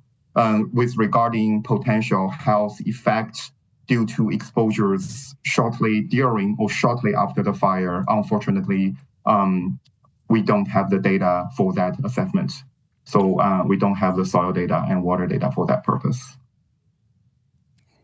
Okay, I'm sure the data must be there somewhere from the January 24th test, but thank you for that. And my last question here then, and hopefully maybe Ember and the state can both answer this, but it would seem as what would happen in the weeks and the months after that, the real concerns with this are potential concentrations into the sediment along the Elkhorn Slough, which would be much, because of tidal action and other environmental actions, would be much different than it would be probably into the open fields away from the slough.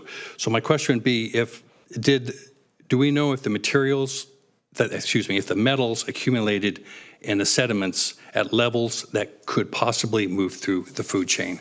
And I would hope I maybe have an answer from both the state and Ember on whether that is a possibility.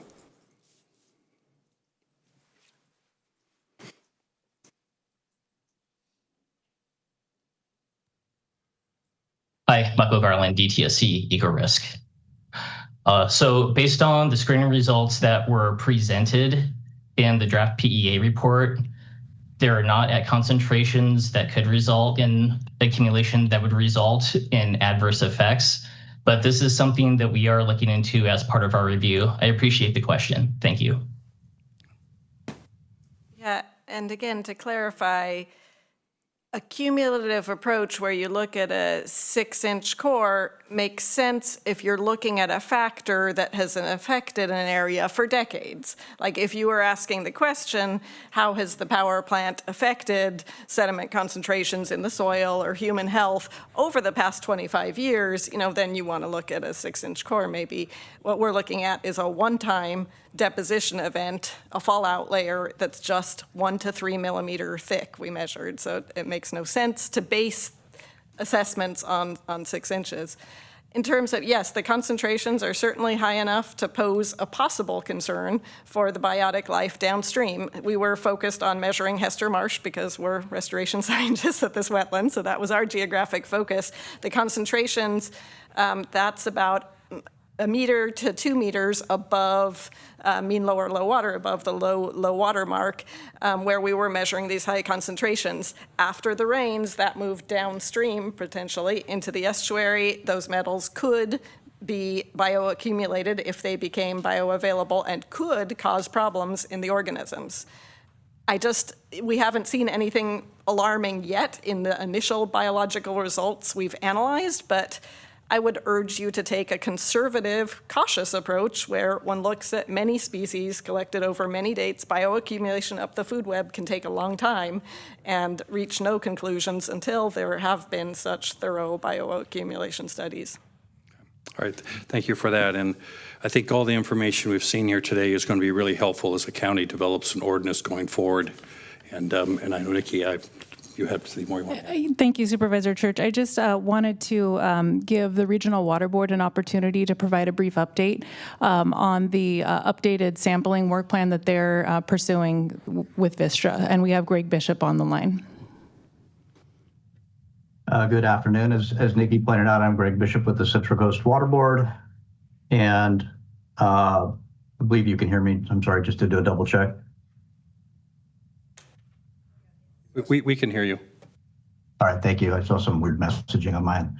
I'm Greg Bishop with the Central Coast Water Board. I'm a hydrogeologist, and I manage the section that includes our site cleanup program that pursues investigation and cleanup at sites throughout our area, including the Monterey area.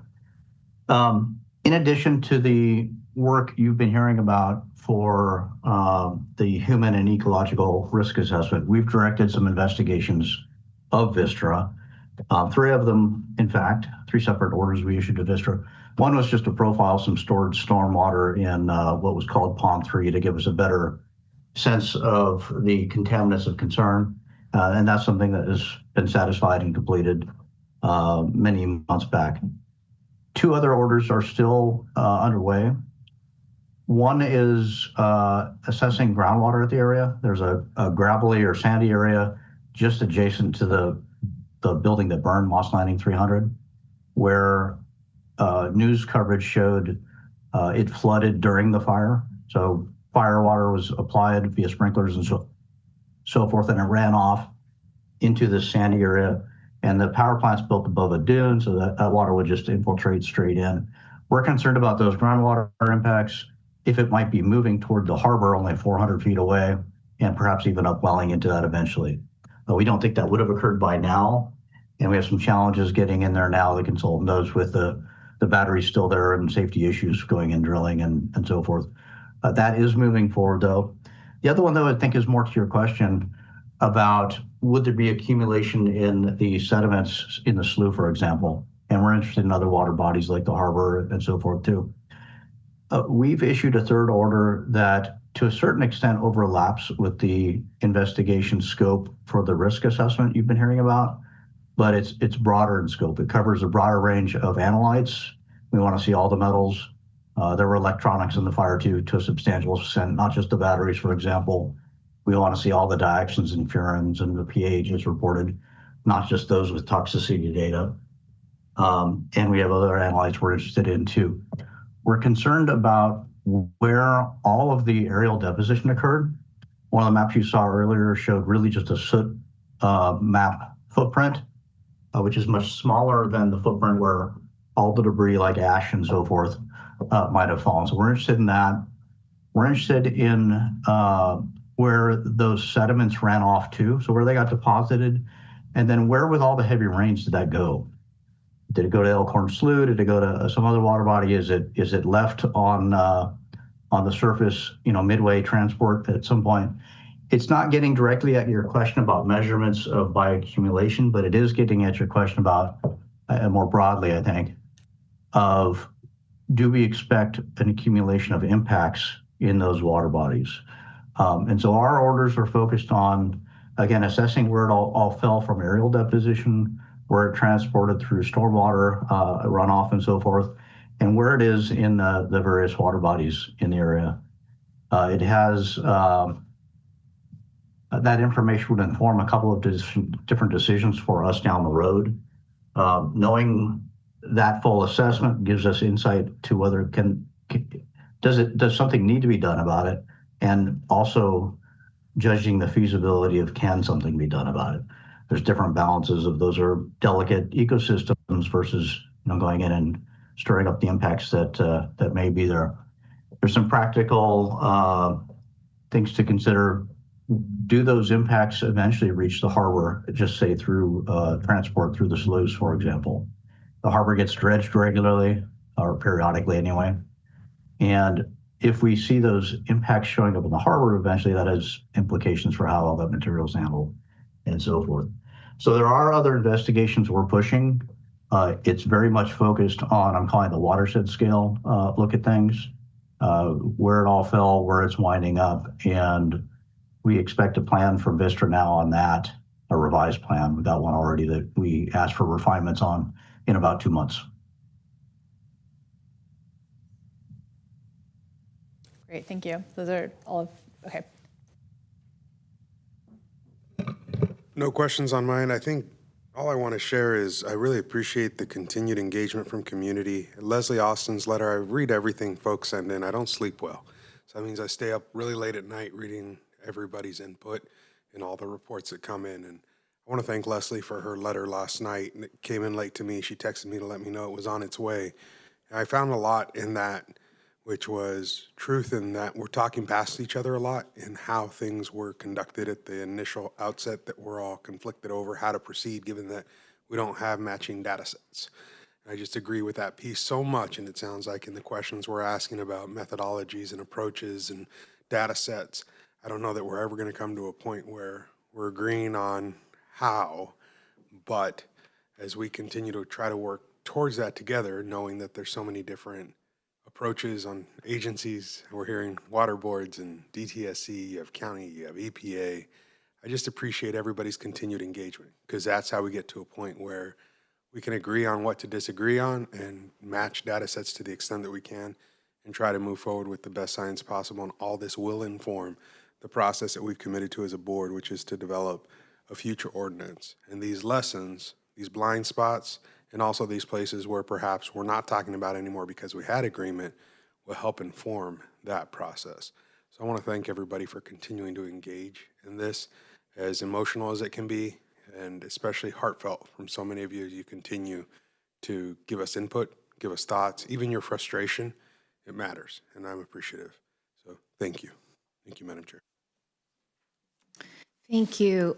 So I think this question is for environmental health and the county, but I would, welcome a response from Ember or anyone else. I'm trying to understand very clearly whether the DTSC, Ember, and environmental health are asking the same questions and looking for the same things.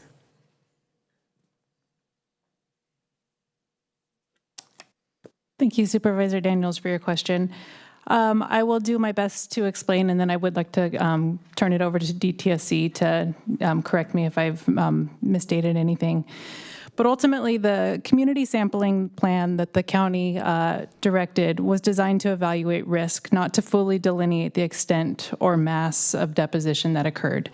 And that's my understanding of really what the San Jose State University and Ember studies are looking at. So ultimately, there are, pretty distinct differences between timing, sampling methodology, analytical techniques that have produced different data rather than contradicting data sets. So I won't ask the next question in the form of the question, I'll just say it to cut to the point, is that they could both be right then. Is that accurate?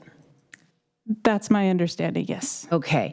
So then moving from that point, I would like to see work concluded that answers the question whether the contamination that was documented in the Ember study is going to cause lasting harm to the Elkhorn Slough ecosystem. Is there work that we can direct to ensure that gets done? Thank you for that question, Supervisor Daniels. And if I may, Mike Garland with DTSC ERAS, are you able to respond to that?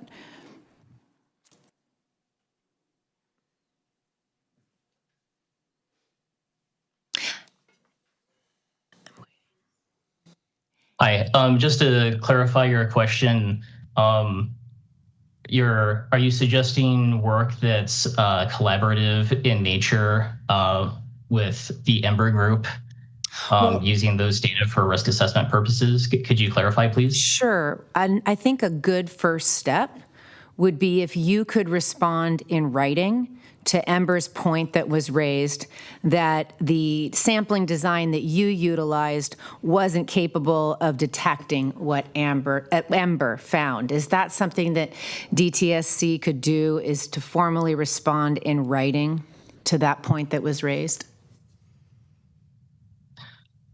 On matters of interagency or intergroup communications, I defer to project management on accomplishing that. But from a technical standpoint, I have no problem providing my technical input on any of the results that were discussed in presentations today. That would be great. I think that would be so helpful to the county to have that response.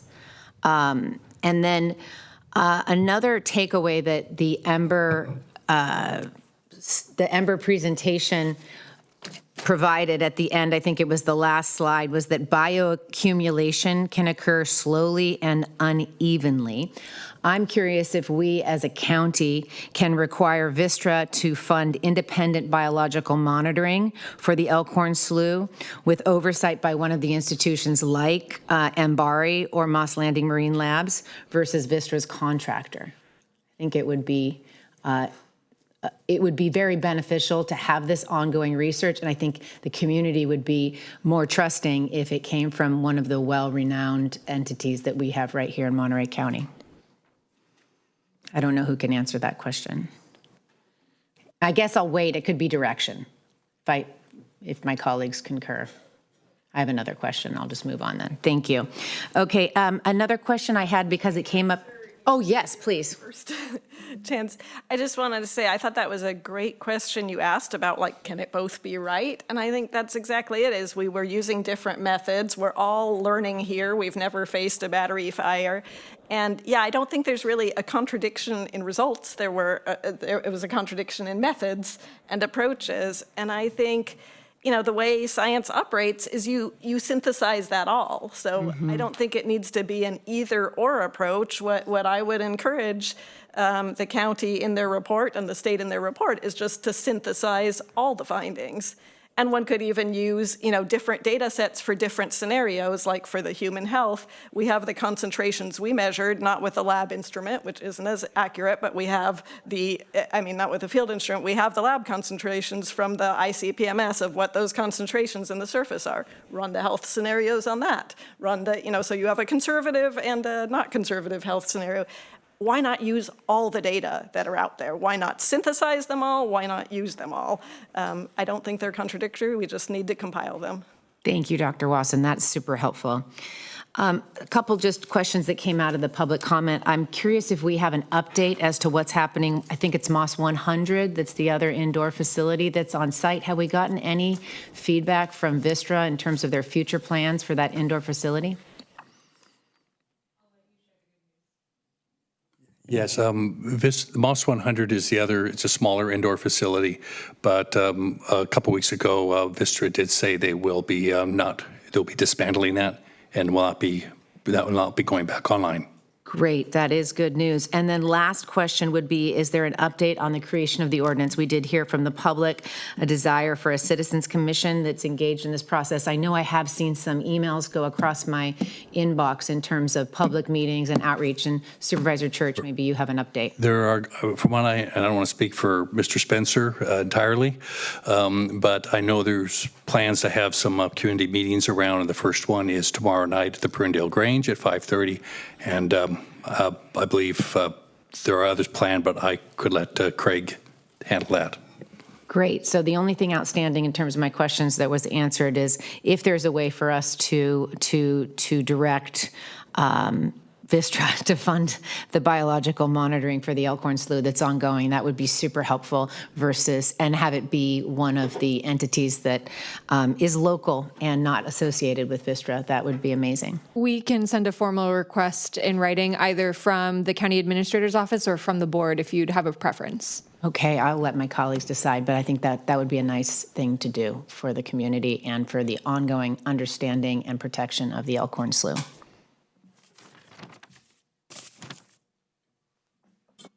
All right. Thank you for the presentation and for everybody who participated in the presentation on Zoom and here in the chamber. And I certainly want to recognize all our Monterey County residents and even those from our neighboring county for coming and participating and providing the input. And I think, as we all know, this has been an ongoing concern, and I think it's important for our neighbors to be able to have their concerns adequately addressed by the science and by our policies and our future policies that are coming as we are seeking to implement an ordinance. And I think this has really shown us that there's a lot to learn about this technology, and I think also learned a lot about how to best protect our communities and our neighborhoods and our homes and our beautiful coastline and our wildlife as well. All those are important to be able to protect as we learn from the research that was being presented here today.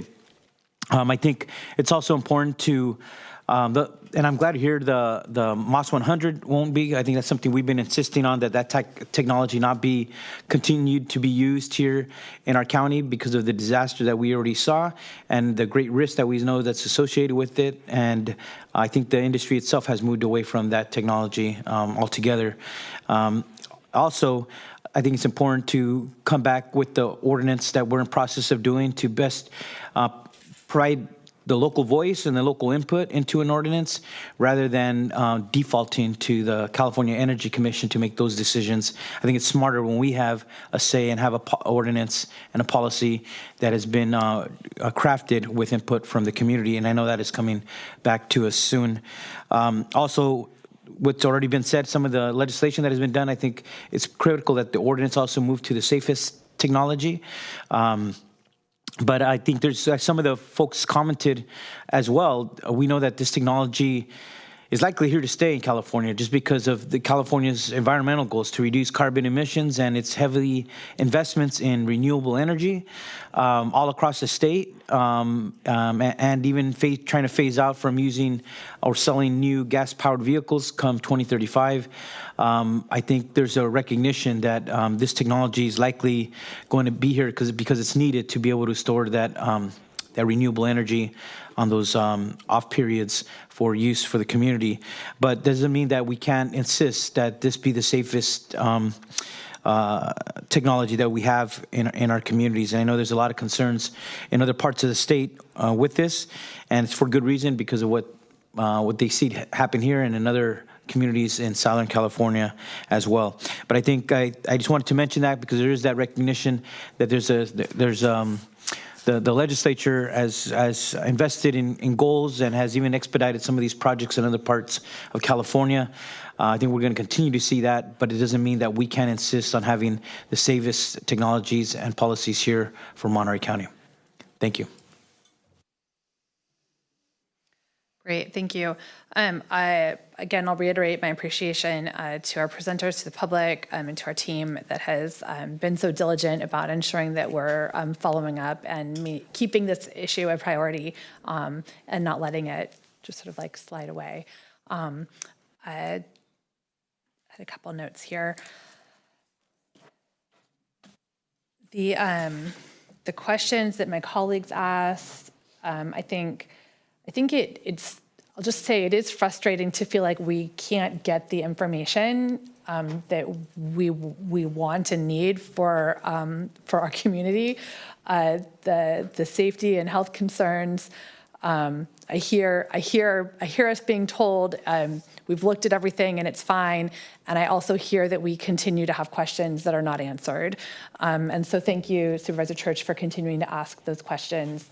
And to our partners at the state and federal spaces, if there's a different format or different way that we should sit down together and ask these questions to try to get to the answers that I know our public deserves to have, let us know how we can do that, because we continue to have questions that are unanswered.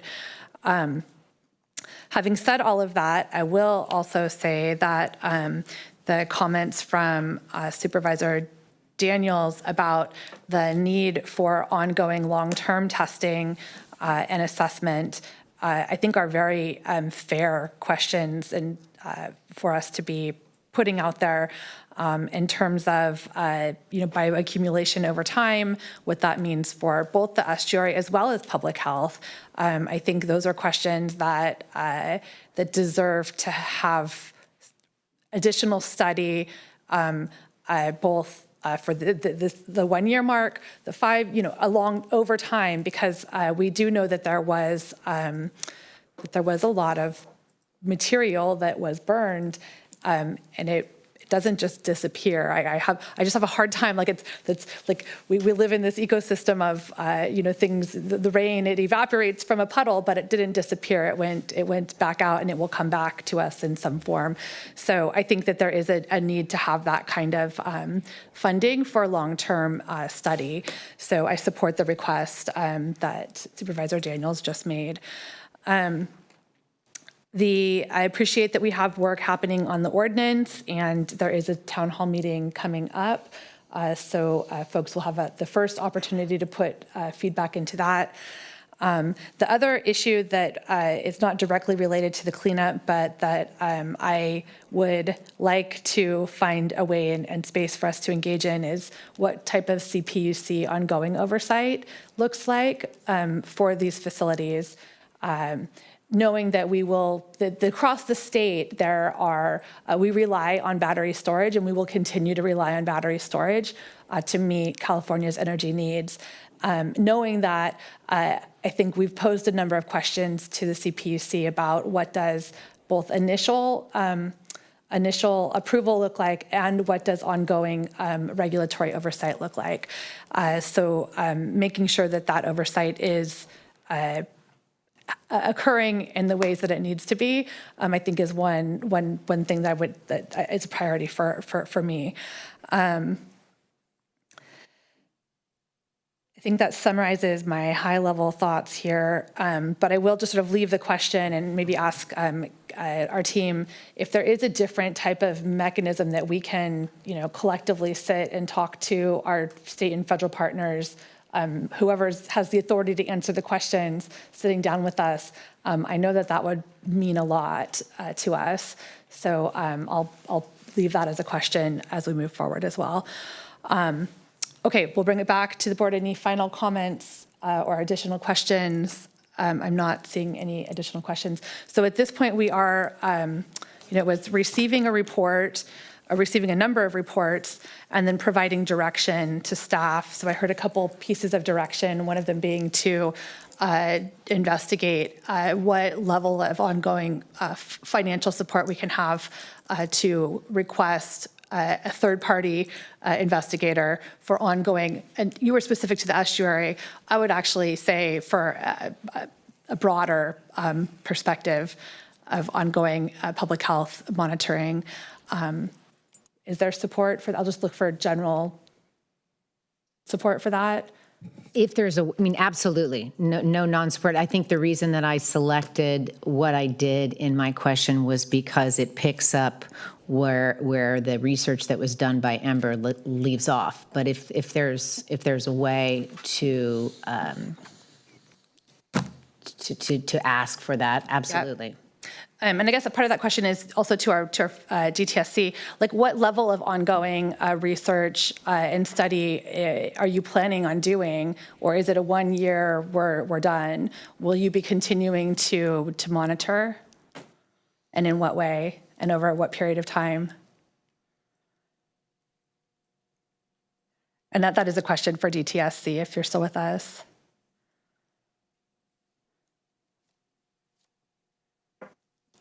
Okay, well, we can maybe get some information there. That would be great. Yeah. Thank you, Supervisor. These are great questions. And I have an intention of going back and listening to the transcripts of this and taking Supervisor Church's questions and summarizing those for DTSC, as well as yours, Supervisor Daniels, and yours now, so we can have DTSC address those. So that may be one of those other forums that you're mentioning of how we can communicate this highly technical information back to you in a timely manner. Thank you. Okay, so I saw nods from Church and Daniels. Are we feeling comfortable with the So I'm just unclear on what we're asking for. We're asking Vistra to fund additional community-based science, but to what extent, for how much time, or is there a dollar amount, or are we just keeping that open and vague? I think we're asking our staff to take a look at what the needs would be. Okay. Mm-hmm. To look at options, right? Mm-hmm. So to bring it back at our next update, I mean, Potentially. Okay. Yeah. So, sorry, just so I can reiterate my understanding. So the direction is for staff to work with our state partners to explore a long-term strategy or plan for ongoing sampling that could potentially be funded by Vistra to a third party. No, sorry. So I'll just reiterate, because it's not to work with the state partners. This was very interesting what we heard today from Ember in particular. And so what it has led me to want is some type of independent biological monitoring for the Elkhorn Slough and have some oversight by one of these local entities. I understand. And so that's, it's make the polluters pay. I'd like to see if Vistra would fund this ongoing effort. And this is in reference to what was stated in the Ember report about bioaccumulation. I believe it was the last page. Bioaccumulation can occur slowly and unevenly across sites and species. So until many dates, sites, and species have been analyzed for metals, conclusions cannot be drawn. Okay, so the direction to staff, or the proposed recommendation to staff, is to draft a letter on behalf of the county to Vistra requesting that they fund additional sampling and studies for a neutral third party. Yeah, I think what would be with best. Oversight from the community. Yes, this is our intention. The county hopes to, the county requests ongoing, just like I had said, ongoing biological monitoring for the Elkhorn Slough, and begin the negotiation with them to fund that ongoing monitoring. Excellent, thank you. That would be great, thank you. Then the second question would be around what is DPA and DTSC's plan for ongoing population health monitoring?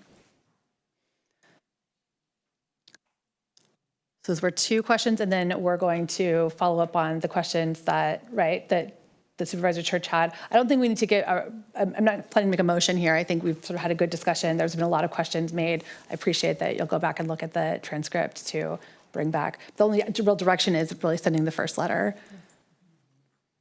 On county CAO letterhead or board letterhead? We could send it.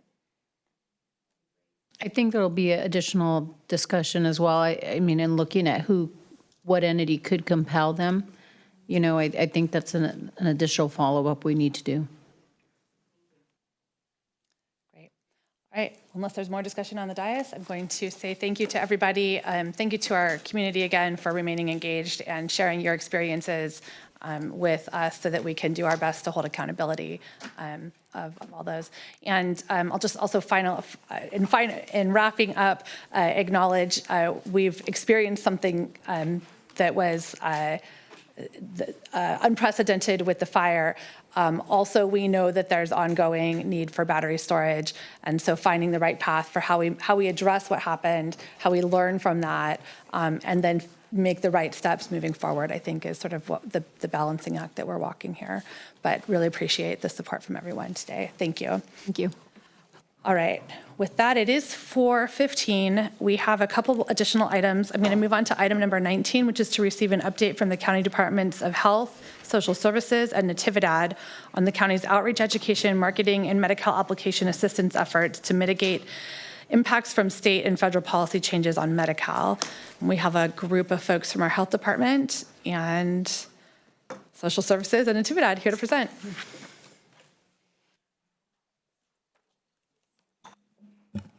Good afternoon. While my colleagues get in the box here, I'm Elsa Jimenez, and it is my pleasure to introduce this item to your board.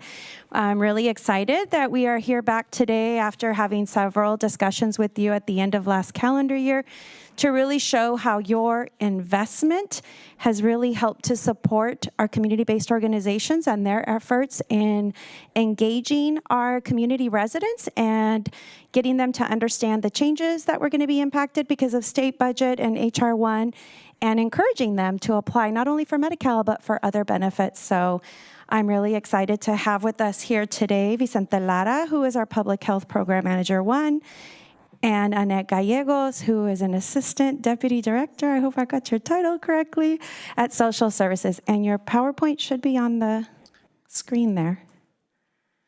Do you see it?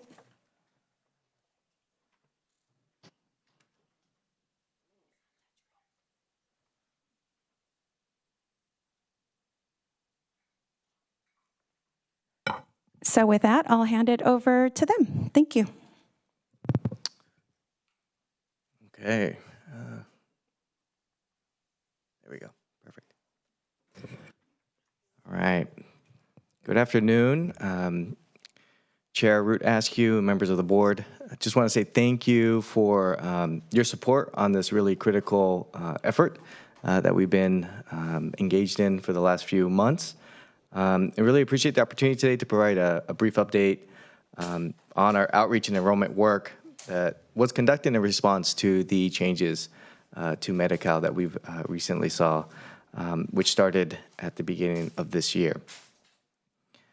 I do want to just start off by talking a little bit about the goal that we focused on for this effort. And again, as I mentioned, as many of you know, there was significant changes to Medi-Cal that took effect January 1st. And because of those changes, our goal was to increase awareness and support eligible residents to enroll into Medi-Cal before the end of the year. Particularly, we wanted to focus on reaching residents who often face barriers to accessing care, which includes individuals with unsatisfactory immigration status, and make sure that they had the information and support needed to apply for Medi-Cal. And we really focused on 3 core strategies. First was training and support, making sure community partners had the information and tools they needed to help residents apply. Second, community outreach and education, working with with trusted organizations to reach residents where they're at. And lastly, a media strategy to help disseminate information about Medi-Cal changes and where residents could access support. And with that, I just want to give you all a brief overview of how the $250,000 that the board allocated back in October was used to support this effort. Again, first, we focused on training support. We facilitated 2 very successful trainings to help partners understand the recent state and federal Medi-Cal policy changes and how to assist residents with completing Medi-Cal applications.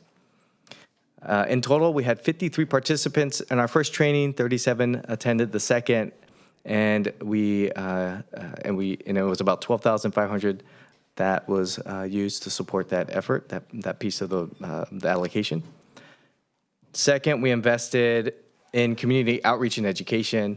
And again, through a contract with the Community Foundation of Monterey County, we were able to fund 8 CBOs to conduct outreach, education, and direct Medi-Cal application assistance. And again, we were really focused on reaching individuals with unsatisfactory immigration status who we know face additional barriers to accessing care and resources. Again, this portion represented about $177,500 of the board's allocation. And the third was used to support a media strategy to help raise awareness about upcoming policy changes and connect residents to application assistance. This included developing and sharing bilingual messaging through various media channels. And this portion of the allocation totaled $60,000.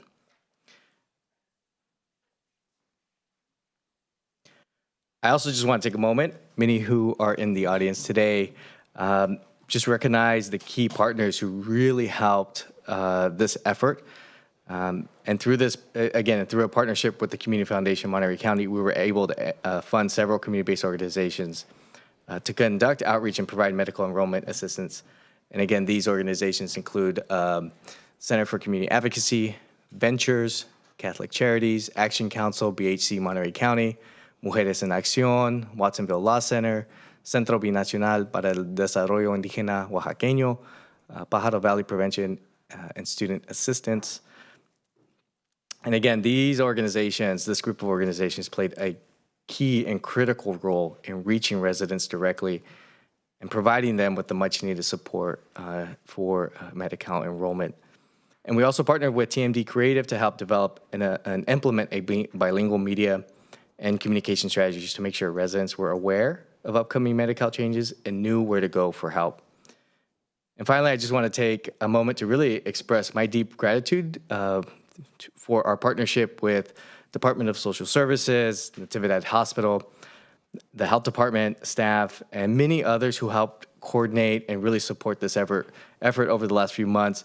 This was truly a team effort, and so many individuals and so many different groups came together collectively to really address this need that we identified in our community.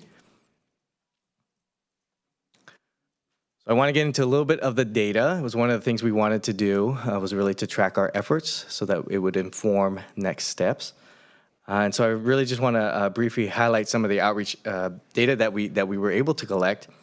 And overall, Medi-Cal outreach activities took place at roughly 128 unique locations across the county. These efforts took place in a variety of settings where residents already came together, already gathered, including community events, resource fairs, food distributions, clinics, schools, community centers, libraries, and CBO offices. The map on the screen shows the number of outreach efforts per 1,000 residents by zip code and helps us really see where our efforts took place throughout the county. As you'll notice, darker shading in parts of North Monterey County, which reflects the presence of organizations like PVPSA, CCA, Watsonville Law Center, which have offices in that region and conducted a number of outreach activities there.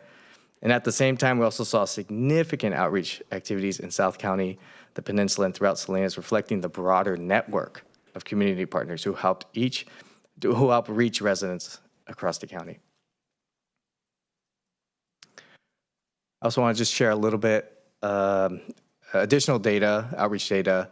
And one thing I do want to note is that these are numbers that were self-reported by our community partners, by our CBO partners.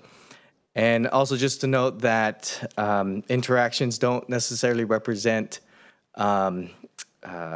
unique individuals.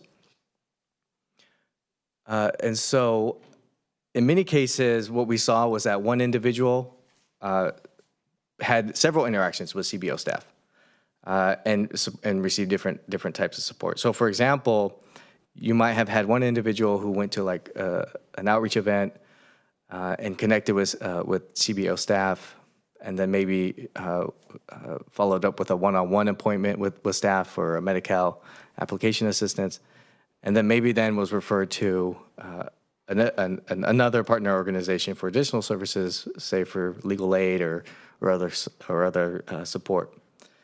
That said, between October and February, partners collectively reported roughly 45,000 direct interactions with community members. Oh, go back. And we also saw, as the slide shows, a number of group events, roughly about 530 group events, and which again occurred at such settings as schools, resource fairs, and libraries.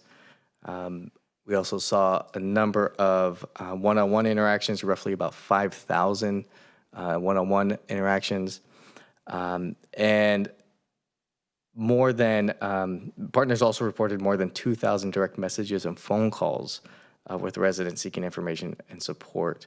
And again, the majority of these efforts focused on Medi-Cal application supports.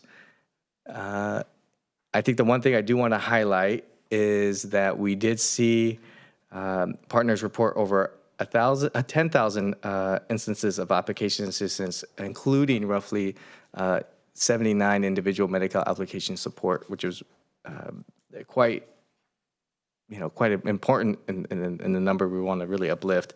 And that included submitting paper and electronic applications through BenefitsCal. And lastly, the legal assistance was also another important factor in all of this.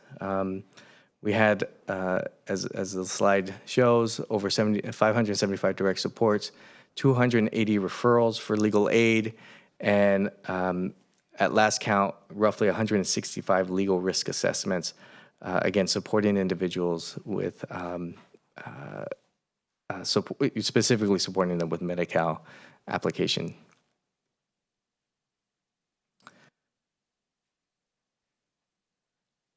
I also want to just take a moment to highlight some of Natividad's overall outreach efforts this last year. And through their efforts, they reached over 23,000 community members across multiple areas of the county, including at our local air show, ciclovias, county fairs, immigration and employment events, schools, church groups, and community clinics. And again, these activities took place across the county, including South County, North County, East Salinas, on the peninsula, and this included 2 dedicated outreach workers who attended community events throughout the year. In addition to outreach, Natividad has also provided medical application support with DSS staff located on site at Natividad since January of last year, 2025, to help connect patients directly to DSS services.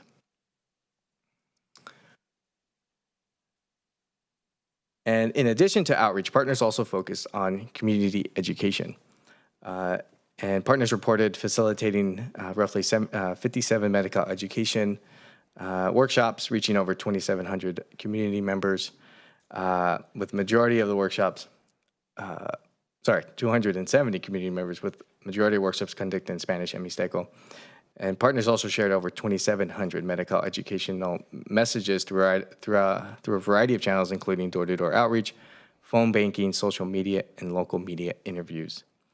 In addition, 5 organizations hosted Medi-Cal-related information on their websites to help residents access reliable information and application support. And this includes a lot of the additional supports, but just to mention here that our community partners also helped address other social determinants of health, and this include referrals to support included referrals and supports related to programs like CalKids, health services, employment resources, adult education, CalFresh, CalWorks, and emergency assistance, among others. These connections also extended to areas such as financial assistance, digital access, and housing support. So again, these efforts highlight how this campaign not only focused on medical enrollment, but also helped connect community members to broader resources that support long-term health. And with that, I'm going to pass it over to Annette.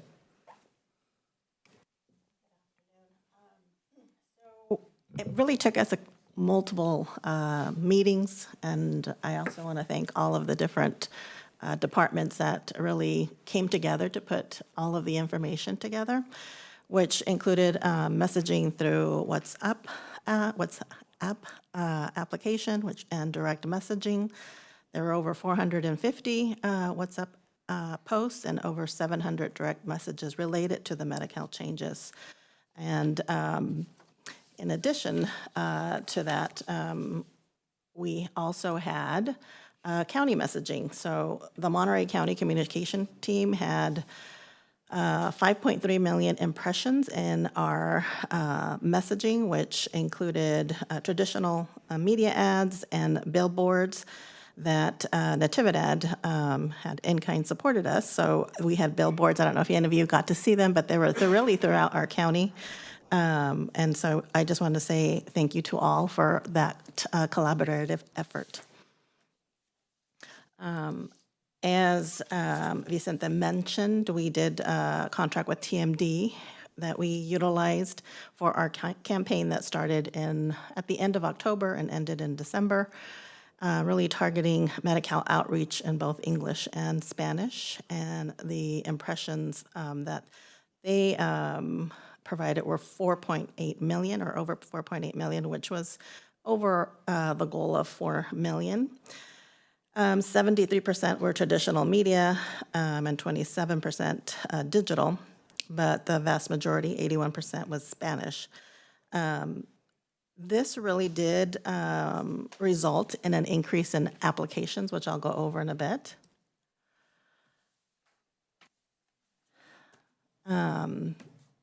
So the cost per impression really was $12.44. And you could see the kind of examples of where, what they look like, which was really targeted to be the same, like the billboards and our flyers and social media all had the same messaging. We also provided the Medi-Cal training in November, really to prepare our community partners, and that was in really our our Department of Social Service outreach staff and analysts and health department to provide to our community-based partners so that everyone understood what were the changes, what kind of messaging, we were all on the same page and providing application support. And so that did include the 53 community health workers. And then we had another one in February, really focusing on the support for now shifting on to ongoing renewals and documentation required. So applications submitted. So at the Department of Social Services, you can see that our application numbers were declining prior to our campaign and did increase. And this is a comparison from last year to this year in our numbers. So we did have over 2,000 applications, which included all different types of applications, online, mail, or in person. So we had a 13% increase in November in comparison to last year, and in the month of December, we saw a 20% increase.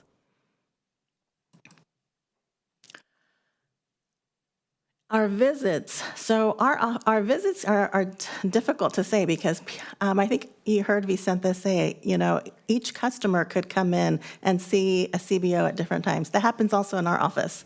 They might come in because I want to submit my application, or I need to come in because I need to understand what I need to provide. I got a letter. I don't understand.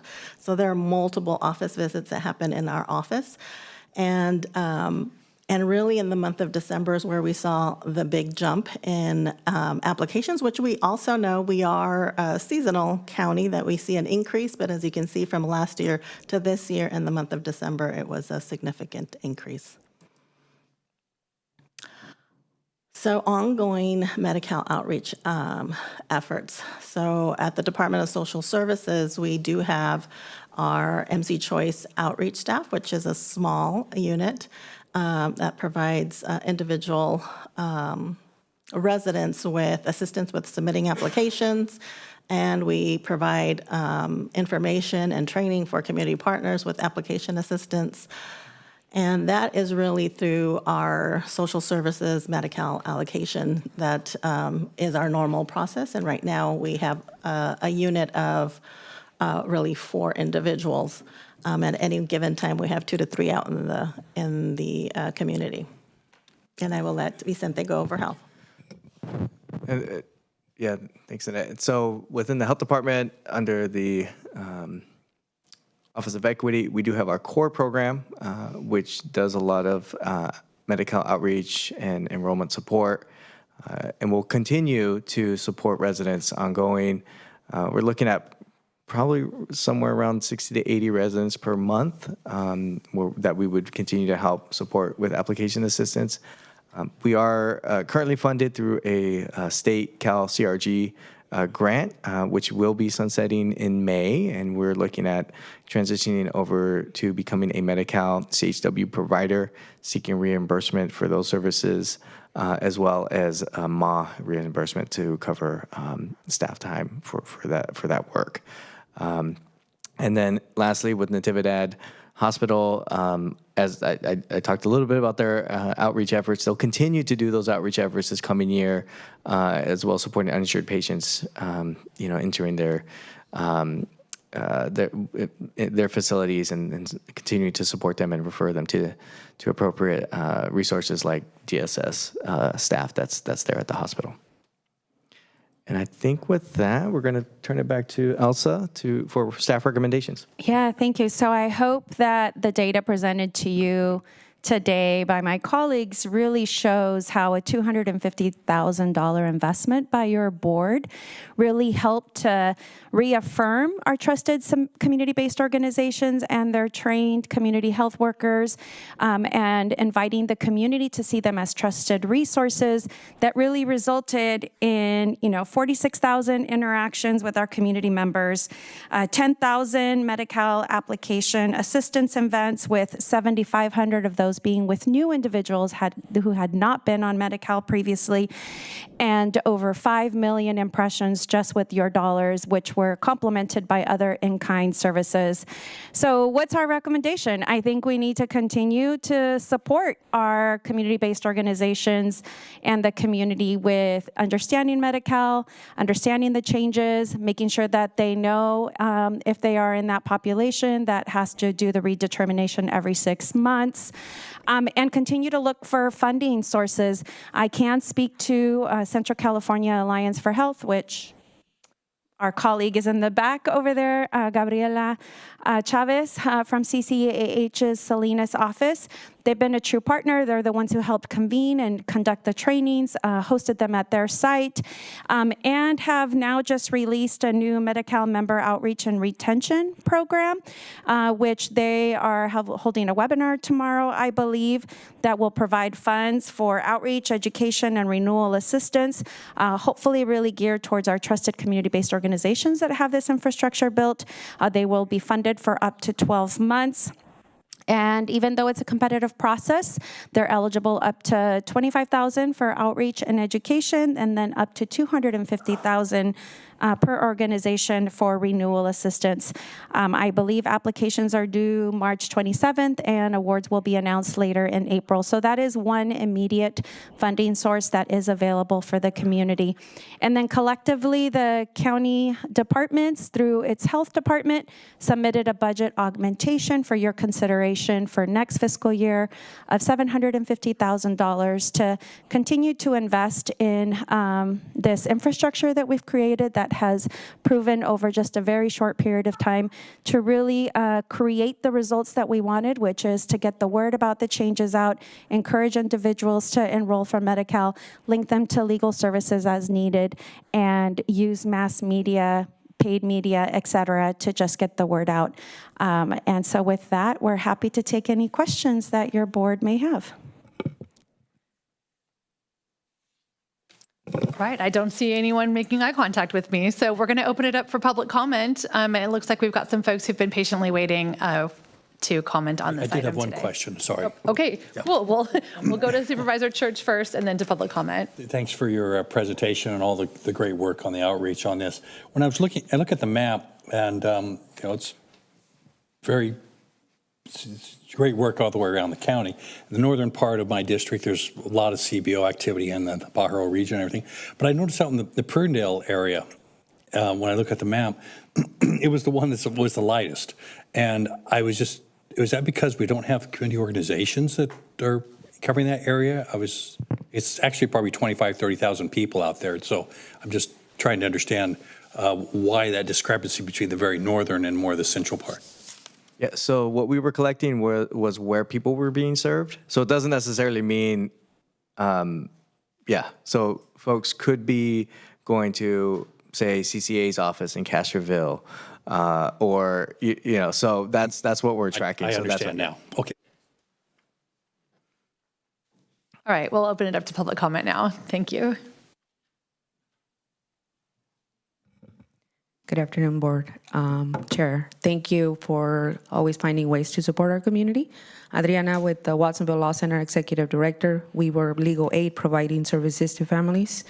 We saw an average of 30 to 40 individuals a month from Monterey County who we talked to them about the risk and do risk assessments regarding eligibility. Our average client income is $24,000 a year, and family size is 3. And the individuals that we were talking to were pregnant individuals who were talking about either not enrolling or what was the risks of dropping Medi-Cal. So as you can see, that's a population that is really high at risk to stop any benefits and stop any medical care due to their status, immigration status, as well as due to just the fear of and the misinformation that exists. Investments like these for CBOs or for organizations like myself are critical because we are on the ground and we are the ones providing and building the trust with the community. The reason why they can come to our office and ask us is because we can keep their information completely confidential and protected under attorney-client privilege. And then we can do a full assessment on their entire situation, not just the enrollment of Medi-Cal, but their entire situation of applying for also immigration status and their current family and current situation. We also advise many of our clients not to stop medical care because they also are afraid of anything that is happening. So we were also working with them to continue to seek medical care and continue to seek other social services that exist from the county, because a healthy county, a healthy resident, it makes a county successful and healthy. And if imagine the majority of our clients are agricultural workers. So these are already vulnerable populations. So thank you for your investment, and I hope that you can continue to invest. This is just the start. This is not the ending, and I'm hoping that you can continue to support.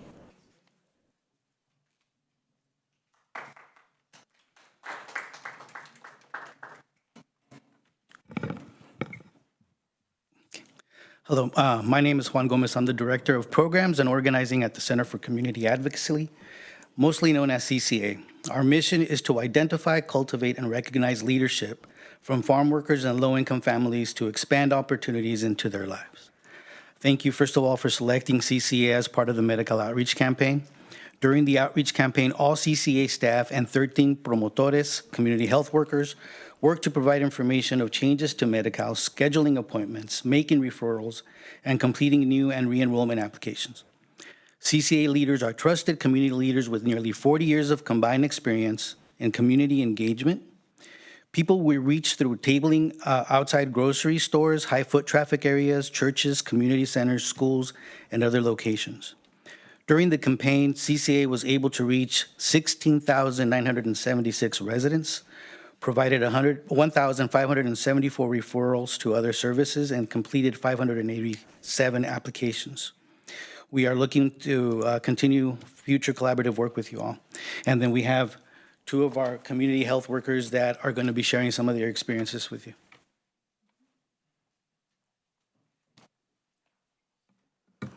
Hola, buenas tardes. Mi nombre es Jocelyn Islas, promotora comunitaria con CCA y el Centro de Abogacía de la Comunidad. Me llena de alegría compartir los resultados de nuestra reciente jornada de inscripciones a Medi-Cal por parte de CCA. Al inicio enfrentamos grandes retos como la desconfianza, el clima político, la falta de documentos de identificación de las personas, el poco interés que le daban a la fecha límite para aplicar a Medi-Cal completo. Hold on just one momento. Diego, are you able to translate for us? Diego? Yeah, testing.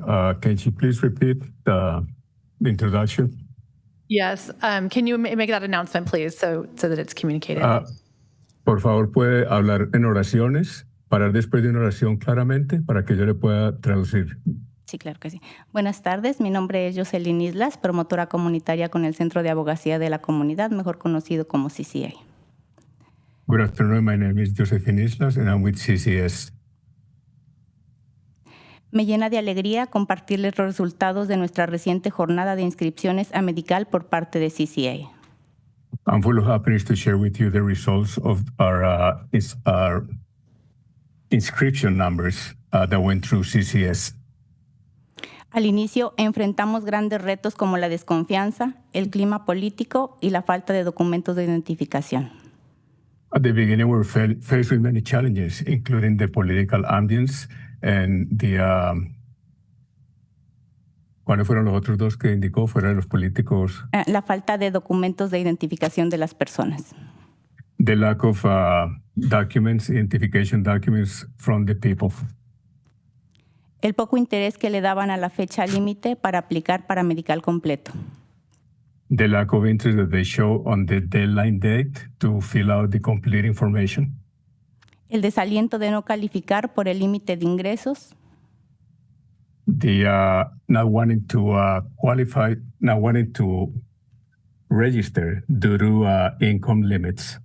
O simplemente la falta de información. Or simply the lack of information. Ya que muchas personas ignoraban qué es Medi-Cal. Since a lot of people were not aware as to what Medi-Cal was.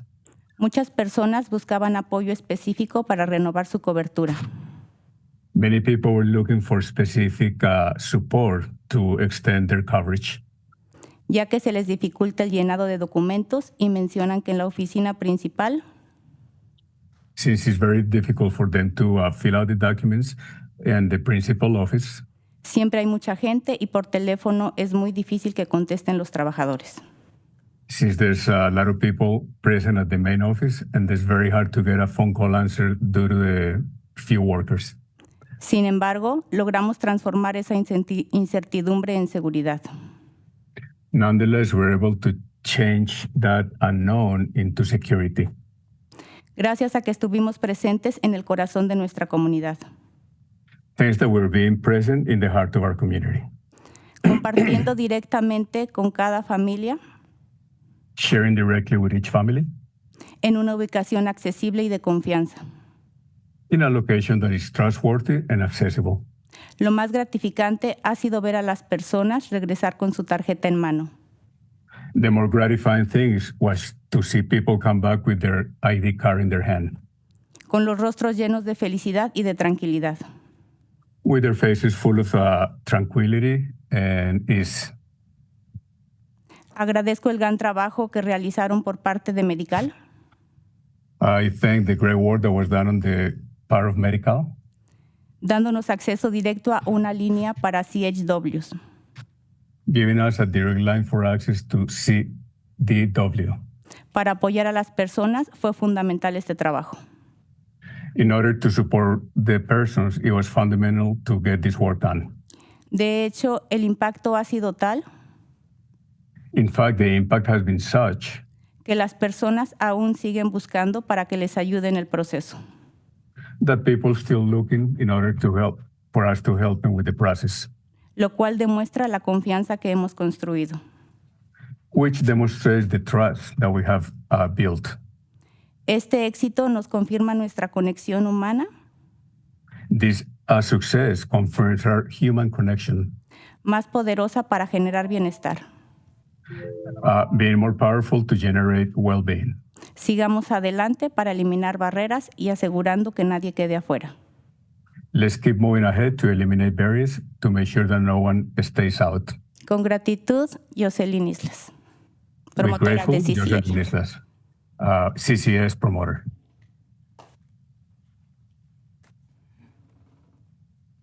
Anita, necesito traducción también, ¿ok? ¿Puedo Buenas hablar en tardes. oraciones? Ok. Buenas tardes, miembros de la Junta de Supervisores. Mi nombre es Beatriz Garza, promotora de salud de CCA. Good afternoon, Board of Supervisors. My name is Beatriz Garza, promoter of CCS. Y en los últimos meses colaboré como promotora de Medical por medio de mi organización. In the last few months, I promoted medical through my organization. Durante esta actividad tuve la oportunidad de brindar asistencia a personas y familias During that activity, I had the opportunity to bring help to those people and their families en el proceso de llenar sus aplicaciones del Medical, in the process of filling out the applications for medical, ayudándoles a entender los requisitos, completar formularios y cómo acceder a los servicios de salud. helping them to understand the requirements, to fill the applications, and to understand the health parameters. Y otras necesidades, de manera más fácil, personal y de confianza.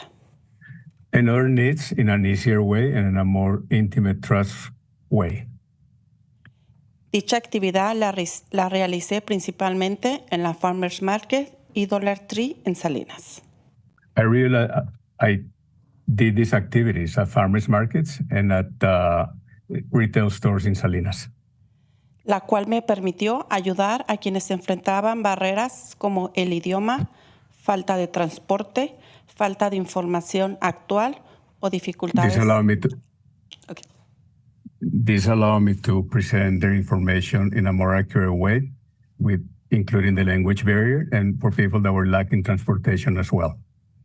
Falta de información actual o dificultades para navegar el sistema. Or lack of actual information or difficulties navigating through the system. Asimismo, me fue posible escuchar muchas historias.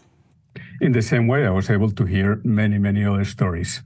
Desde quien nunca había llenado una aplicación, From those that had never filled out an application, otros con problemas de enfermedades crónicas severas, others with severe chronic health issues, Unos más que por medio no acudían al doctor.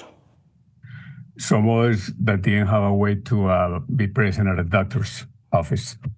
Y hasta quien recién había recibido un diagnóstico de cáncer.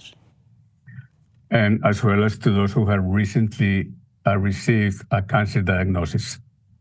Gracias al trabajo conjunto de todos quienes participamos en esta campaña, Thanks to the joint work of all those that work in this campaign, logramos apoyar a un gran número de personas we achieved to be able to help a great number of people, contribuyendo a que puedan seguir recibiendo la atención médica que tanto necesitan. contributing that they get their medical help that they so much needed. Agradezco su atención y el continuo apoyo y compromiso a este tipo de esfuerzos comunitarios. Thanks for your help and for your commitment to these community efforts Que realizan en beneficio de nuestro condado. Gracias. that are carried through in the benefit of our county. Thank you.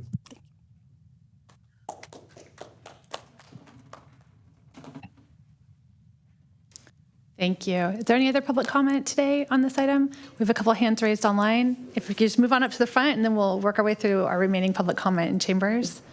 Thank you for being here.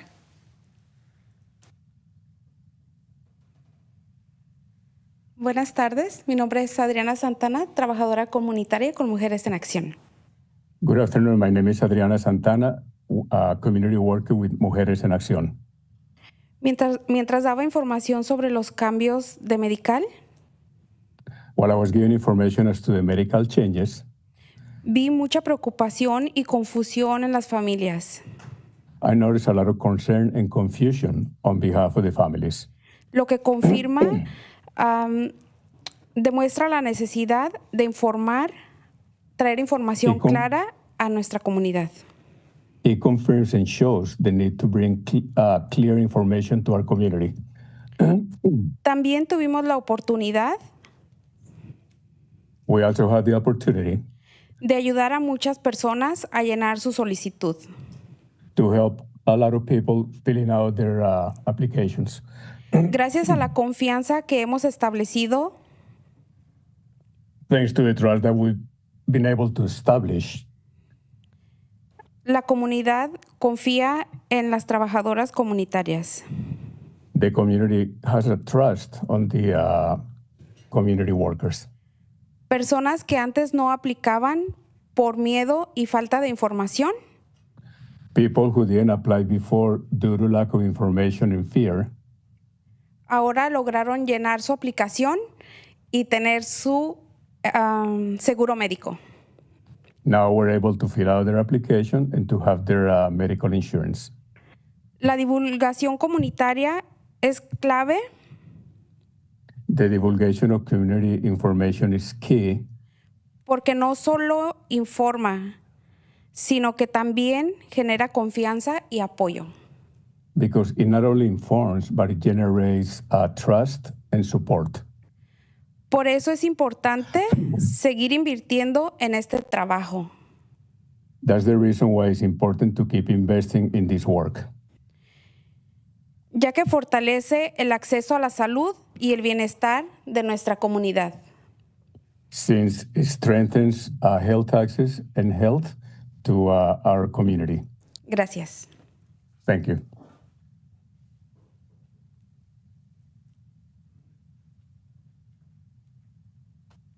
Buenas tardes. Mi nombre es Alejandra Ruiz y Good honestamente afternoon. My name is Alejandra Ruiz. no venía preparada para dar un comentario público. Honestly, I didn't come prepared to give a public comment. Solamente quería dar comentarles mi experiencia al trabajar con la comunidad. I just wanted to share my experience with you while working with the community. Yo como trabajadora comunitaria con Mujeres en Acción he visto las barreras que muchas veces tiene la comunidad. My work with community in Comunidad en Acción shows me the barriers that the community is facing. Ya que muchas veces las personas no aplican a servicios Since a lot of time people don't apply for services porque tienen miedo o muchas veces porque no los atienden en su propio idioma. Many times because they're scared or because they're not providing the service in their own language. Es la razón por la que es importante continuar invirtiendo en el trabajo comunitario. And this is the reason why it's important to keep investing in the community work. Porque la comunidad se siente más cómoda haciendo preguntas y recibiendo apoyo de personas de su propia comunidad. Because people feel more supported by having people explain to them and being people from their own community. Y eso sería todo. Muchas gracias. And that would be all. Thank you. Good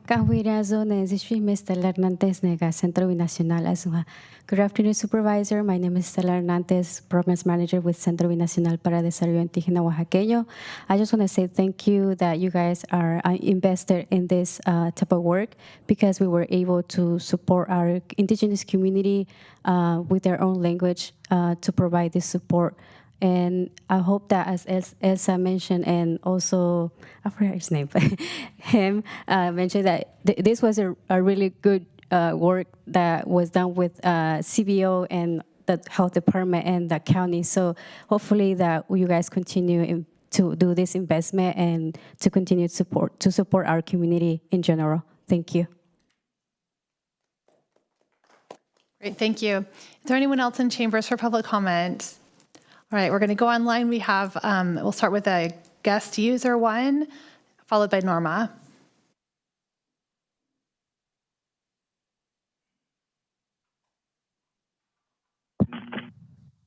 Hi, my name's Marilyn Garrett. I live in Santa Cruz County. I used to teach in Pajaro schools, which includes some schools in Monterey County as well. And the same problems you're discussing today are problems we face here in Santa Cruz County. You spoke of changes to Medi-Cal policy. I was trying to hear the financial figures to those changes. What I understand is that the Trump administration has drastically cut funding to Medi-Cal while increasing funding to war. Like I heard, $1.6 billion a day is costing for the war in Iran. I think we have a topsy-turvy economic system. We should have funding for everybody for housing, medical care, etc.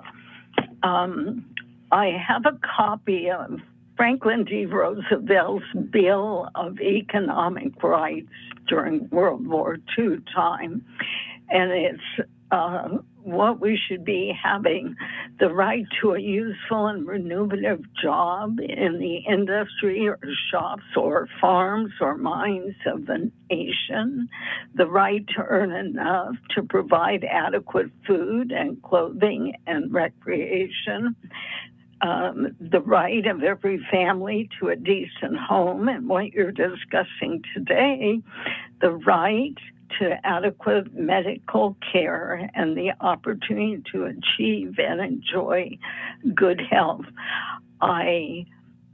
That's just quoting the major part of it. I do applaud your efforts to support the community. We do need funding be going to places that benefit the community, not to war abroad. And we are out of time. Or at home on the poor. Thank you. Thank you for your comments. We do appreciate them. And we'll go next to Norma and then to Francisca.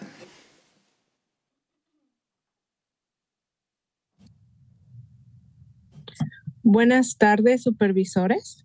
Good afternoon, Supervisors. Mi nombre es Norma y soy trabajadora comunitaria de salud. My name is Norma. I'm a community health worker at VHC here in the Monterey County. He visto y escuchado directamente cómo muchas familias en nuestra comunidad no estaban informadas sobre los próximos cambios. I have seen how many people in our community were unable or weren't aware of the changes Señora, ¿puede parar para que yo le traduzca?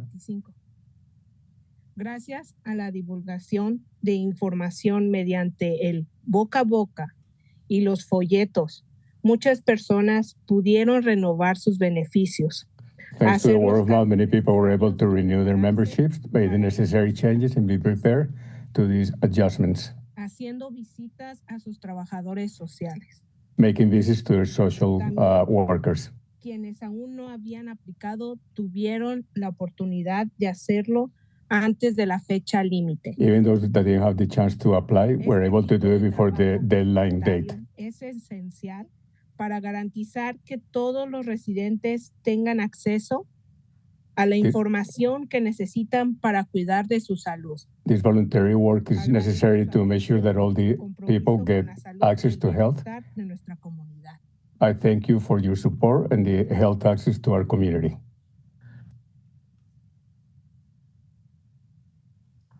Thank you. We'll go next to Francisca.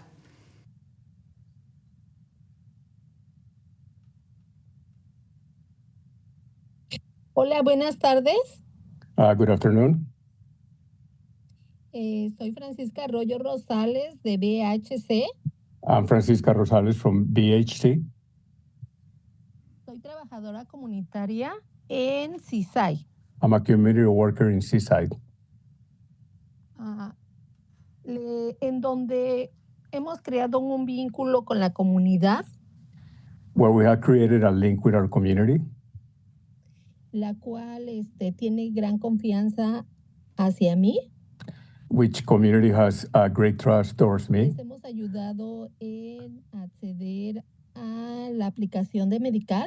We help them to have access to a medical application. Y esa confianza que nosotros le hemos dado y que ellos han podido tener buenos resultados. Because of the trust that we give them, they were able to achieve good results. Agradezco a todos los que han podido traer todos esos beneficios. I think all of those have been able to bring all those benefits to the community. Les agradezco tanto y hago extensivas todas las bendiciones que me da la comunidad. I thank you so much, and I extend to you all the blessings that the community has given me. Son un pilar Because you are que eso se haga posible. a pillar that makes everything Deseo de be todo possible. corazón que sigan teniendo éxito en todo ese apoyo. I wish from my heart that you keep having success for all that support, Comunitarias so that all community workers sigamos haciendo nuestra labor can keep doing our job con alegría, with happiness, amor, love, dedicación dedication, y de nuevo le reitero las gracias. and again, I thank you.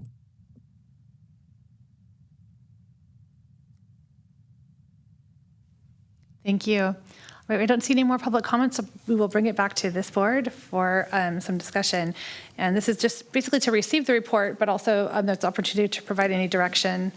Open it up. Thank you. First of all, thank you for the presentation, and thank you for all our community partners, the Health Department, Natividad, the Department of Social Services. We appreciate all the hard work that went into this. The numbers look very strong in terms of the context, the legal assistance, the multiple outreach efforts. So thank you. It was a critical program. We had to do it very quick, and we did it very fast. So thank you to the main leaders and organizers who made it happen in the trainings as well. Some of the ads referred to telling people to call 211. Do we know how many 211 calls were made? And I did have some concerns about some of the ads that are here because I just thought they didn't create the sense of urgency. This is only the social media kind of post because it says here in Spanish, there's going to be changes in Medi-Cal, call 211. And then even on the ones that were on the TMD messaging on the bottom, it says, do you have questions about Medi-Cal? Inform yourself by calling 211. I don't think, and I give my 2 cents input back then. I decided I needed to create the urgency, right? There's a deadline coming at the end of December, and you have to move people sometimes to let them know you gotta enroll by the end of December, or you won't qualify anymore. So the real question I have for our department leaders is, could you explain to the board and the community what is happening when it comes to the undocumented, the unsatisfactory immigration statuses, the new buzz phrase, the UIS? What is happening so that we clearly know? We did this because at the end of December they said if you're undocumented and you don't enroll, there's going to be a freeze come January 1st. Nobody else who's undocumented, 19 and over, will qualify, will be eligible anymore. The legislature, yes, through HR 1, there was changes to Medi-Cal. We'll talk about those right now, but this is a California issue. When I was still in the Assembly and I was chairman of the Latino Legislative Caucus, we fought to extend Medi-Cal for children 18 and under, or an adult 18 and under. Then in other phases, they moved to expand Medi-Cal to those 50 and over, and then it was the gap in between. The last phase was those 19 to 49. But because of the budget and the overruns in Medi-Cal, the governor agreed to expand Medi-Cal for all, but it came out to be much more expensive than was originally anticipated, in the billions of dollars. So last year in the state budget, the legislature said we're going to do the freeze, and we're not going to cover dental anymore, and we're going to charge the undocumented who are on Medi-Cal, they're going to pay $30 a month, right? And then there's new HR. These are the federal requirements. HR 1, with the big ugly bill from last July 4th, now imposed additional bureaucratic burdens for those who are on Medi-Cal, not just undocumented, but all Medi-Cal recipients. You have to expand it. You have to work 80 hours a month, unless there's an exemption, right? And then they have to double verify. So even if you do qualify for Medi-Cal, you have to verify twice a year instead of once a year. And there's going to be bureaucratic hardships just to make sure you're proving all the things that you're working and you're meeting all the other requirements. And that if you are late or you have an incomplete application, then you fall off of Medi-Cal. And from what I understand is you can't then just go re-enroll again. You will only be eligible for emergency Medi-Cal or pregnancy services Medi-Cal, not the full scope Medi-Cal. So am I right about that? If you could just explain if there's any other pieces I'm missing when it comes to the undocumented and the changes that are being made, because it speaks to the point that this wasn't only an end of the year thing, but we're going to need eligibility workers in your department, social services or maybe health, to continue to assist people overcome these bureaucratic barriers, artificial barriers that were created to continue to be Medi-Cal eligible. Thank you so much, Supervisor Alejo. Chair Root Askew, yes, we are in the midst of multiple complications, both coming from requirements passed down by the state and actions taken at the state, and also from the federal HR 1.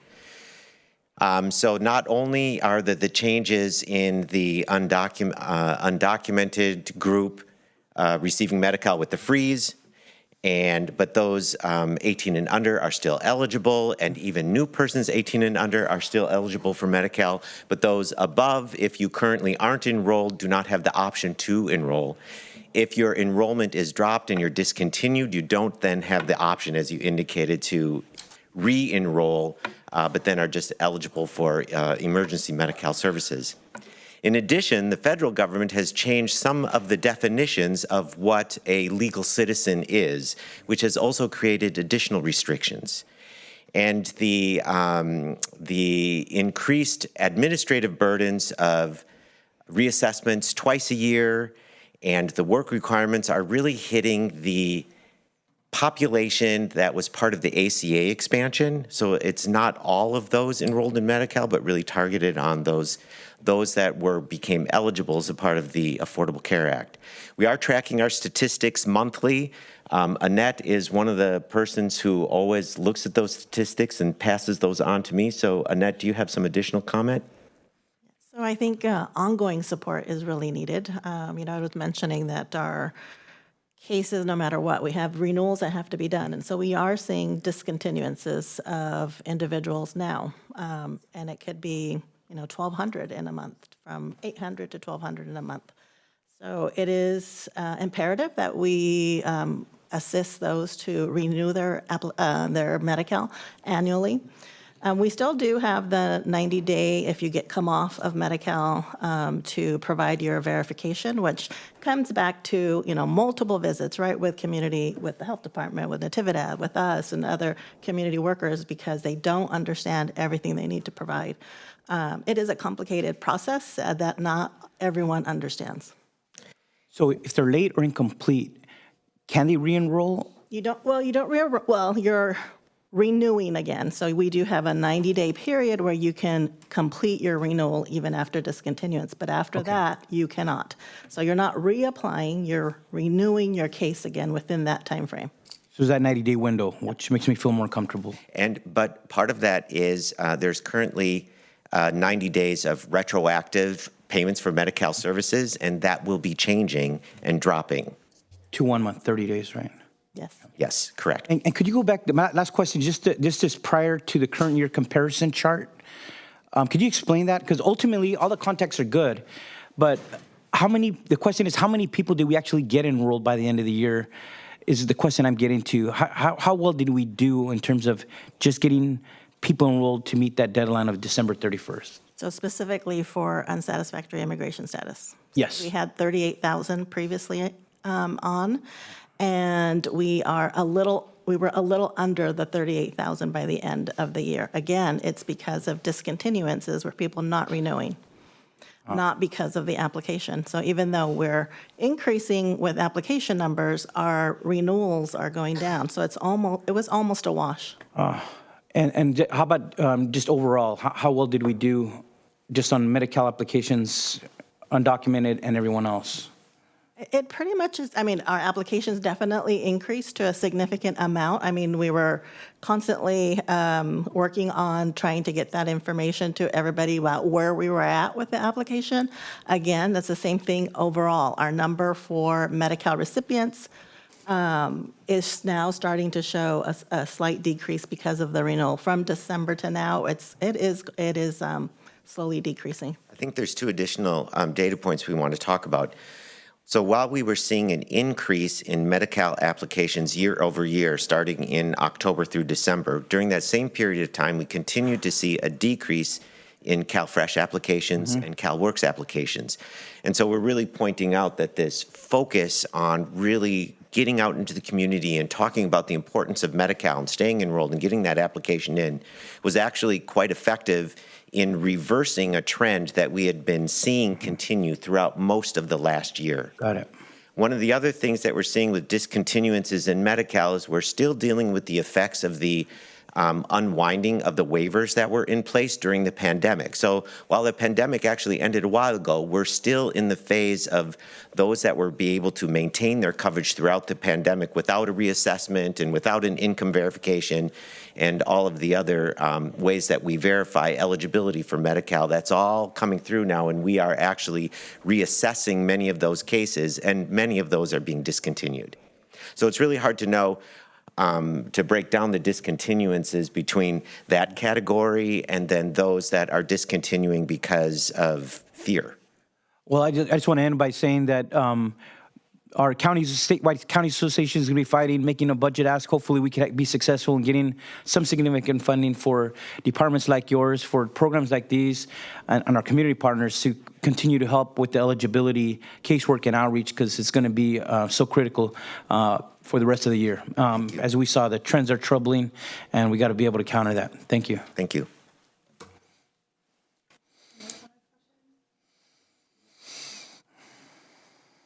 All right. I'll just, without comments or questions from my colleagues, I'll just say thank you to everyone who jumped into action so quickly to make sure that we pushed information out to our community when it was necessary and needed. And what an incredible, I had no doubt that the outcomes would prove benefit. I think it's important to acknowledge, and for our board to acknowledge, that not only does this benefit those individuals who are able to continue receiving health care personally, but it continues to keep Medi-Cal dollars flowing into our healthcare system countywide. Those dollars are critical to maintaining the healthcare system that everybody relies on. So it's not just those who are applying for Medi-Cal that this benefits. It's literally the entirety of our healthcare system, our doctors, our hospitals, our specialists. We need those dollars to be able to pay for everybody's care. So thank you for understanding that so quickly and taking action so quickly. It was. Of course, it worked. It worked. So I'm hopeful that we can continue this type of outreach. It's complicated when you're applying, when the rules are changing, and then they're changing again, and then you have questions about how does this affect my legal status or my family's safety. I think it's incredibly important that we as a county continue to recognize that, yes, we do eligibility work, but that eligibility funding from the state doesn't provide the outreach work that also has to happen. And so without the outreach work, we're not going to meet people where they're at, and our system as a whole is going to lose critical healthcare dollars. So I know I understand there's going to be a request for additional dollars through our budget process that leaves us without funding for outreach between now and, let's say, July. So I was hoping that this presentation would include an interim amount of request dollars, but in the absence of that, I think it's really our community outreach partners who've been trained, and to the degree that there's capacity to continue doing that outreach work. We appreciate you. We rely on you so much. And my last request is when this does come back to us for additional funding and there are additional trainings, it would be lovely if we could include our Board of Supervisors, policy staff, and outreach staff. We're out in the community all the time. We have people contacting our offices all the time. And if my team is able to help expand the reach and take the knowledge and training that you've made available to our partners, we definitely want to be able to provide that support and assistance even better than we already do. So we would love to be a part of that. But I will wrap this up and say thank you. And we look forward to, I could say it for myself, I look forward to the request for dollars as we work through the budget. I think this is really important work. So thank you. All right, can move on without direction. And item 20 is a referral. Okay, we'll pass it to our CAO. Yes, and this was a referral that came in from Supervisors Glenn Church and Chris Lopez. This is related to the renaming of the County of Monterey Agricultural Commissioner's Office. It was received at the end of February, and the purpose of the referral is to rename the Agricultural Commissioner's Office in Salinas to the County of Monterey Richard Nutter Agricultural Resource Center in honor of Richard Nutter, a Monterey County's longest-serving ag commissioner. He served from 1971 to 1998, and for his contributions to agriculture, including his work on the California Organic Food Act, farm worker safety laws, pesticide regulations, and agricultural trade and oversight. And with that, turn it over to. Okay, it's just a readout. Okay. Just open it up to public comment on item 20.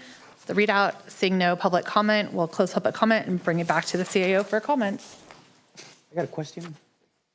Just on the referral for Supervisors Church and Lopez, is it to just name the building or the office itself? Okay, just the well, the location there. Okay, got it. The location there, because it was named that at one time for about 15 years, and then it was pulled off around 2013 because he was still alive. So we're just putting it back now that Mr. Nutter's dead. Got it. There's a distinction between those two. So right. The one you're explaining it seems to be a little easier to accomplish there. Right. Okay, so with that, just a few comments. I'm not going to be very long. I just want to thank everybody that's involved in supporting the Casa Nova folks that were displaced as a result of the fire. We have quite a few departments involved from the county side, but this is an incident that's being managed by the Housing Authority of Monterey County and the City of Monterey. but we are providing support in terms of guidance of next steps for these individuals. And our hope is that they will soon be back into permanent housing. But there's quite a few things that need to be done at the site in Casanova, and we are here to support as able. That's all I have today. All right, thank you. Then we'll go to board comments. Would you like to start over? I'll be brief and just say Yes, Thursday we're thanks. completing the trifecta with new Casa de Esperanza opening its doors in King City. A welcome addition is a resource to community, those experiencing homelessness. And with that, I'll be brief and keep us moving. I'll be brief too. Just I already mentioned it, but tomorrow at the Prunedale Grange, 537, the best ordinance update for community updates and input. And then next week, Thursday, March 26, 5:30 to 7, I'm having my town hall around Creek Bridge for the Creek Bridge, Santa Rita, Salinas surrounding area there at Alvarez High School at the community room. Yeah, and I would just want to say, happy St. Patrick's Day. I see Susan, our county council, is wearing green. Supervisor Church, anybody else? Oh yeah, our clerk. Happy St. Patrick's Day, everybody. To all our Irish American county residents, we celebrate with you.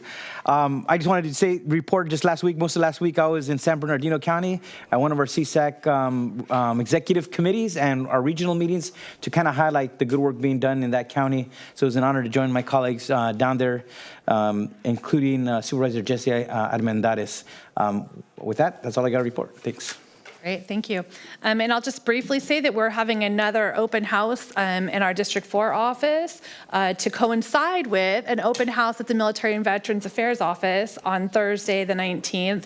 That'll run from about 10 to 2. We'll have folks from Calvet and the VA present to help any of our military or veteran families get signed up for benefits. We'll also have information, and I'll have my staff available for anyone that wants to stop by and say hello. We'd love to see you. All right, with that, we can go to our readout from closed session. There's no reportable action. All right, and there are no adjournments in memory too, so we will adjourn and we'll see everyone back here at our next meeting. Thank you.